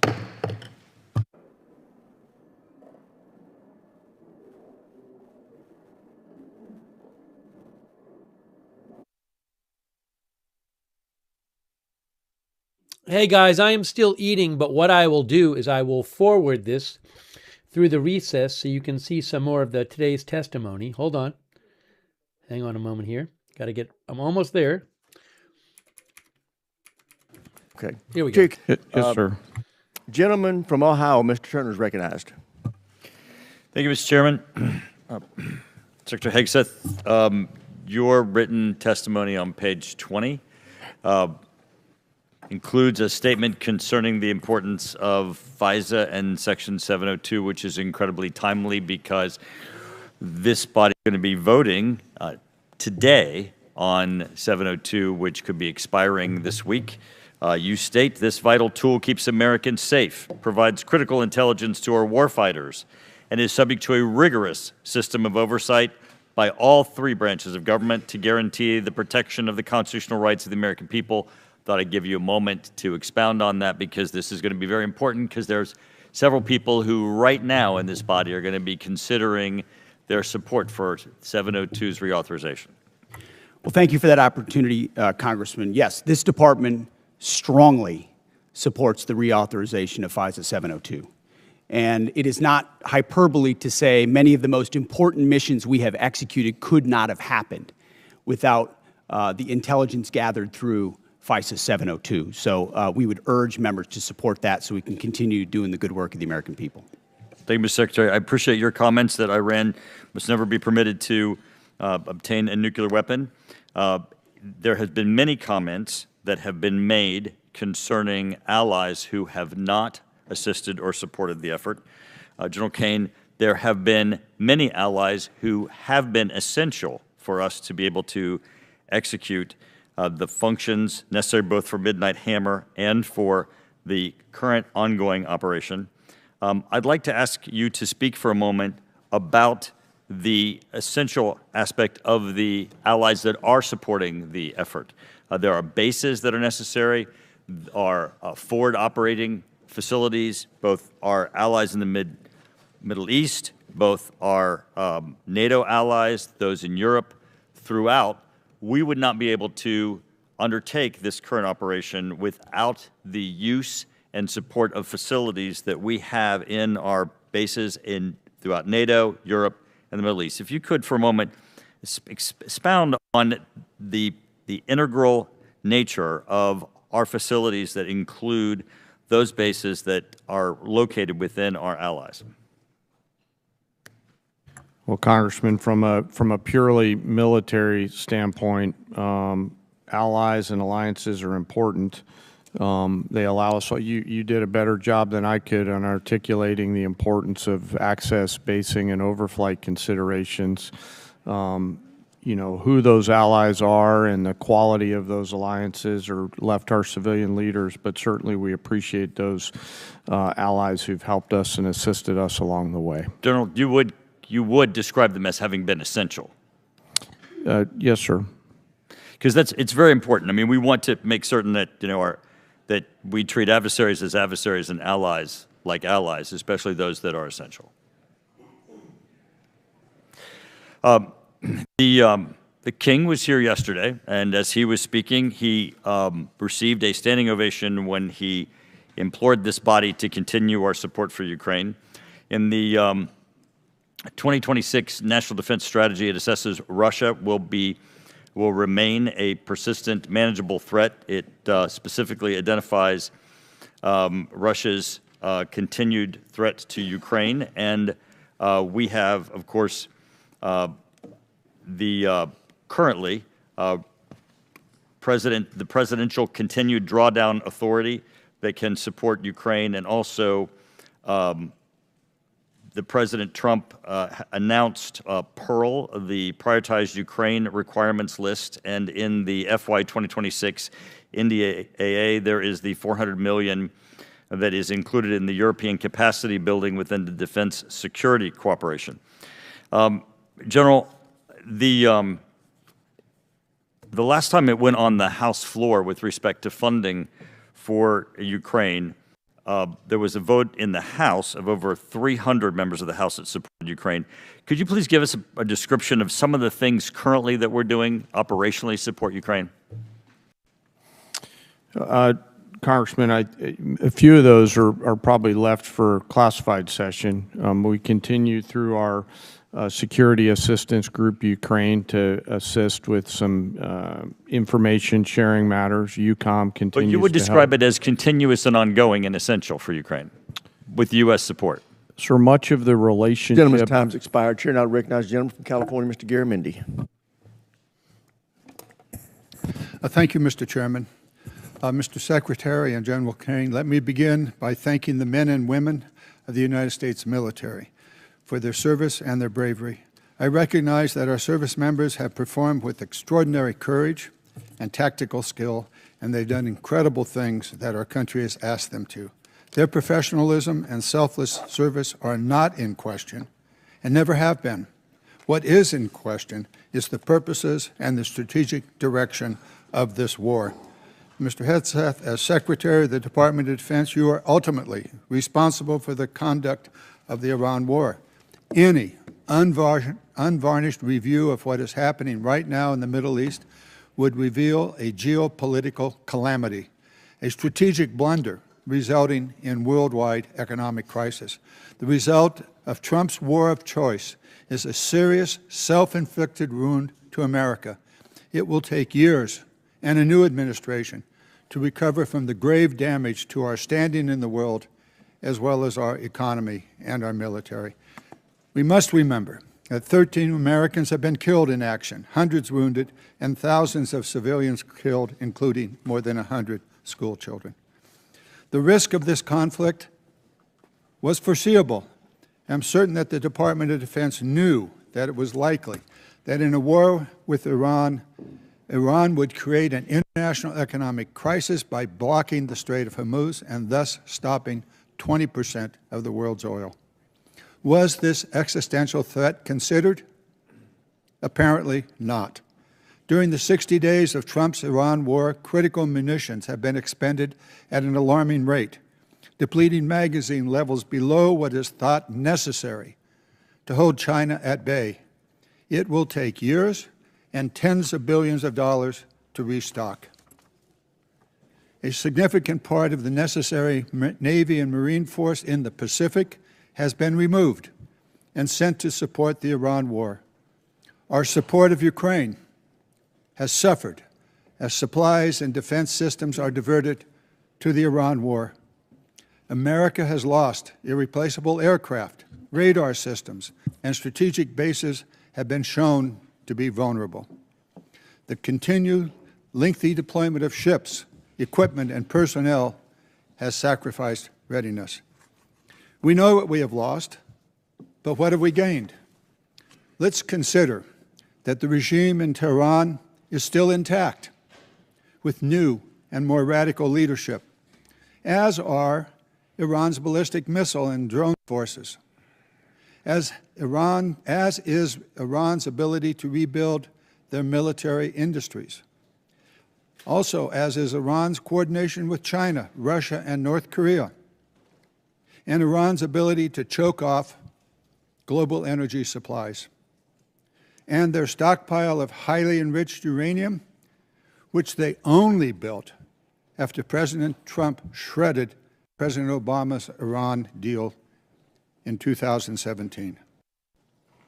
Secretary Hegseth, you have been lying to the American public about this war from day one, and so has the President. You have misled the public about why we are at war. You and the President have offered ever-changing reasons for this war. You've misled the public about the progress of the war. While the military has executed this war with tactical success, the strategy has been an astounding incompetence, doing immense economic damage to America. Mr. Chairman, with the personal attack on the Secretary, he should have an opportunity to respond. He certainly Thank will you. when No, at the time you're doing it. It's the gentleman's time. He can use it as he sees fit and add an extra 5 seconds to Mr. Garamendi's time. Thank you. You and the President are ever-changing reasons for the war. You have misled the public about the progress of the war. While the military has executed this war with tactical success, the strategy has been an outstanding example of incompetence. This war of choice is a political and economic disaster at every level. Despite the President's promise to lower the cost of living, gas prices are up 40%, and inflation is soaring. So much for lowering the cost of living. The President has got himself and America stuck in the quagmire of another war in the Middle East. He's desperately trying to extricate himself from his own mistakes. It is in America's, and indeed the world's interest, that he succeed in that. I yield back. Gentleman yields back. Chair, and I recognize the gentleman from Virginia, Mr. Whitman. Thank you, Mr. Chairman. I'd like to thank our witnesses for joining us today. General Kane, Secretary Hegseth, Mr. Hurst, thank you so much. I want to go to a statement I've been making here for the last several years, and that is we are in the most dangerous national security position that this world has been in since 1939. And we know that it's a critical effort that we undertake to make sure we can deter through the concept of peace through strength. Ms. Secretary, I'd like to start with you. We know that peace through strength has a number of tenets. I think the most important of those is presence. And we know that the United States has the Marine Corps Amphibious Ready Group, Marine Corps Expeditionary Unit, that provides us that presence. We know there are over 2,000 Marines and an aircraft combat unit that are on board those vessels, and they let us do a number of different things. That's the crisis response team that gets to go around the world. Today, as we speak, we have 3 ARGMUs that are deployed around the world. Unfortunately, that's an anomaly. It should be standard. Secretary Hegseth, the President and the combatant commanders need maximum flexibility to respond in multiple places at multiple times to combat and deter these threats. I just want to get your perspective on your goal to make sure we have a persistent 3.0 ARGMU presence, and to look at how are we going to make sure through our shipbuilding plans that we assure that we have the adequate number of amphibs that are being built. I think that number is probably right around 40. And then what are we going to do to make sure, too, that the A-sub-O, the operational availability, is going to be at the level where we can maintain an ARGMU 3.0 with the effort we have to put in to maintain these ships? So thank you for the question, the substantive question.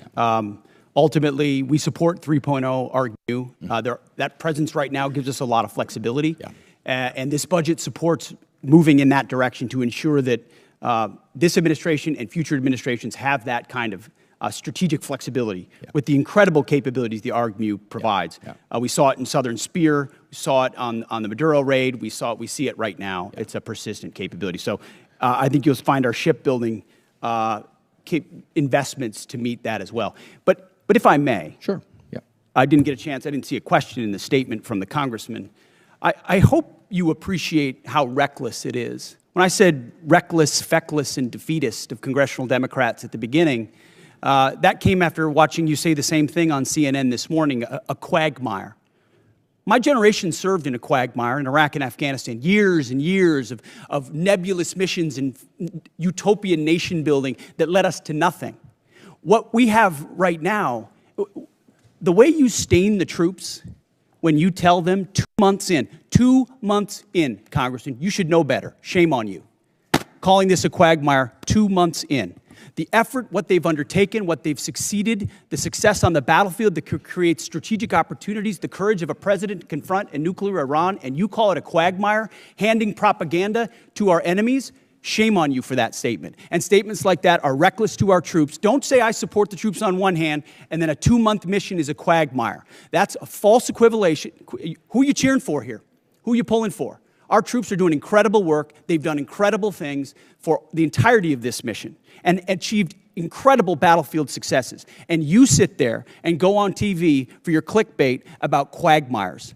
It undermines the mission. Your hatred for President Trump blinds you to the truth of the success of this mission and the historic stakes that the president is addressing, which the American people support. Iran's been at war with us for 47 years. You want to talk about a forever war?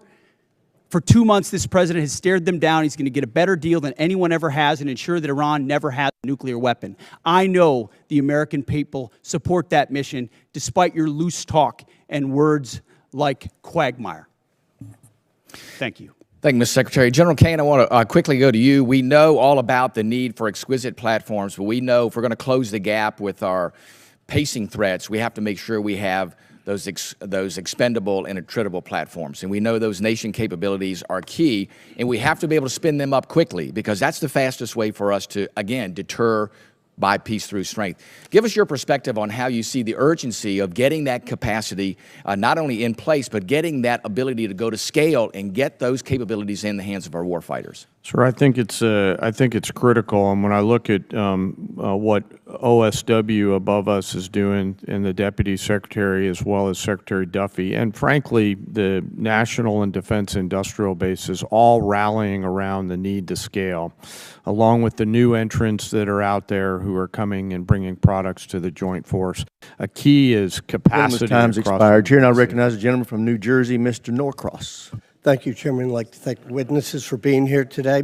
Mr. Secretary, it's well known that our Defense Industrial Base and Maritime Industrial Base has declined greatly over time.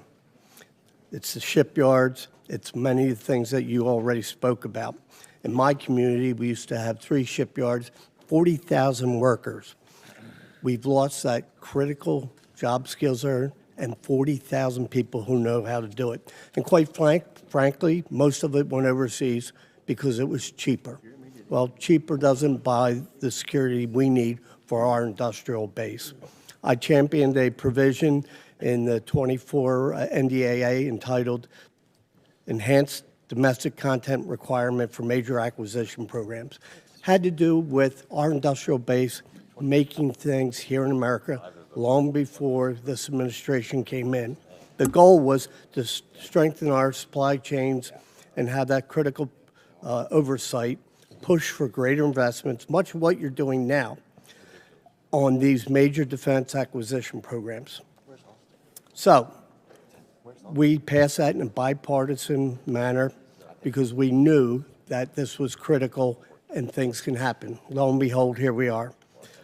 There was a reporting requirement in that. That calls on you, the Secretary of Defense, to establish an information repository, issue rules, create a fallback process to govern the Department of Defense. We wanted to better understand much of what is being done here, but it's not being reported back to us.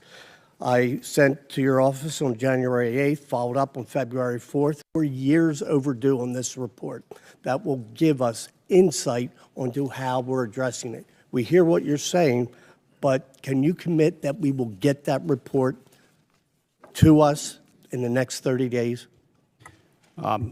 Unless Jay has additional details, I'll make sure we look into it. Whatever we can get to you as rapidly as possibly, we will. We'll also check with the new Navy leadership and make sure they're complying as rapidly as possible with every aspect that could apply to shipbuilding. That's been our focus on the Navy side. It's not just shipbuilding, major acquisition programs across the board.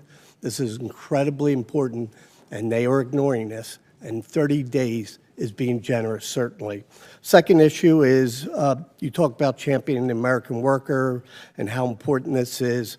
Yet in a memo on April 9th, you terminate all the collective bargaining agreements across the DOD, taking away from hundreds of thousands of workers at DOD their collective bargaining rights that they voted for. There was nothing to indicate there were any issues with any of the bargaining agreements, yet you decided to take away from them. Over the last few years, we have increased the wages for those war fighters, incredibly important. This year, up to 7%. Yet on the other side of this, you talk about supercharging the defense industrial base. We are in this. How do you go and say, yes, we support the war fighters? They can't do their job unless we are building things that they can use.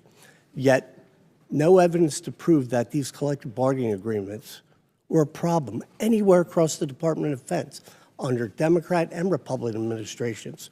How do you kind of square that circle that you care about this, yet you take away their voice in the job? Well, certainly, sir, the great workers that whether they're contractors or DoD civilians that do the important work for us, the great ones are going to stay. And we've invested more in merit bonuses for civilians than any administration previous. So if you're doing great work, you're going to stay and you're going to have even more opportunities. But with our ear to the ground in those shipyards and other factory floors, there were issues with collective bargaining, which led to restrictions to the workforce and our ability to move faster. If I may, and in that case, we made the decision to provide additional flexibility. You didn't take it away from the shipyard workers. You took away from Department of Defense employers where there hasn't been any issues. Let's be clear. Those are independent contractors, and they had their collective bargaining agreements. The ones that work for you. The ones that work for us should be at will like anybody else based on their performance. And if they're performing well, which I'm sure they are, as you've represented, they will have a job at the department. So where is the issue that you took away their collective bargaining rights? Why did you do it if it wasn't a problem? Well, I stated up front, it has been a problem. There are plenty of cases, whether it's contract or inside our own department, where collective bargaining had led to arrangements and agreements that minimize the efficiency and effectiveness of employees at the point of their impact. That's what we were focusing on, and that's why we made the change, which we very much stand behind. Well, I yield back. Gentleman yields back, Chair, and I recognize the gentlelady from New York, Ms. Stefanik. Thank you, Mr. Chairman. Secretary Hegseth, I appreciate the department and the administration's focus on expansion and innovation in the defense industrial base. That's particularly important for emerging technologies. For years on this committee, my office has led the effort to ban the procurement of Chinese communist drones, which pose a significant national security threat. And last year, after years of work, this committee finally passed my Countering CCP Drones Act, or Section 1709 of the NDAA, which was fully implemented in December. How does the FY27 budget scale domestic production and deployment of drone systems to ensure the U.S. has the decisive advantage against our U.S. enemies? Well, thank you for the question. First of all, thank you for your work on that. Critically important. When you look under the hood of the ways in which China is trying to use critical elements of our defense industrial base and supply chain against us, or capabilities in the future that could hamstring us with options for a future president, it's staggering. So drones is one that not only have we recognized, but thanks to your leadership and the leadership of others, we are supercharging in this budget. Conservatively, $54 billion in drone and drone dominance and counter UAS. Jay just slid me a piece of paper. If you add it all up, it could be closer to $74 billion. We started a defense autonomous warfare group, to focus on this, but we're going to do even more. We will shortly announce a sub-unified command of autonomous warfare. Drones are so central to the future of warfare and where we get them from that we have to be able to both make the exquisite ones better than anybody else and also the attritable swarm, and then the ability to defeat them ahead of our adversary, learning from battlefields like Ukraine and Epic Fury. So thank you for your leadership. It is front and center in this budget. I very much appreciate all that the department is doing under your leadership. One of the concerns I have is recent reporting indicates that while DJI, which is a communist Chinese drone company, is prohibited from receiving new FCC authorizations, there are still DJI products such as the DJI Avata 360 widely available in the U.S. through major retailers. These received FCC authorizations before my provision in the NDAA was fully implemented. So my question to you is, we need to close this loophole to protect our national security. Will you commit to working with this committee in my office to ensure that these products that pose a significant risk to our national security are no longer permitted, given the evident threat CCP drones pose to U.S. national security? Congressman, yes, the department will commit to working with your staff and looking at that loophole, which we are aware of. And I missed in my first response, of course, that $54 billion is American-made drone dominance. That is exactly where they need to be, and that's where our focus is. Great. Another emerging technology that's very important and has a strong tie to my district is quantum computing. China continues to invest heavily in quantum computing, sensing, and secure communications for military advantage. I represent Rome Air Force Research Lab, which is a hub of research when it comes to quantum. Secretary Hegseth, how does the budget proposal position the U.S. to maintain leadership in operationally relevant quantum technologies?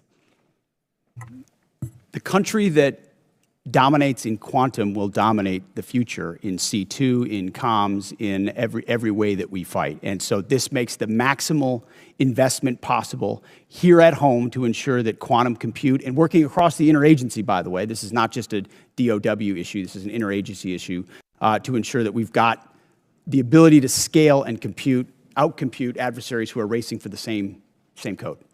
General Kane, throughout my time in Congress, I've pushed for the department to optimize its approach to quantum and develop a strategic roadmap.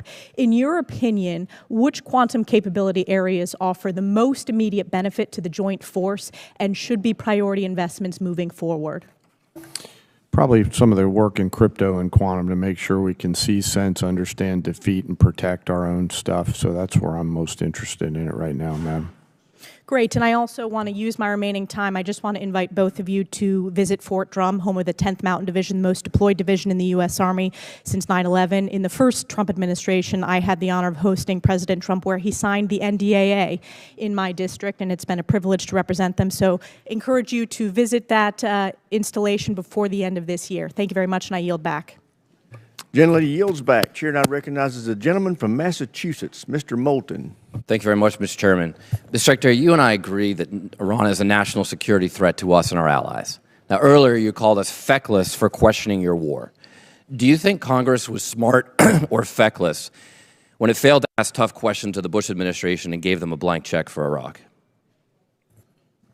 Well, if you're trying to compare this war to the Iraq I'm just asking war, you, do you think it was smart smart or the first feckless? one to call a stupid war, then it's a false comparison. Okay, well, probably a good idea to ask tough questions. So let me just ask you a few questions. Did you advise the president that we should attack Iran? We were, first of all, in this position in the cabinet, we never talk about what we would advise the president to do or not. Do you think the president or you deserve more? I've been in every meeting. I understand with that, the Mr. chairman and Secretary. everybody else as those Mr. Secretary, critical I'm asking decisions the were questions. made, and he got every perspective possible when it came. I'm to just asking what your perspective is. Are you afraid to take ownership of this? Do you think it was a good idea or not? As I've consulted the president, do I think it's a good idea to confront a nuclear bomb To start this in the war. hands of the? Imagine what the world would look like right now if Iran had a nuclear weapon. Okay, so let's just imagine. Which, by the way, if every they other, had one, every which the previous Obama deal was going to allow them, including to do. the first Trump administration, If they had one. prevented them from having a nuclear weapon. So, listen, how is this war going? Do you think we're winning? Militarily on the battlefield, it's been an astounding military success. No, but are we winning the war? Absolutely. Okay, so do you call Iran closing the Strait of Hormuz winning? Well, I would say the blockade that we hold that doesn't allow anything to come in or out of Iranian ports, which Okay, is so always we've blockaded their portfolio to blockade. So use. they blockaded us, and then we blockaded their blockade. That's like saying, tag, you're it. Or, you know, if President Madison had said, well, the British just burned down Washington, but don't worry, we're going to burn it down as well.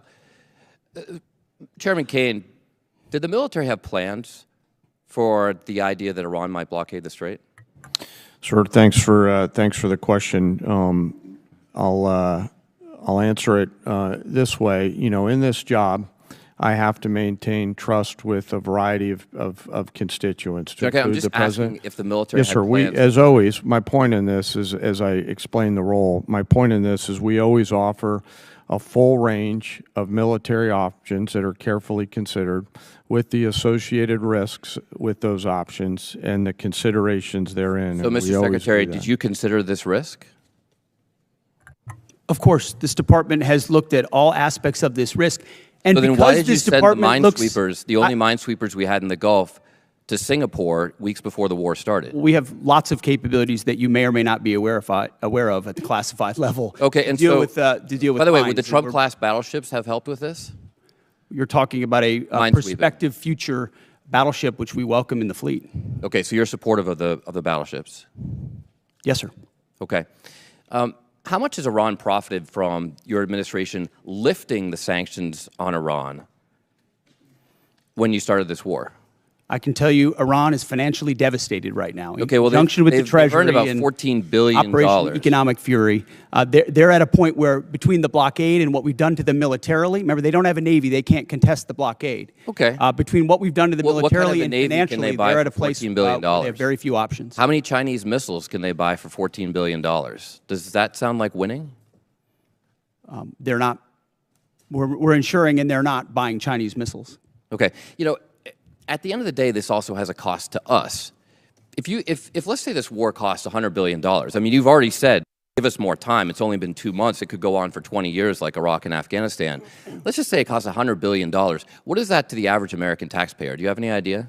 Well, unlike foolish previous administrations, it won't go on. No, I'm just asking. For years and decades. But let's just say Sitting in it's this $100 billion. position, it's hard to imagine how you know it was that? allowed those things to happen. You were a part of that the war. answer to that? So was I. I never. I'm just asking if you know what your war costs the average American taxpayer.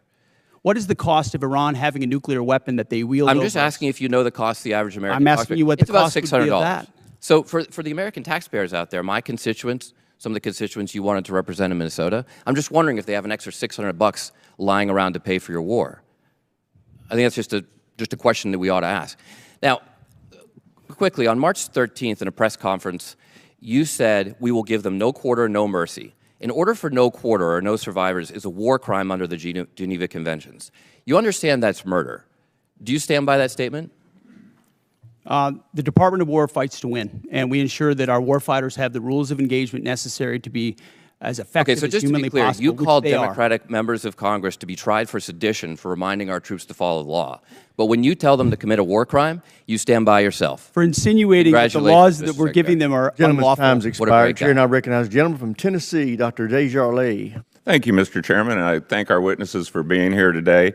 And I'd like to thank you for your commitment to our advancement in space, Golden Dome, and nuclear modernization, all which are critical. And also, I understand we're going to start some reproduction of the MQ-9. All right, we are back. I was watching that while I was eating.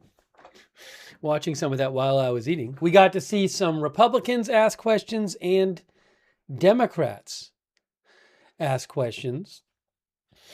So we should also, I think we should also look at what President Trump said today. President Trump took some questions in the Oval Office today and talked about the war. So maybe we'll look at that in a little bit.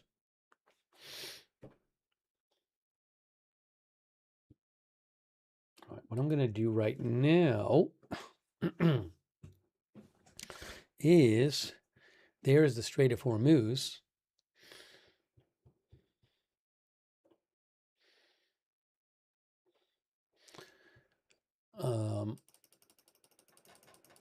And we're going to do some more updates here.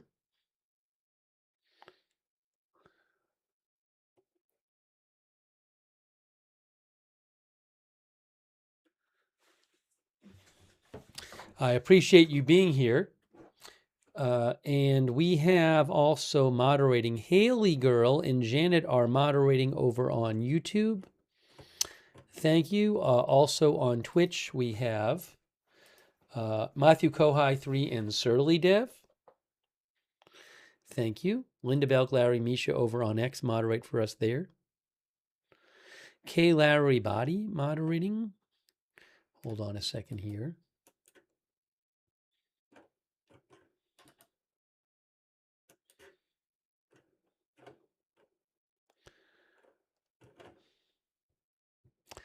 I have to do this.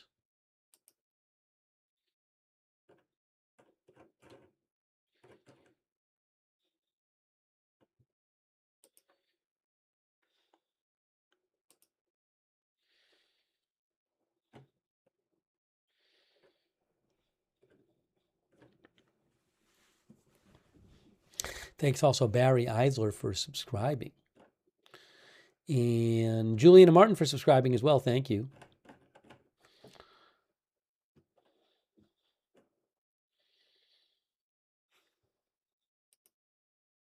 Yeah, so in a little bit, we'll look at what President Trump had to say today.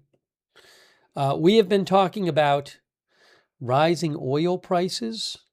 So this is interesting. You may say, hey, wait, what's with the oil prices? Because one of the sites, sites are saying some different things. But I think, is this what it is? Now I'm really confused. One of the sites is acting kind of funky. One of the sites is, all right. So I'm seeing roughly 119 for Brent and roughly 106, 107 for WTI.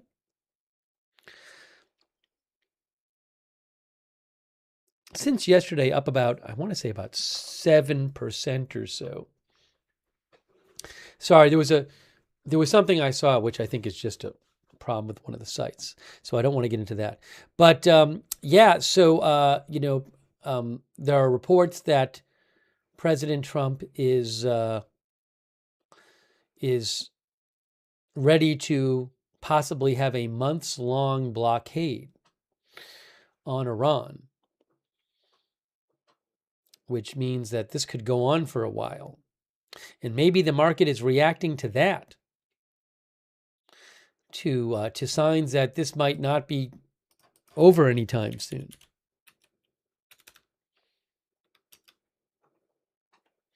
Jim Aconia said gas jumped the last 2 days. Yeah, we've been talking about gas prices going up.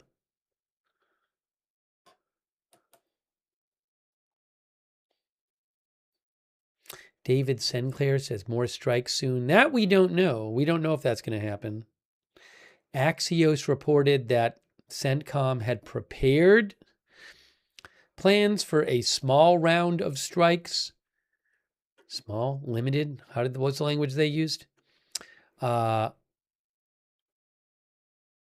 Short round of strikes to possibly try to motivate Iran to make concessions. Yes, short and powerful wave of, not small, short and powerful wave of strikes. There's a plan for that in U.S. Central Command, according to Axios, which Trump has not approved of yet. Also, Trump told Axios he saw the blockade as somewhat more effective than the bombing.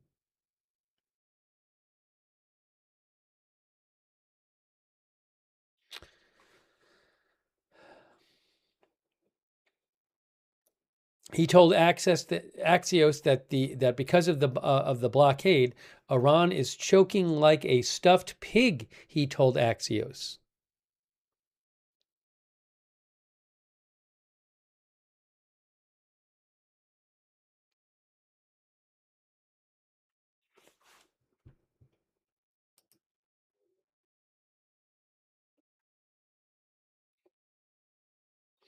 Oh, I want to mention also what this report here.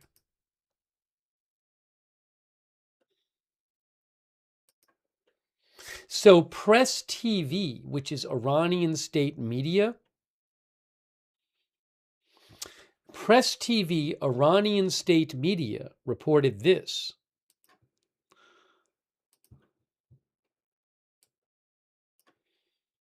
The continued American maritime piracy and banditry in the form of so-called naval blockade will soon be met with practical and unprecedented action, a high-ranking security source told Iranian state media Press TV on Wednesday.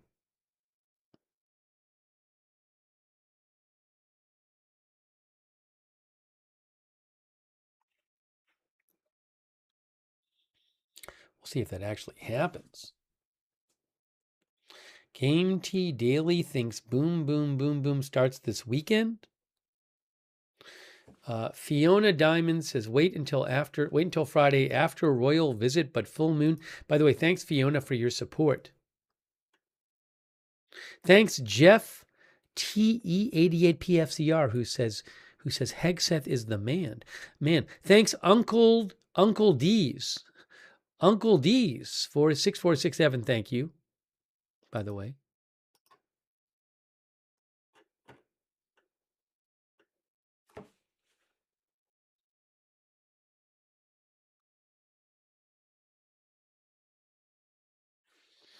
Redwood says Iran will outlast the USA in a blockade. Wait till oil is 200 plus a barrel.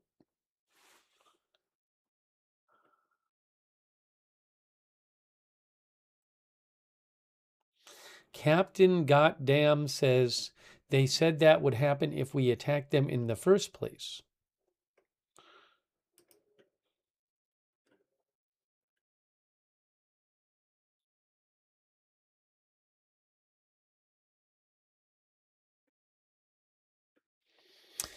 Press TV also said that a high-ranking security source told Iranian state media Press TV, if American obstinacy and delusions continue and Iran's conditions are rejected, the official warned that the enemy should soon expect a different kind of response to the ongoing naval blockade, which is akin to maritime banditry.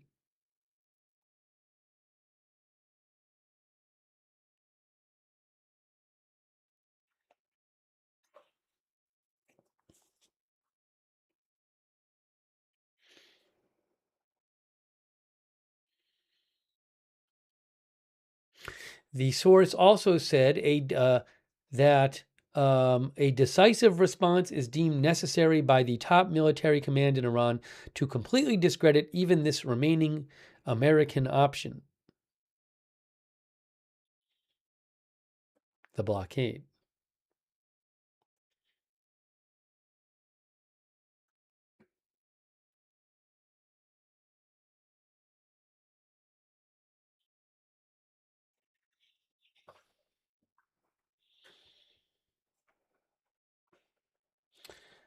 Zemi Void says, how is it any different, the blockade any different than blocking the strait and demanding fee per passage? Brosef says, Iran is all talk. Arius says, it's going to take months for Iran to give up this way. Ken Richardson thinks it's all Iran propaganda.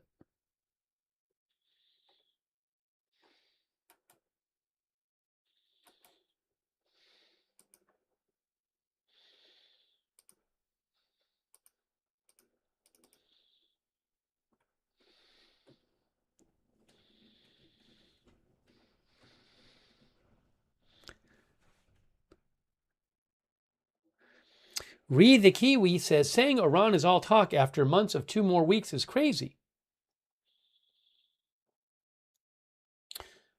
Kairus says, surprise, surprise, Iran lies. Patrick Dahan with Gas Buddy just posted and said, so remember last week gas average price was, I believe, $4.02. Look at it now. We're at $4.30 a gallon. That's according to Patrick Dahan, Gas Buddy guy. Highest since July 2022. According to live Gas Buddy data.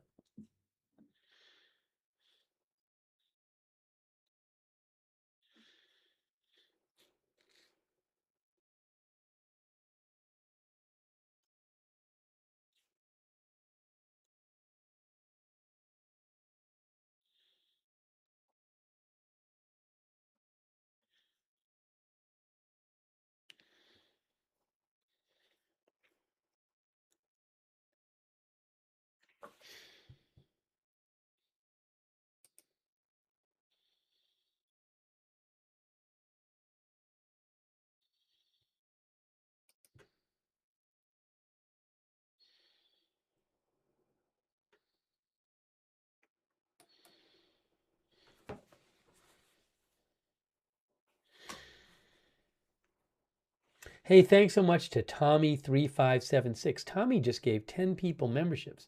Very nice of you, Tommy. Actually, I think I missed some before. Thanks so much, Tommy, for all the memberships. Tommy3576.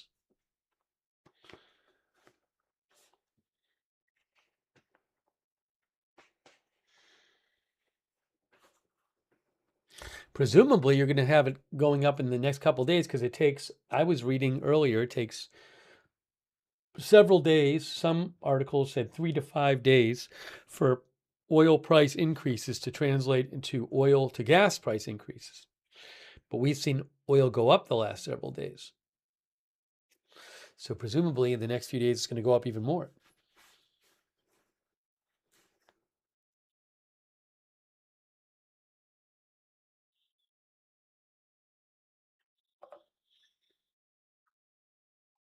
Z Line says, who will blink first?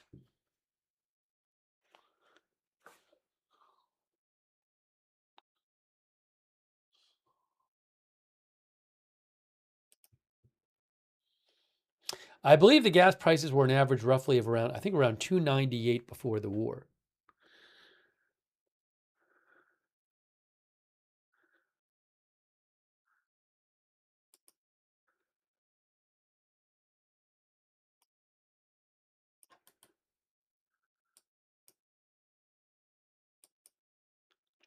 Oh, I didn't see this before. Bloomberg says U.S. seeks to deploy hypersonic missile for the first time since Iran. Wow, I didn't know that. That's according to Bloomberg.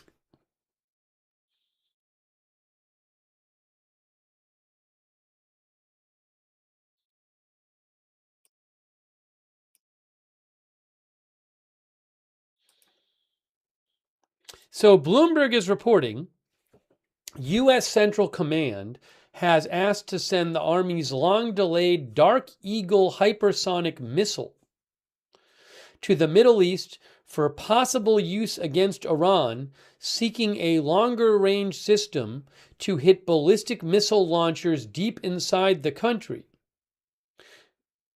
If approved, it would mark the first time the U.S. will have deployed its hypersonic missile, which is running far behind schedule and hasn't been declared fully operational.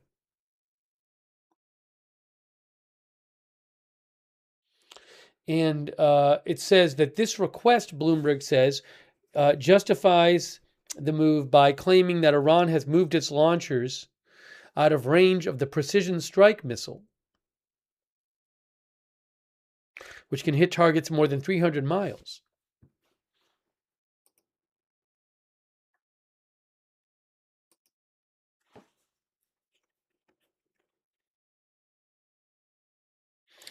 Dark Eagle has a reported range of around 1,700 miles, but its exact capabilities are secret, says Bloomberg.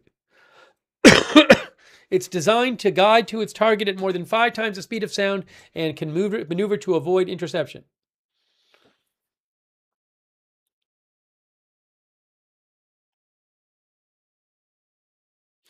Each missile costs about $15 million.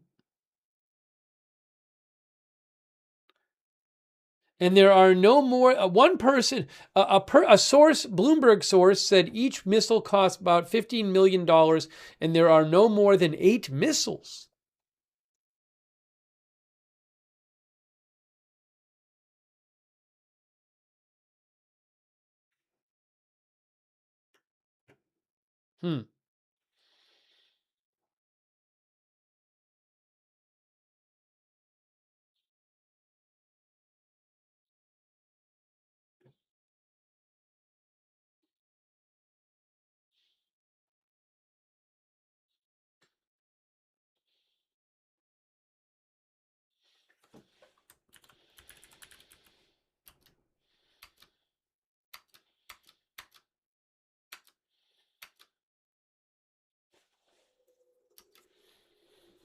Oh, I froze? Sorry. Hold on. I got to unfreeze myself. I need to unfreeze myself. Thanks for your patience while I unfreeze myself. Let's unfreeze myself.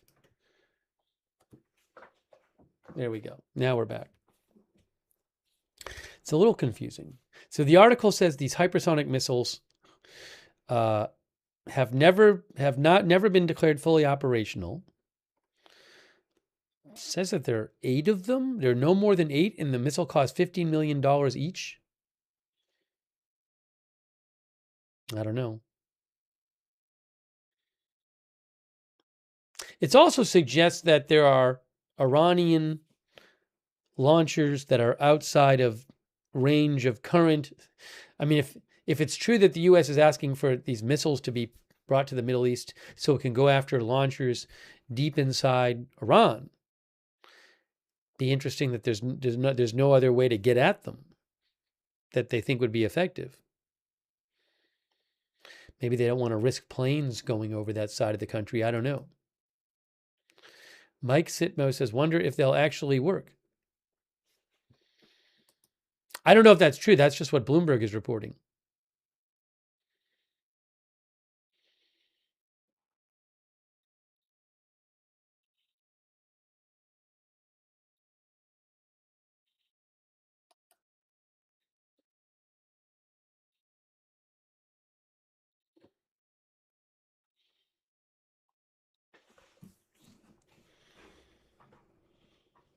Charlie says they're probably testing them in real live theater.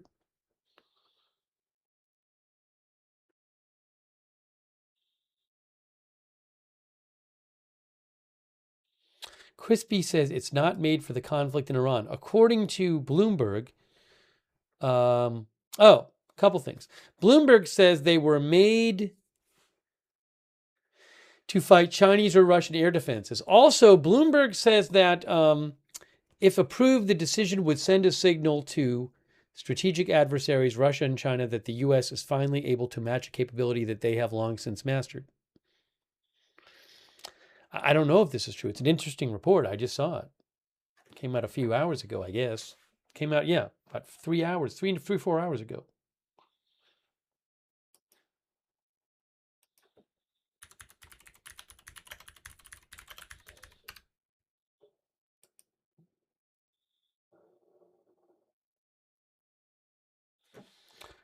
A hypersonic missile is a weapon that can travel and maneuver significantly during atmospheric flight at hypersonic speed, says Wikipedia.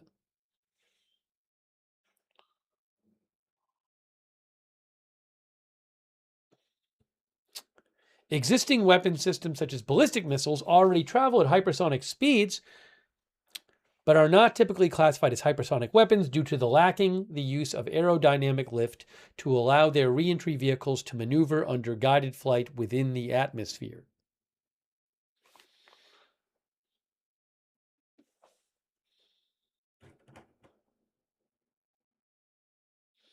Danny G thinks China has had these type of missiles for a decade. So one of our viewers just said, why did Brent drop to 111? So one of the sites I'm looking at had Brent suddenly drop from like 120 to 110. So I think this is why that's happening. I don't know for sure. But remember what we talked about earlier. So the widely quoted Brent futures price, Brent oil price, is a futures price. And currently and that future is for delivery of oil in a particular month. So currently, as of today, like the most widely quoted one is for June. But at the end of the month, you no longer can buy that future because we're too close to June. So then the closest future becomes July. We were talking about this earlier. So what's happened? It's already. In some parts of the world, it's April 30th. So my guess is maybe that if you're on a website or if you're looking at a price of Brent and it suddenly went from like 120 to 110, my guess is that what they did is they switched the Brent price from the Brent price page from the June future to the July future.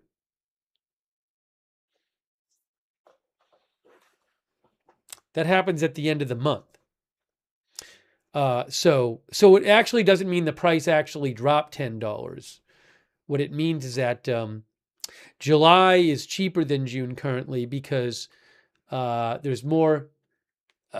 People think that by July there's a greater chance that the war might be over, or that there's greater oil supply out there, and so the price is lower.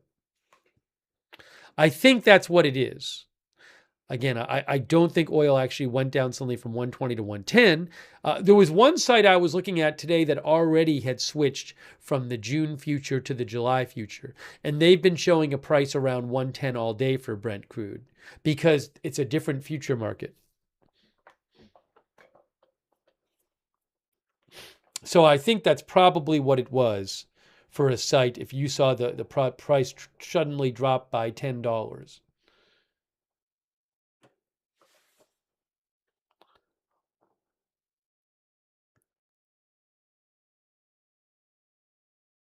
Jay Carlos says this is due to the UAE leaving the OPEC.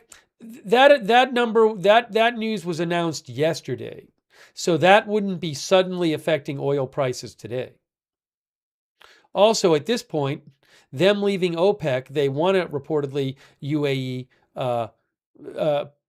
They want to sell more oil, but they can't right now because they can't ship out through the Strait of Hormuz. So their leaving OPEC will not currently help them send more oil to the market than they already do.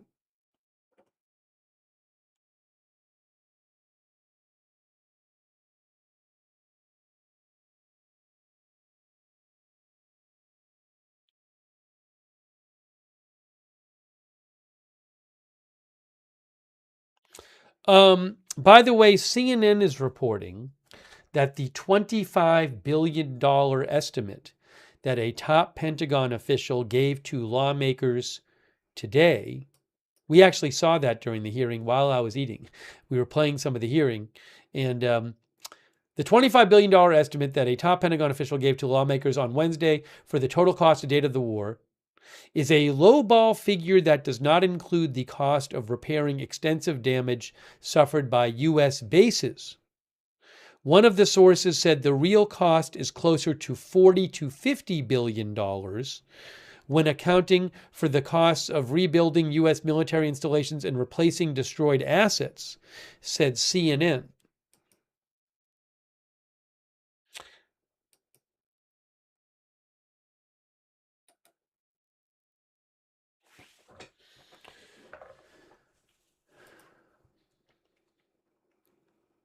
I don't know if that's true, but that's what CNN is reporting.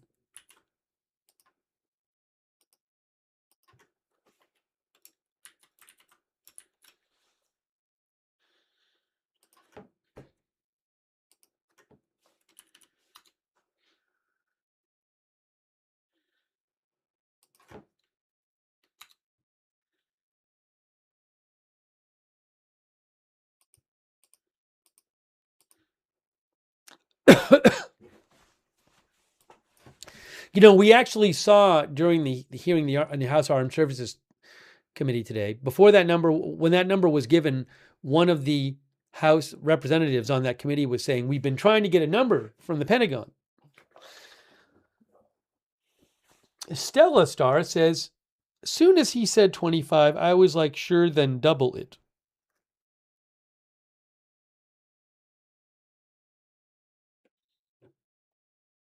So again, I can't confirm these numbers. I can't confirm what the actual cost is, but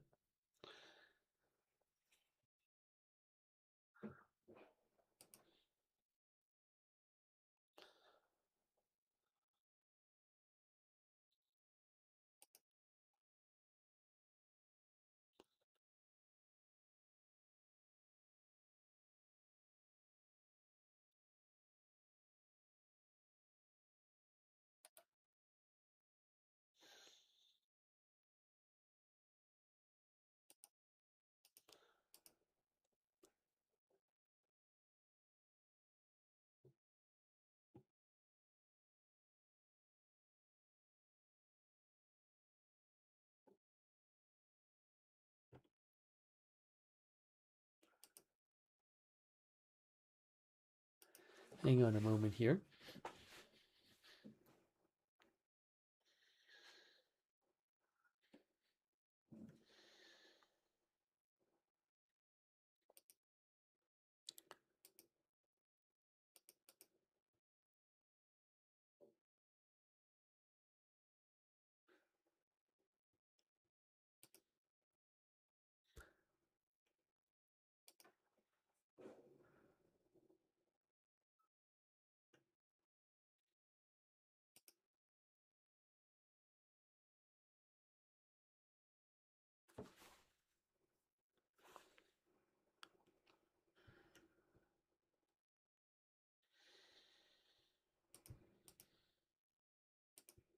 I have too much open here.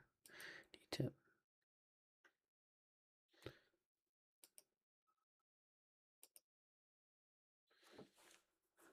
consolidate. Joshua Doss says Bloomberg is Chinese propaganda. He says, I would be very kind of worried about being concerned and take for a grain of salt what they say. So Joshua Doss, thanks you, Joshua. I appreciate your support. Joshua believes that Bloomberg is Chinese propaganda. Thank you also, Chris Renfro. Thank you, Chris.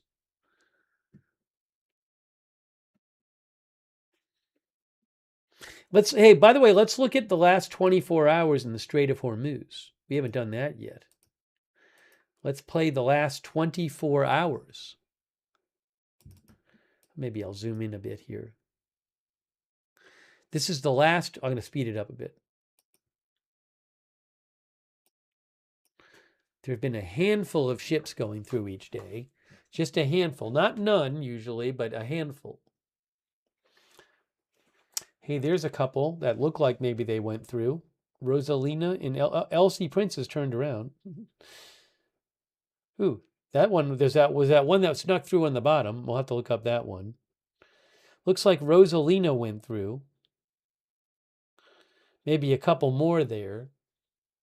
On a normal day, before the war, about 130 would go through, back and forth.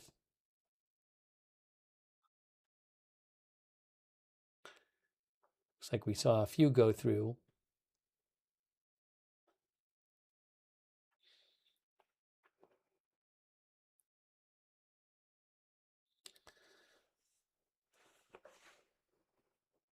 This is marine tracking and shipping analytics provider, marinetraffic.com. Looks like A-Star might have gone through as well. You can see there. Again, this is over 24 hours, the last 24 hours.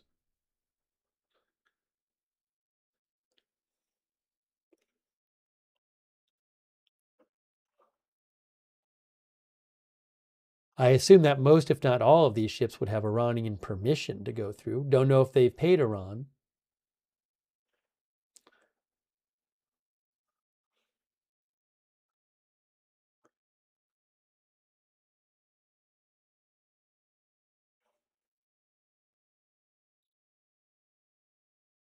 Roger says all pro-Iranian ships, I presume. Again, I would certainly assume most, if not all, had the permission. There was that one that kind of snuck through on the bottom, it looked like.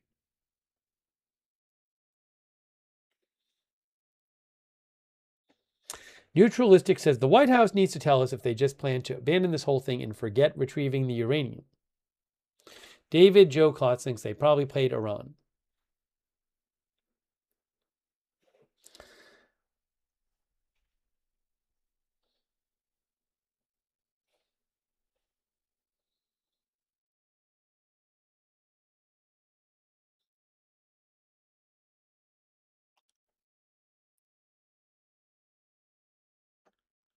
All right, so that was the last 24 hours. If we go back, what was that little one that snuck through on the bottom? It was one that like snuck through, where was it there? That one right there. See that one? Sakura. Sakura. I can rewind it. Sakura.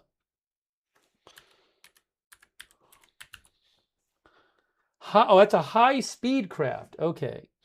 I don't know. That one seemed to make it through. That's under the flag of Oman. Interesting. I don't know what that one is. It's like a pleasure craft or something.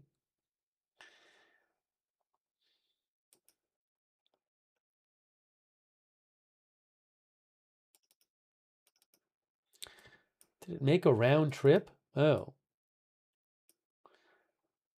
Looks like it went. Yeah, a couple days ago, it went around this way, and then it went back the other way. That's Oman, because Oman, this is part of Oman, and then this down here is part of Oman. So that's an Omani ship that a few days ago went like this, and then it went back. That's interesting.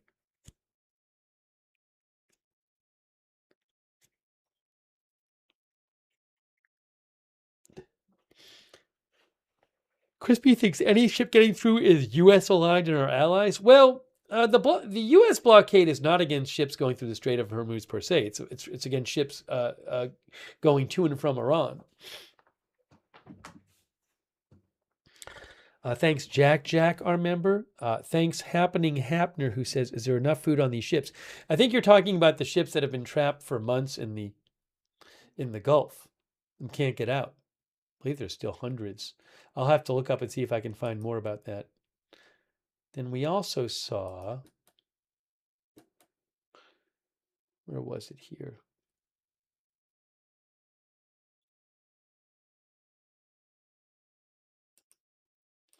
I was going to show you another one of these ships that seemed to go through. Did I do this right? Probably not. Okay, custom play.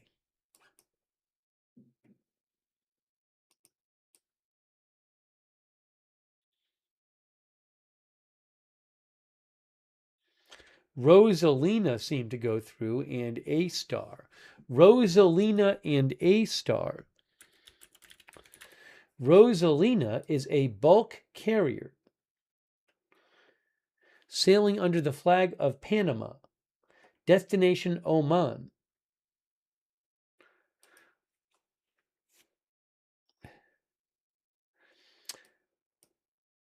Looks like that left from Iran, actually, because that would be Iran here. So it looks like the Rosalina left from Iran.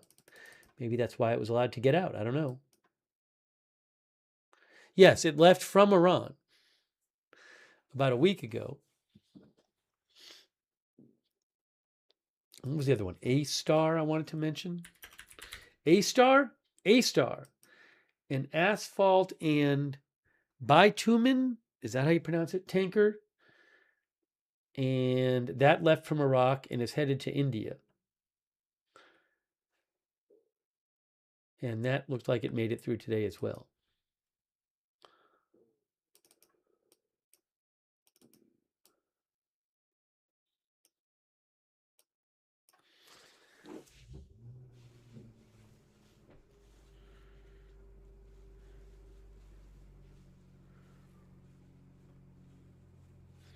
Baby Doc says, go to Iran, then park in Oman so they can bypass blockade.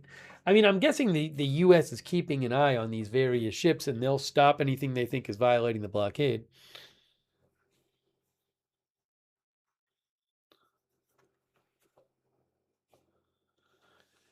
Decolonize Bharat says an India versus Pakistan war will start soon. I haven't heard about this.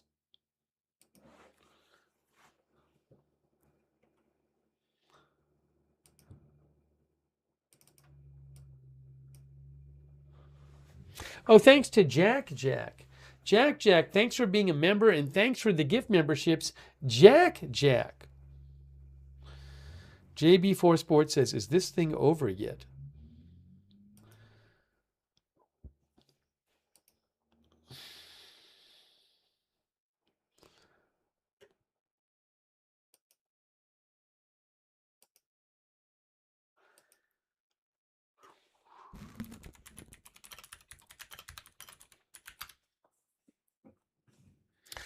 Someone had asked, a couple people have asked about the ships still trapped in the Gulf.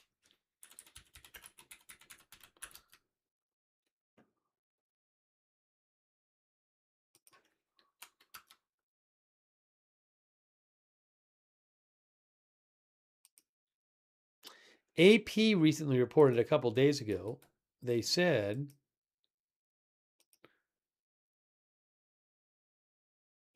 hold on, let's see if I can, maybe I can pull it up here.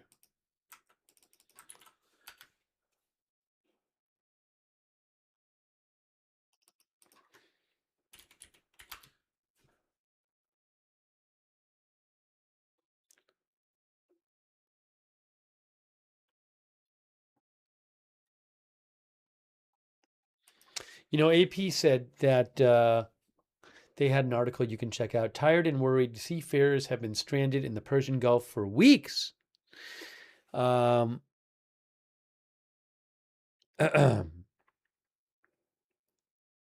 They say about 20,000 seafarers on hundreds of vessels have been stuck in the Gulf, unable to get out through the Strait of Hormuz.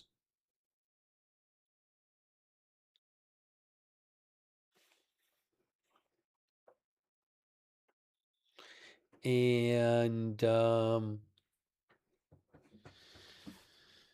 many sailors, they said, AP reported acute shortages of food and drinking water, with some vessels forced to ration supplies. That's that's according to the Forward Seamen's Union of India. The union said that communications with families in India was sporadic due to internet disruptions and signal jamming. Sailors often pay high roaming charges for just a few minutes of conversation. Sailors' families are growing increasingly anxious.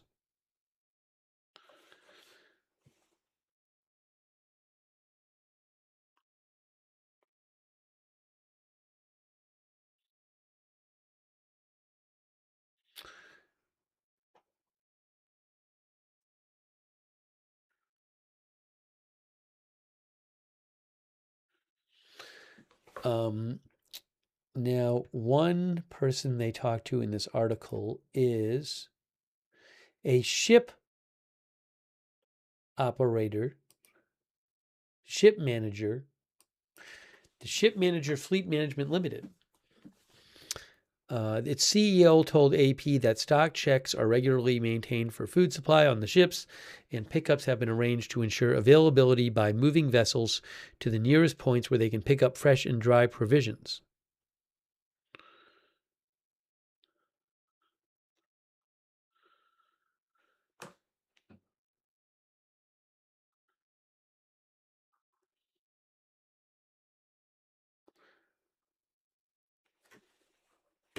So people have now been there over 8 weeks on those ships that are stuck in there.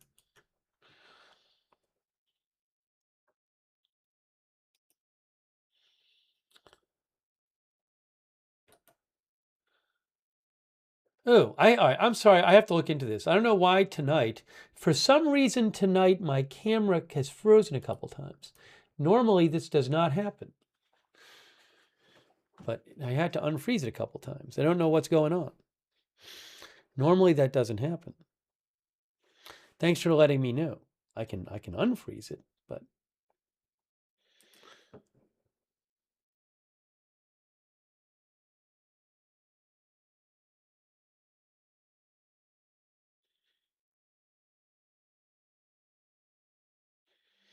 Vanalog says the camera needs to be refueled.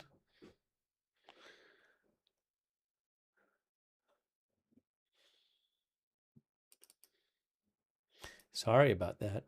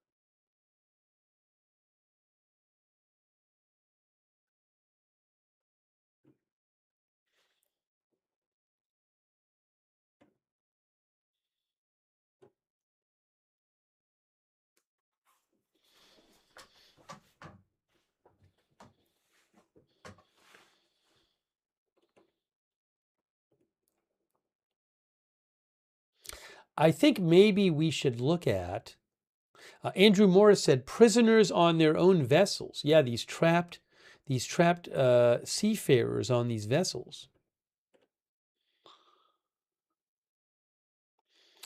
Evelyn says, Strait of Hormuz remains effectively shut. Should we take a peek at what some of the questions that President Trump answered some questions about the war today. We don't have to watch all of his answers, but I think it might be good to see what he said about the war when he did this appearance with Artemis astronauts today. If I can just get to the point where he's answering the questions.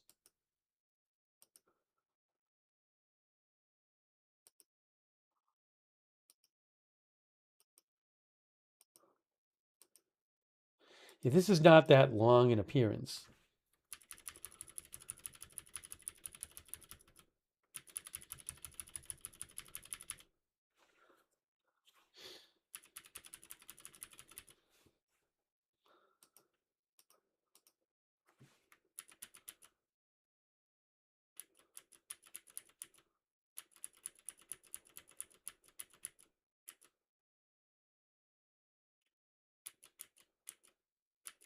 All right, here. So let's take a look at President Trump. This was today. He answered some questions in the Oval Office and talked about the war and other things. This earlier today. Obviously, this is not the House Armed Service Committee. It is the White House.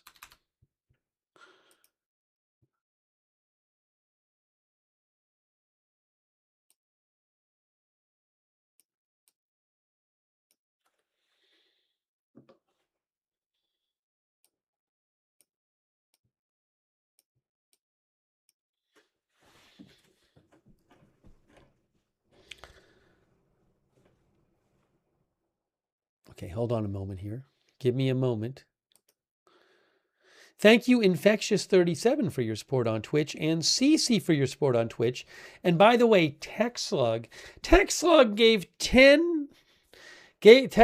a bunch of bits on Twitch. Thank you, TechSlug, and also gave 10 people 10 gift subscriptions. Please thank TechSlug if you got a gift sub. That was really nice of TechSlug. Also, thanks to Kendra Fox for subscribing on Twitch. Thank you, Love Francis, for subscribing on Twitch. Very nice of you. Glooman says, Slug going crazy out here.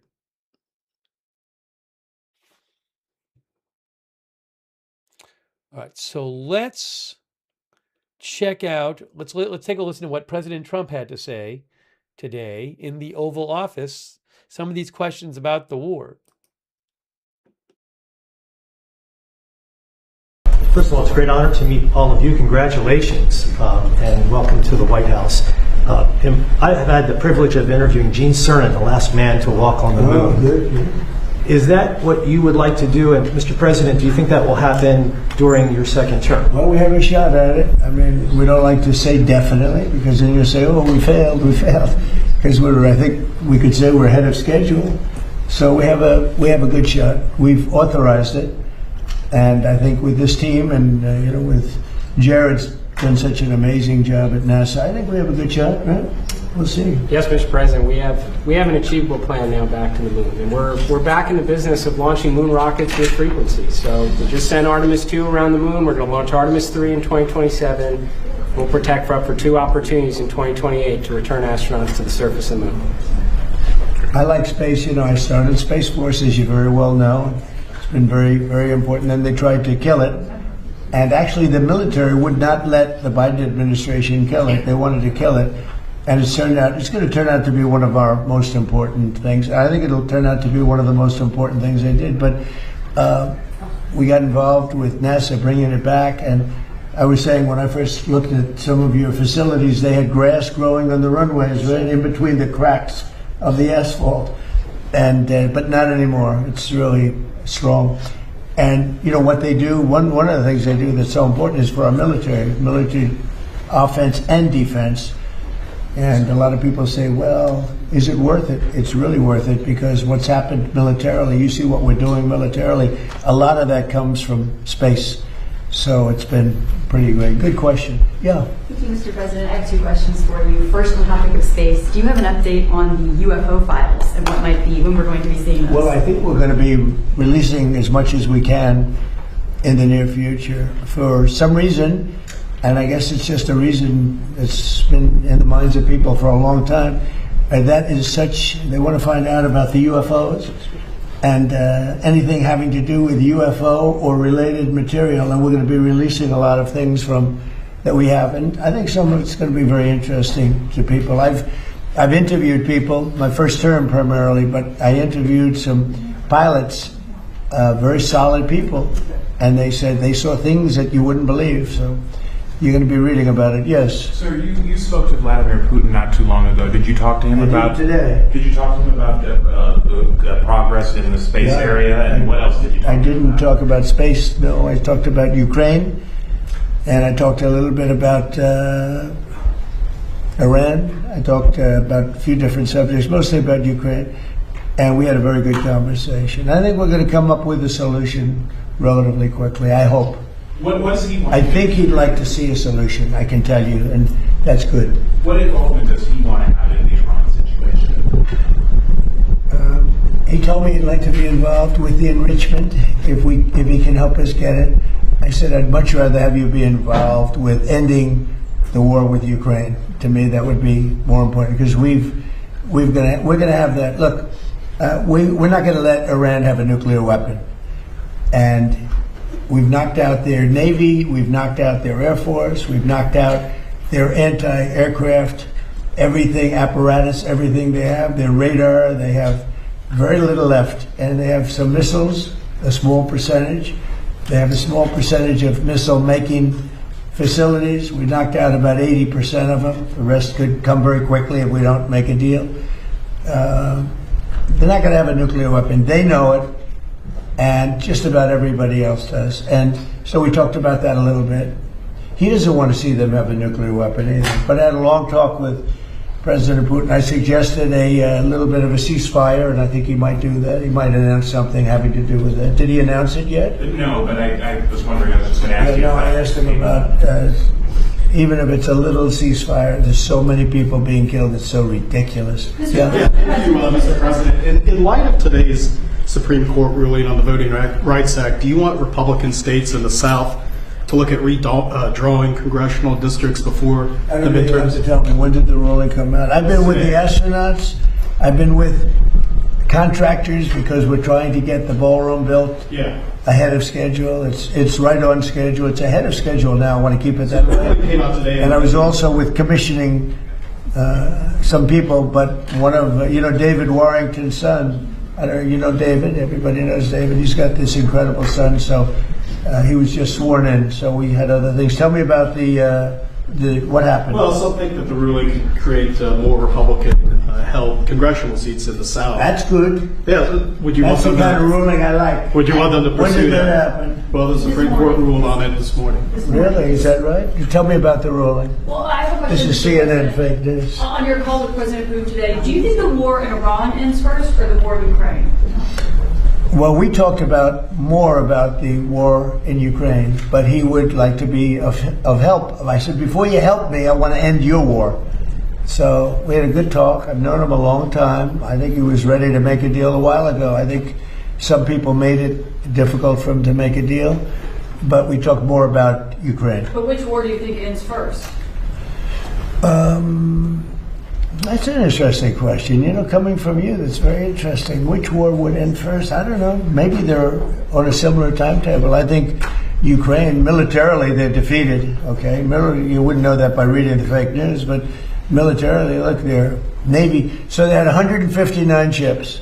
Every ship is right now underwater. Typically, by the way, when he said there Ukraine is militarily defeated, I think he misspoke.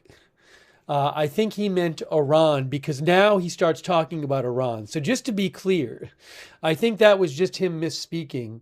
And I think he meant to say Iran is militarily defeated, because as you'll hear now, he talks about Iran. That's pretty good. What do you think, Jared? I mean, it's going to be hard for them to make a naval comeback. Okay, now they have an Air Force every one of their planes has been shot down or has been decimated. They have missiles, about 82% are gone, and they have drones, and most of them are gone. Most of the factories are mostly gone, and we have tremendous anti-drone equipment now, between lasers and that new, very special machine gun that knocks them out of the air like flies. And we use bullets instead of $1 million, missiles to knock out a $30,000 drone. So I would say Jared would tell me that with everything you just heard, typically we're in pretty good shape. And in addition, their economy is crashing. Their, as you know, their money, they call it their money, they don't have a name for it. Their money is valueless. They've got inflation that nobody's ever seen before. Other than that, I think they're doing quite well. If you read the New York Times, you'd say they're doing wonderfully because it's fake news. Or if you watch CNN, I mean, you cover it all the time. You think they're doing well. Do you think they're doing well where they have no Navy, no Air Force, no anti-aircraft apparatus, other than what they may have put there? They may have brought in some light stuff during the ceasefire, and we know exactly where it is, so it'll be knocked out within the first 15 minutes.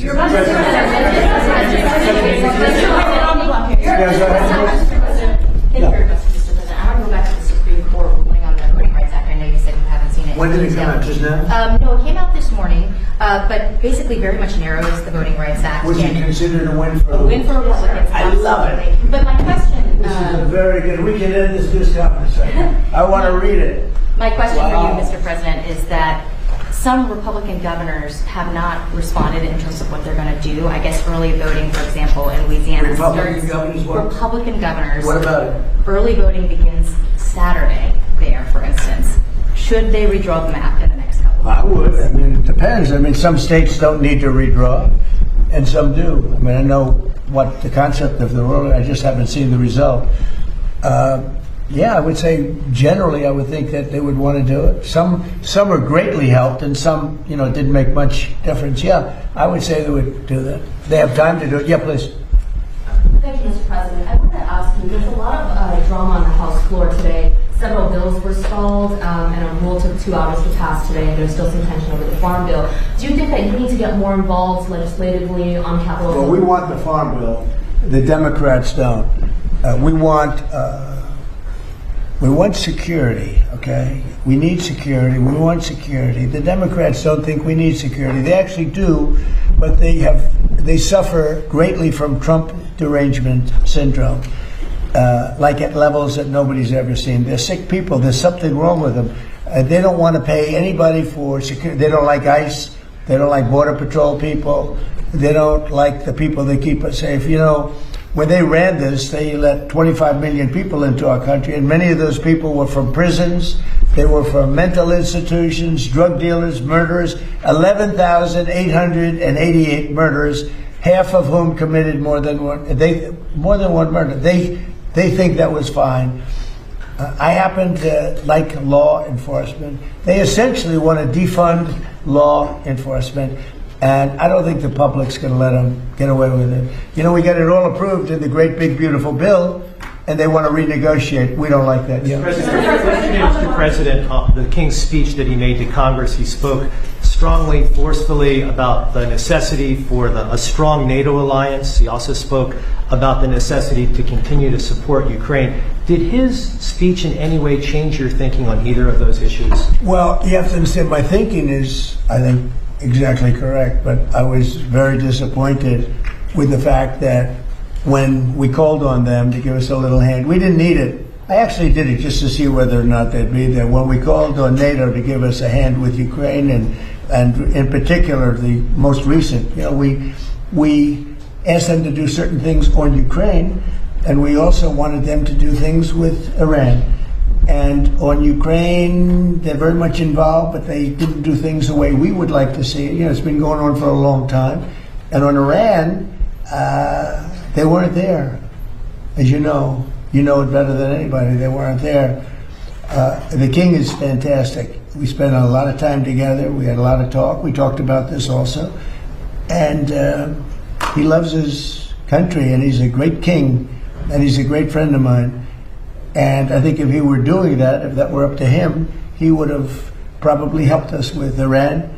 He would have followed the suggestions we made with respect to Ukraine, because, you know, we have some disagreements on Ukraine, and not having to do with NATO so much as European countries. But no, he's coming back tomorrow. We had an incredible evening last night, and he's leaving tomorrow. He's going to come back and see us before he leaves, and but I think he's a phenomenal representative for his country. I think the people in the United Kingdom should be proud. I loved the speech yesterday. I watched it. I loved the speech last night. I don't know about my speech. I thought my speech was okay too, but I thought he was. I think he's an unbelievable king, and by the way, an unbelievable queen. They are a great couple. This morning, I don't know if you were talking about how busy you were this morning. James Comey was in court. He self-surrendered. He's now in charge a second time. This time over a social media post with seashells that said 8647. Do you really think that he was endangering your life or threatening your life with that? Well, if anybody knows anything about crime, they know 86. You know what 86? It's a mob term for kill 'em. You know, you ever see the movies? 86 'em. The mobster says to one of his wonderful associates, 86 'em.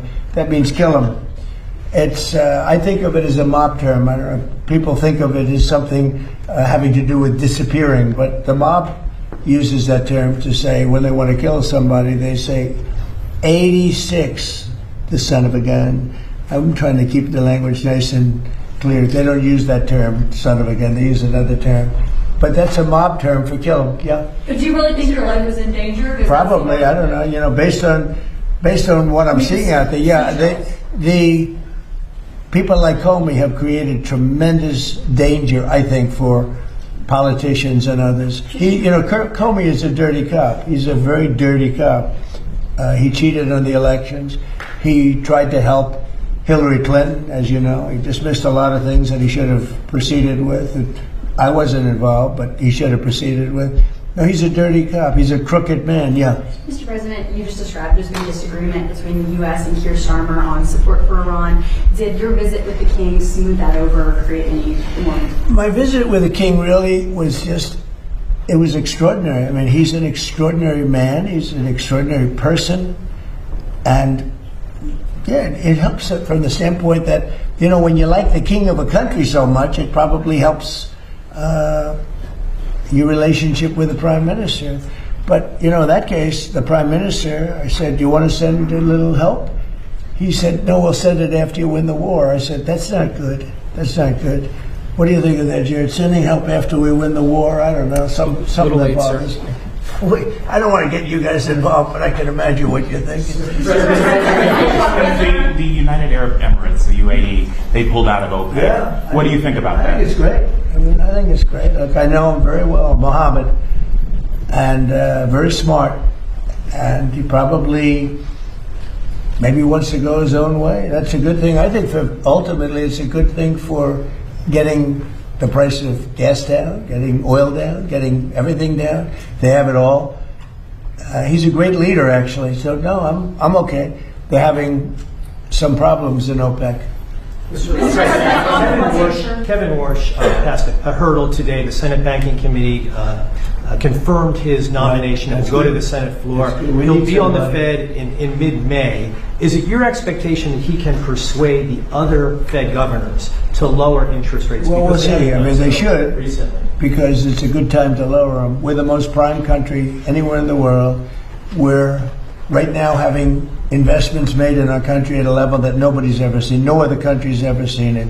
Tens of billions of dollars are being invested. Factories, auto plants, AI. I mean, not just AI, because AI is new. We're leading China by a lot in AI, as you know.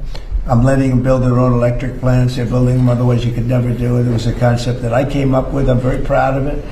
And by the way, they're building electric plants that people in the utility industry have never seen before. They're saying, man, that's incredible. So they're building these massive buildings that cost billions of dollars, and they're building their own electric plants, so they're not taking from a source or the old grid, you know, an old grid that wouldn't be able to do it. No, we're leading with everything, but in the history of our beautiful world, there's never been a country that has so much money being invested in it as us. And tremendous number of auto plants, by the way. The auto plants are coming out of Canada, Mexico, Japan, South Korea, Germany. They're all coming to the United States. And the reason is I have a very smart tariff policy. You know, we were taken advantage of for years. We were being ripped off by other countries for years. And those days are over. Yeah, please. Mr. President, regarding Iran, how long are you prepared to maintain the blockade? Could that go several more months? Well, the blockade is genius, okay? The blockade has been 100% foolproof. It shows how good our Navy is, I can tell you that. Nobody's going to play games. We have the greatest military in the world, and I built much of it during my first term, and we've been building it since. And the greatest anywhere in the world, nobody even close. And you see that, whether it's Venezuela, and they have a good military in Venezuela, but it was over in one day. It was actually over in about 48 minutes. Iran, the same thing. I mean, militarily, we've wiped them out. They have no military left. It's all, the Navy's at the bottom of the sea. The Air Force is never going to fly again. We've got an amazing military. Now they have to cry uncle. That's all they have to do. Just say, we give up. We give up. But their economy is really in trouble. So it's a dead economy. So will Operation Economic Fury and the blockade get Iran to nuclear talks fast enough, or do you think another wave of strikes will be necessary? I don't know. It depends. We have talks. We're having talks with them now, and we're not flying anymore with 18-hour flights every time we want to see a piece of paper. We're doing it telephonically, and it's very nice. I make a call, or I have my people make a call, and you know the answer. I always like face-to-face. I consider it better. But when you have to fly 18 hours every time you want to have a meeting, and you know what the meeting's all about, and you know they're going to give you a piece of paper that you don't like before you even leave. It's ridiculous. They've come a long way. The question is whether or not they're going to go far enough. So at this moment, there will never be a deal unless they agree that there will be no nuclear weapons. Yeah, go ahead. Are you considering relocating NASA's headquarters out of D.C.? States like Florida, Texas, and Ohio have expressed interest. You're going to have to say it differently. Sorry, are you considering relocating NASA's headquarters out of D.C. once the lease is up? States like Texas, Ohio, and Florida. Well, the best man to tell you that is the man standing right over here. You heard that question with those beautiful ears of yours? He's got great hearing, He's got super hearing. Trick of the trade, sir. What's the answer to that? I think the answer to that is we have 10 amazing centers around the country that all kind of bubble up to contribute to the mission we're able to undertake, like Artemis 2. I think in terms of the headquarters, we have a lot of people very interested in our mission. So being here in D.C. gives us the opportunity to kind of interact from all our stakeholders, make sure we make the right decisions for the nation. Yeah, D.C. is an advantage, I guess, for you. It's got to go around. It's got to see some senators, make sure they keep going, right? Yes, Mr. President. Probably staying around is not so bad. And importantly, Washington, D.C. is now one of the safest cities in the country. When I came here a little more than a year ago, it was a very unsafe city. And now, maybe even more importantly than that, we have the hottest country anywhere in the world. And you helped make it hot. You helped make it hot. When a year and a half ago, and I say it a lot, the King of Saudi Arabia, but others also, the King of Saudi Arabia said, Mr. President, a year and a half ago, we thought you had a dead country. We thought the United States was a dead country, and now you have the hottest country anywhere in the world, and we do. And believe it or not, I mean, when everybody in the world was watching that incredible performance by NASA, these incredible people behind me, where they get the bravery, I have no idea. But you're a big part of it. You really are. We have the hottest country in the world. Thank you very much, everybody. Thank you,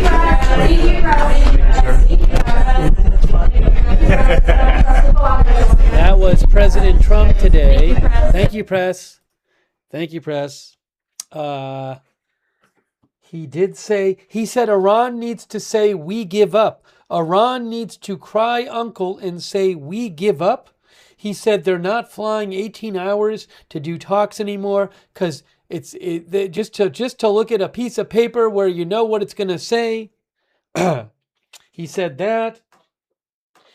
He said, we're talking to them on the phone.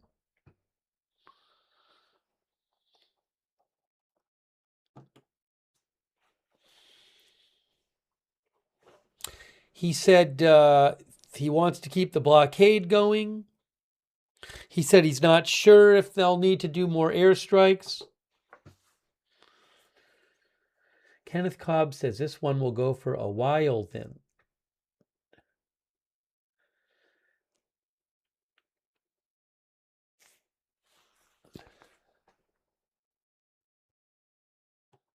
Hold on a second here.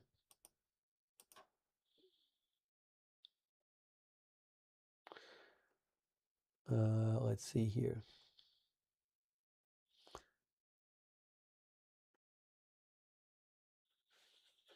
Antonetti thinks Iran is getting hit soon.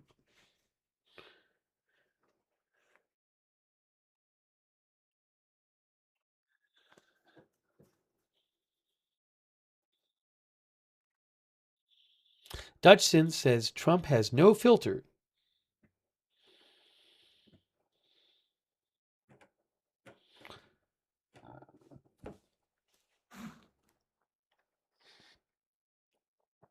Okay. Read a couple more comments here.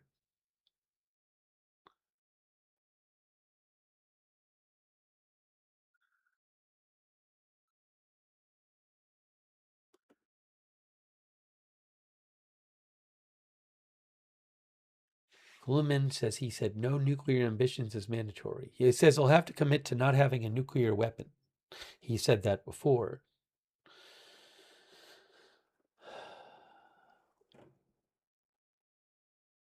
Well, in 2 days the market closes, by the way, for the weekend, Friday. We'll see, do we get anything? Sometimes stuff happens over the weekends. Let's see. I think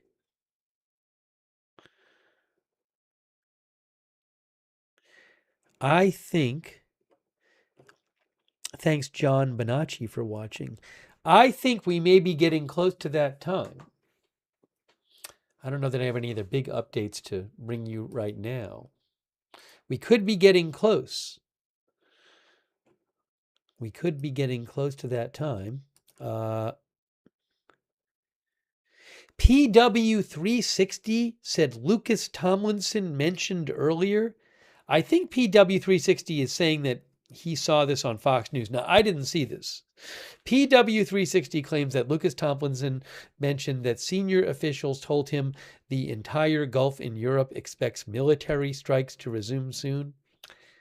Maybe he did say that. I don't know. I mean, Axios said that there are plans for a short, powerful round of strikes, but that President Trump hasn't approved that yet.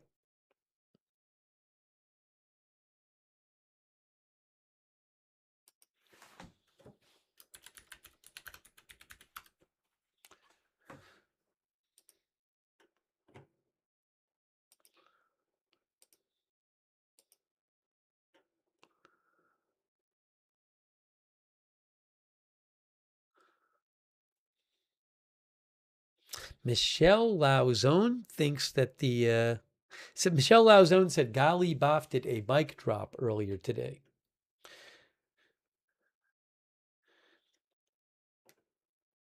Sorry, I missed that comment earlier. That was when the Iranian Speaker of Parliament said, just to remind you, he said, 3 days into the blockade, no well exploded. We could extend to 30 and live stream the well, and we could extend to 30 days and live stream the well here. This was the kind of junk advice the U.S. administration gets from people like Scott Bessent, who also pushed the blockade theory and cranked up oil to $120 plus. Next stop, 140. The issue isn't the theory, it's the mindset. That's what Speaker Ghalibaf said.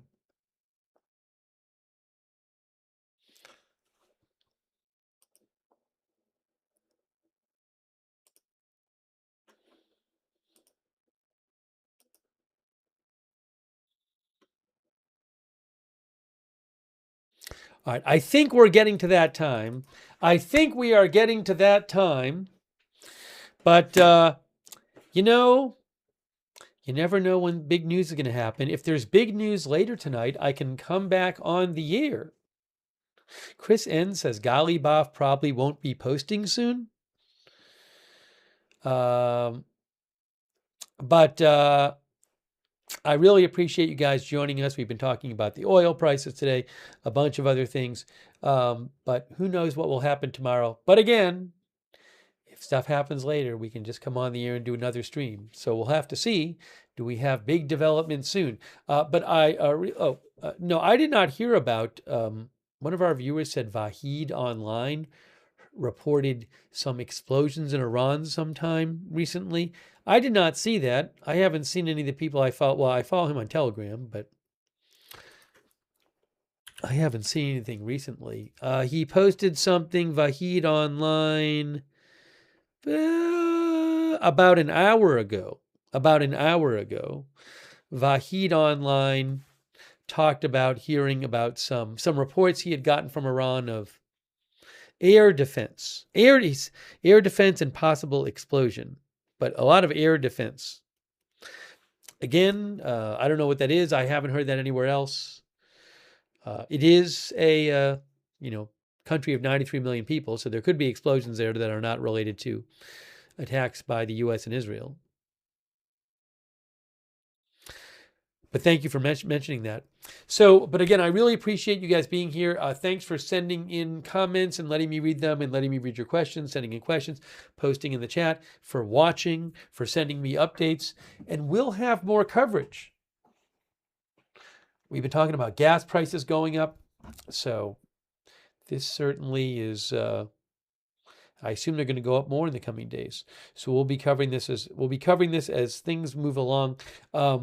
But again, appreciate you being here. Hey, I will post updates when I'm not on the air on my X account, which is @Lookner. You can follow me over there, @Lookner on X, for breaking news updates. And I would suggest turning on our notifications. I never know when we're going to jump on the air and cover new breaking news, but you can get notified before we go live every time by signing up for our free notifications. We do that through Discord. They're really reliable, and it's free to sign up. The mods will post the sign up link in the chat. You can also find the sign up link in the description of this video on YouTube and Facebook. So sign up for the notifications. Big shout out to our moderators too, who are so awesome. A lot of people in the chat as usual today, and their mods are the ones who keep things under control there and civil and respectful. Hey, Leslie, Ladyhawk, Haley Girl over there on YouTube moderating right now. Huge thanks to you and all of our other YouTube mods. Over on Twitch, all of our mods there, including people like I Got That Fire, Matthew Kohai, 3 Surly Dev, and others. And Linda Belk, Larry, Misha moderate for us on X, on Facebook, K. Larry Body, Paul Anderson, Andrea Holder, Shannon Davis Hughes. Thank you so much to all of our moderators. I greatly appreciate it. Thanks to everybody who supported the channel today. Blackhawk, COC, and everybody else who supported the channel. Very kind of you. And that is what allows this channel to exist, is your support. So I really, really appreciate it. I think I got everybody earlier. But again, huge thanks for your support. And hey, by the way, if you're on X, another great way to find out when we're live, follow us on X @Agenda Free TV. I always post there before we go live. I give you a heads up, and I post updates about the channel there @Agenda Free TV.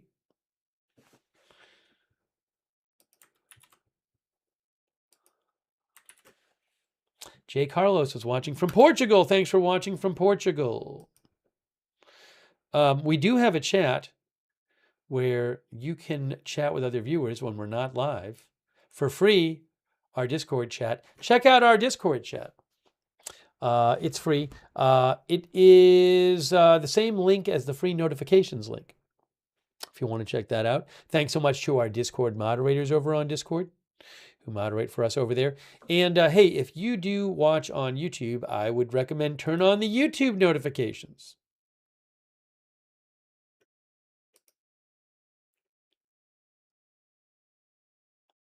To turn on the YouTube notifications, what you need to do is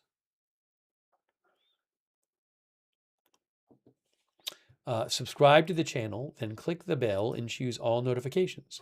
If you're already subscribed, make sure you click the bell and choose all notifications.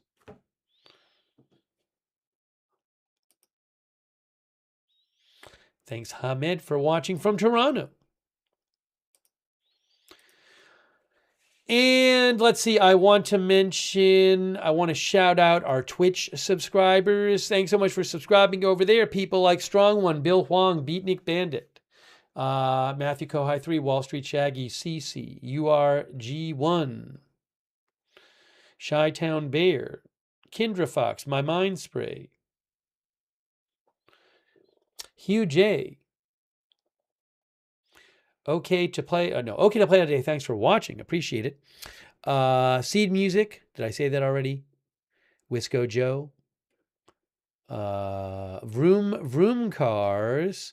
Boba J Fett. Thank you.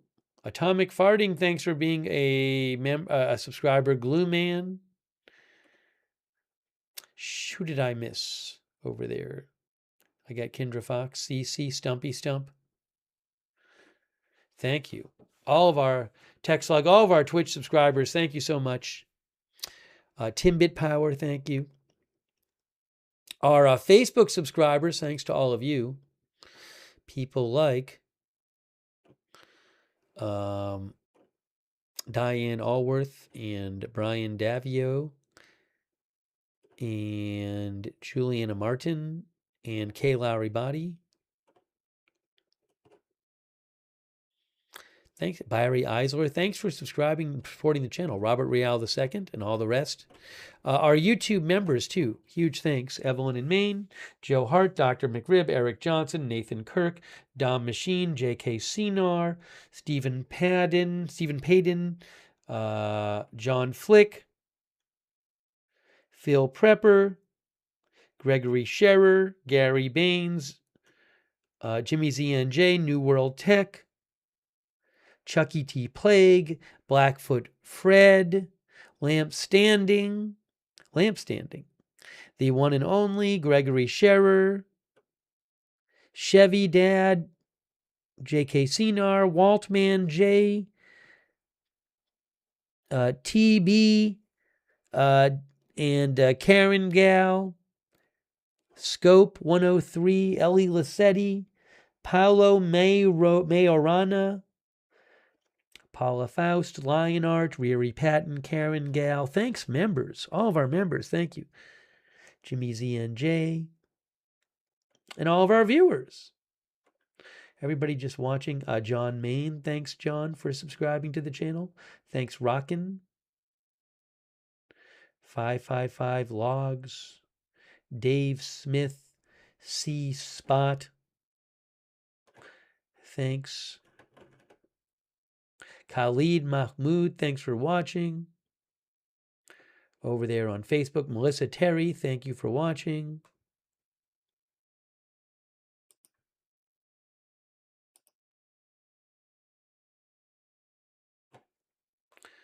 And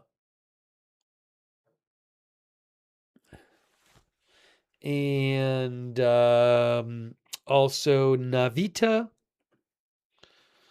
Read the Kiwi, My Mind Spray, thanks for watching. SDF DSV, Tuna, Core Count, thanks for watching. All right, guys, it is time. It is time right now, but again, I will be keeping an eye on things. And we will have more updates on the war and other big stories.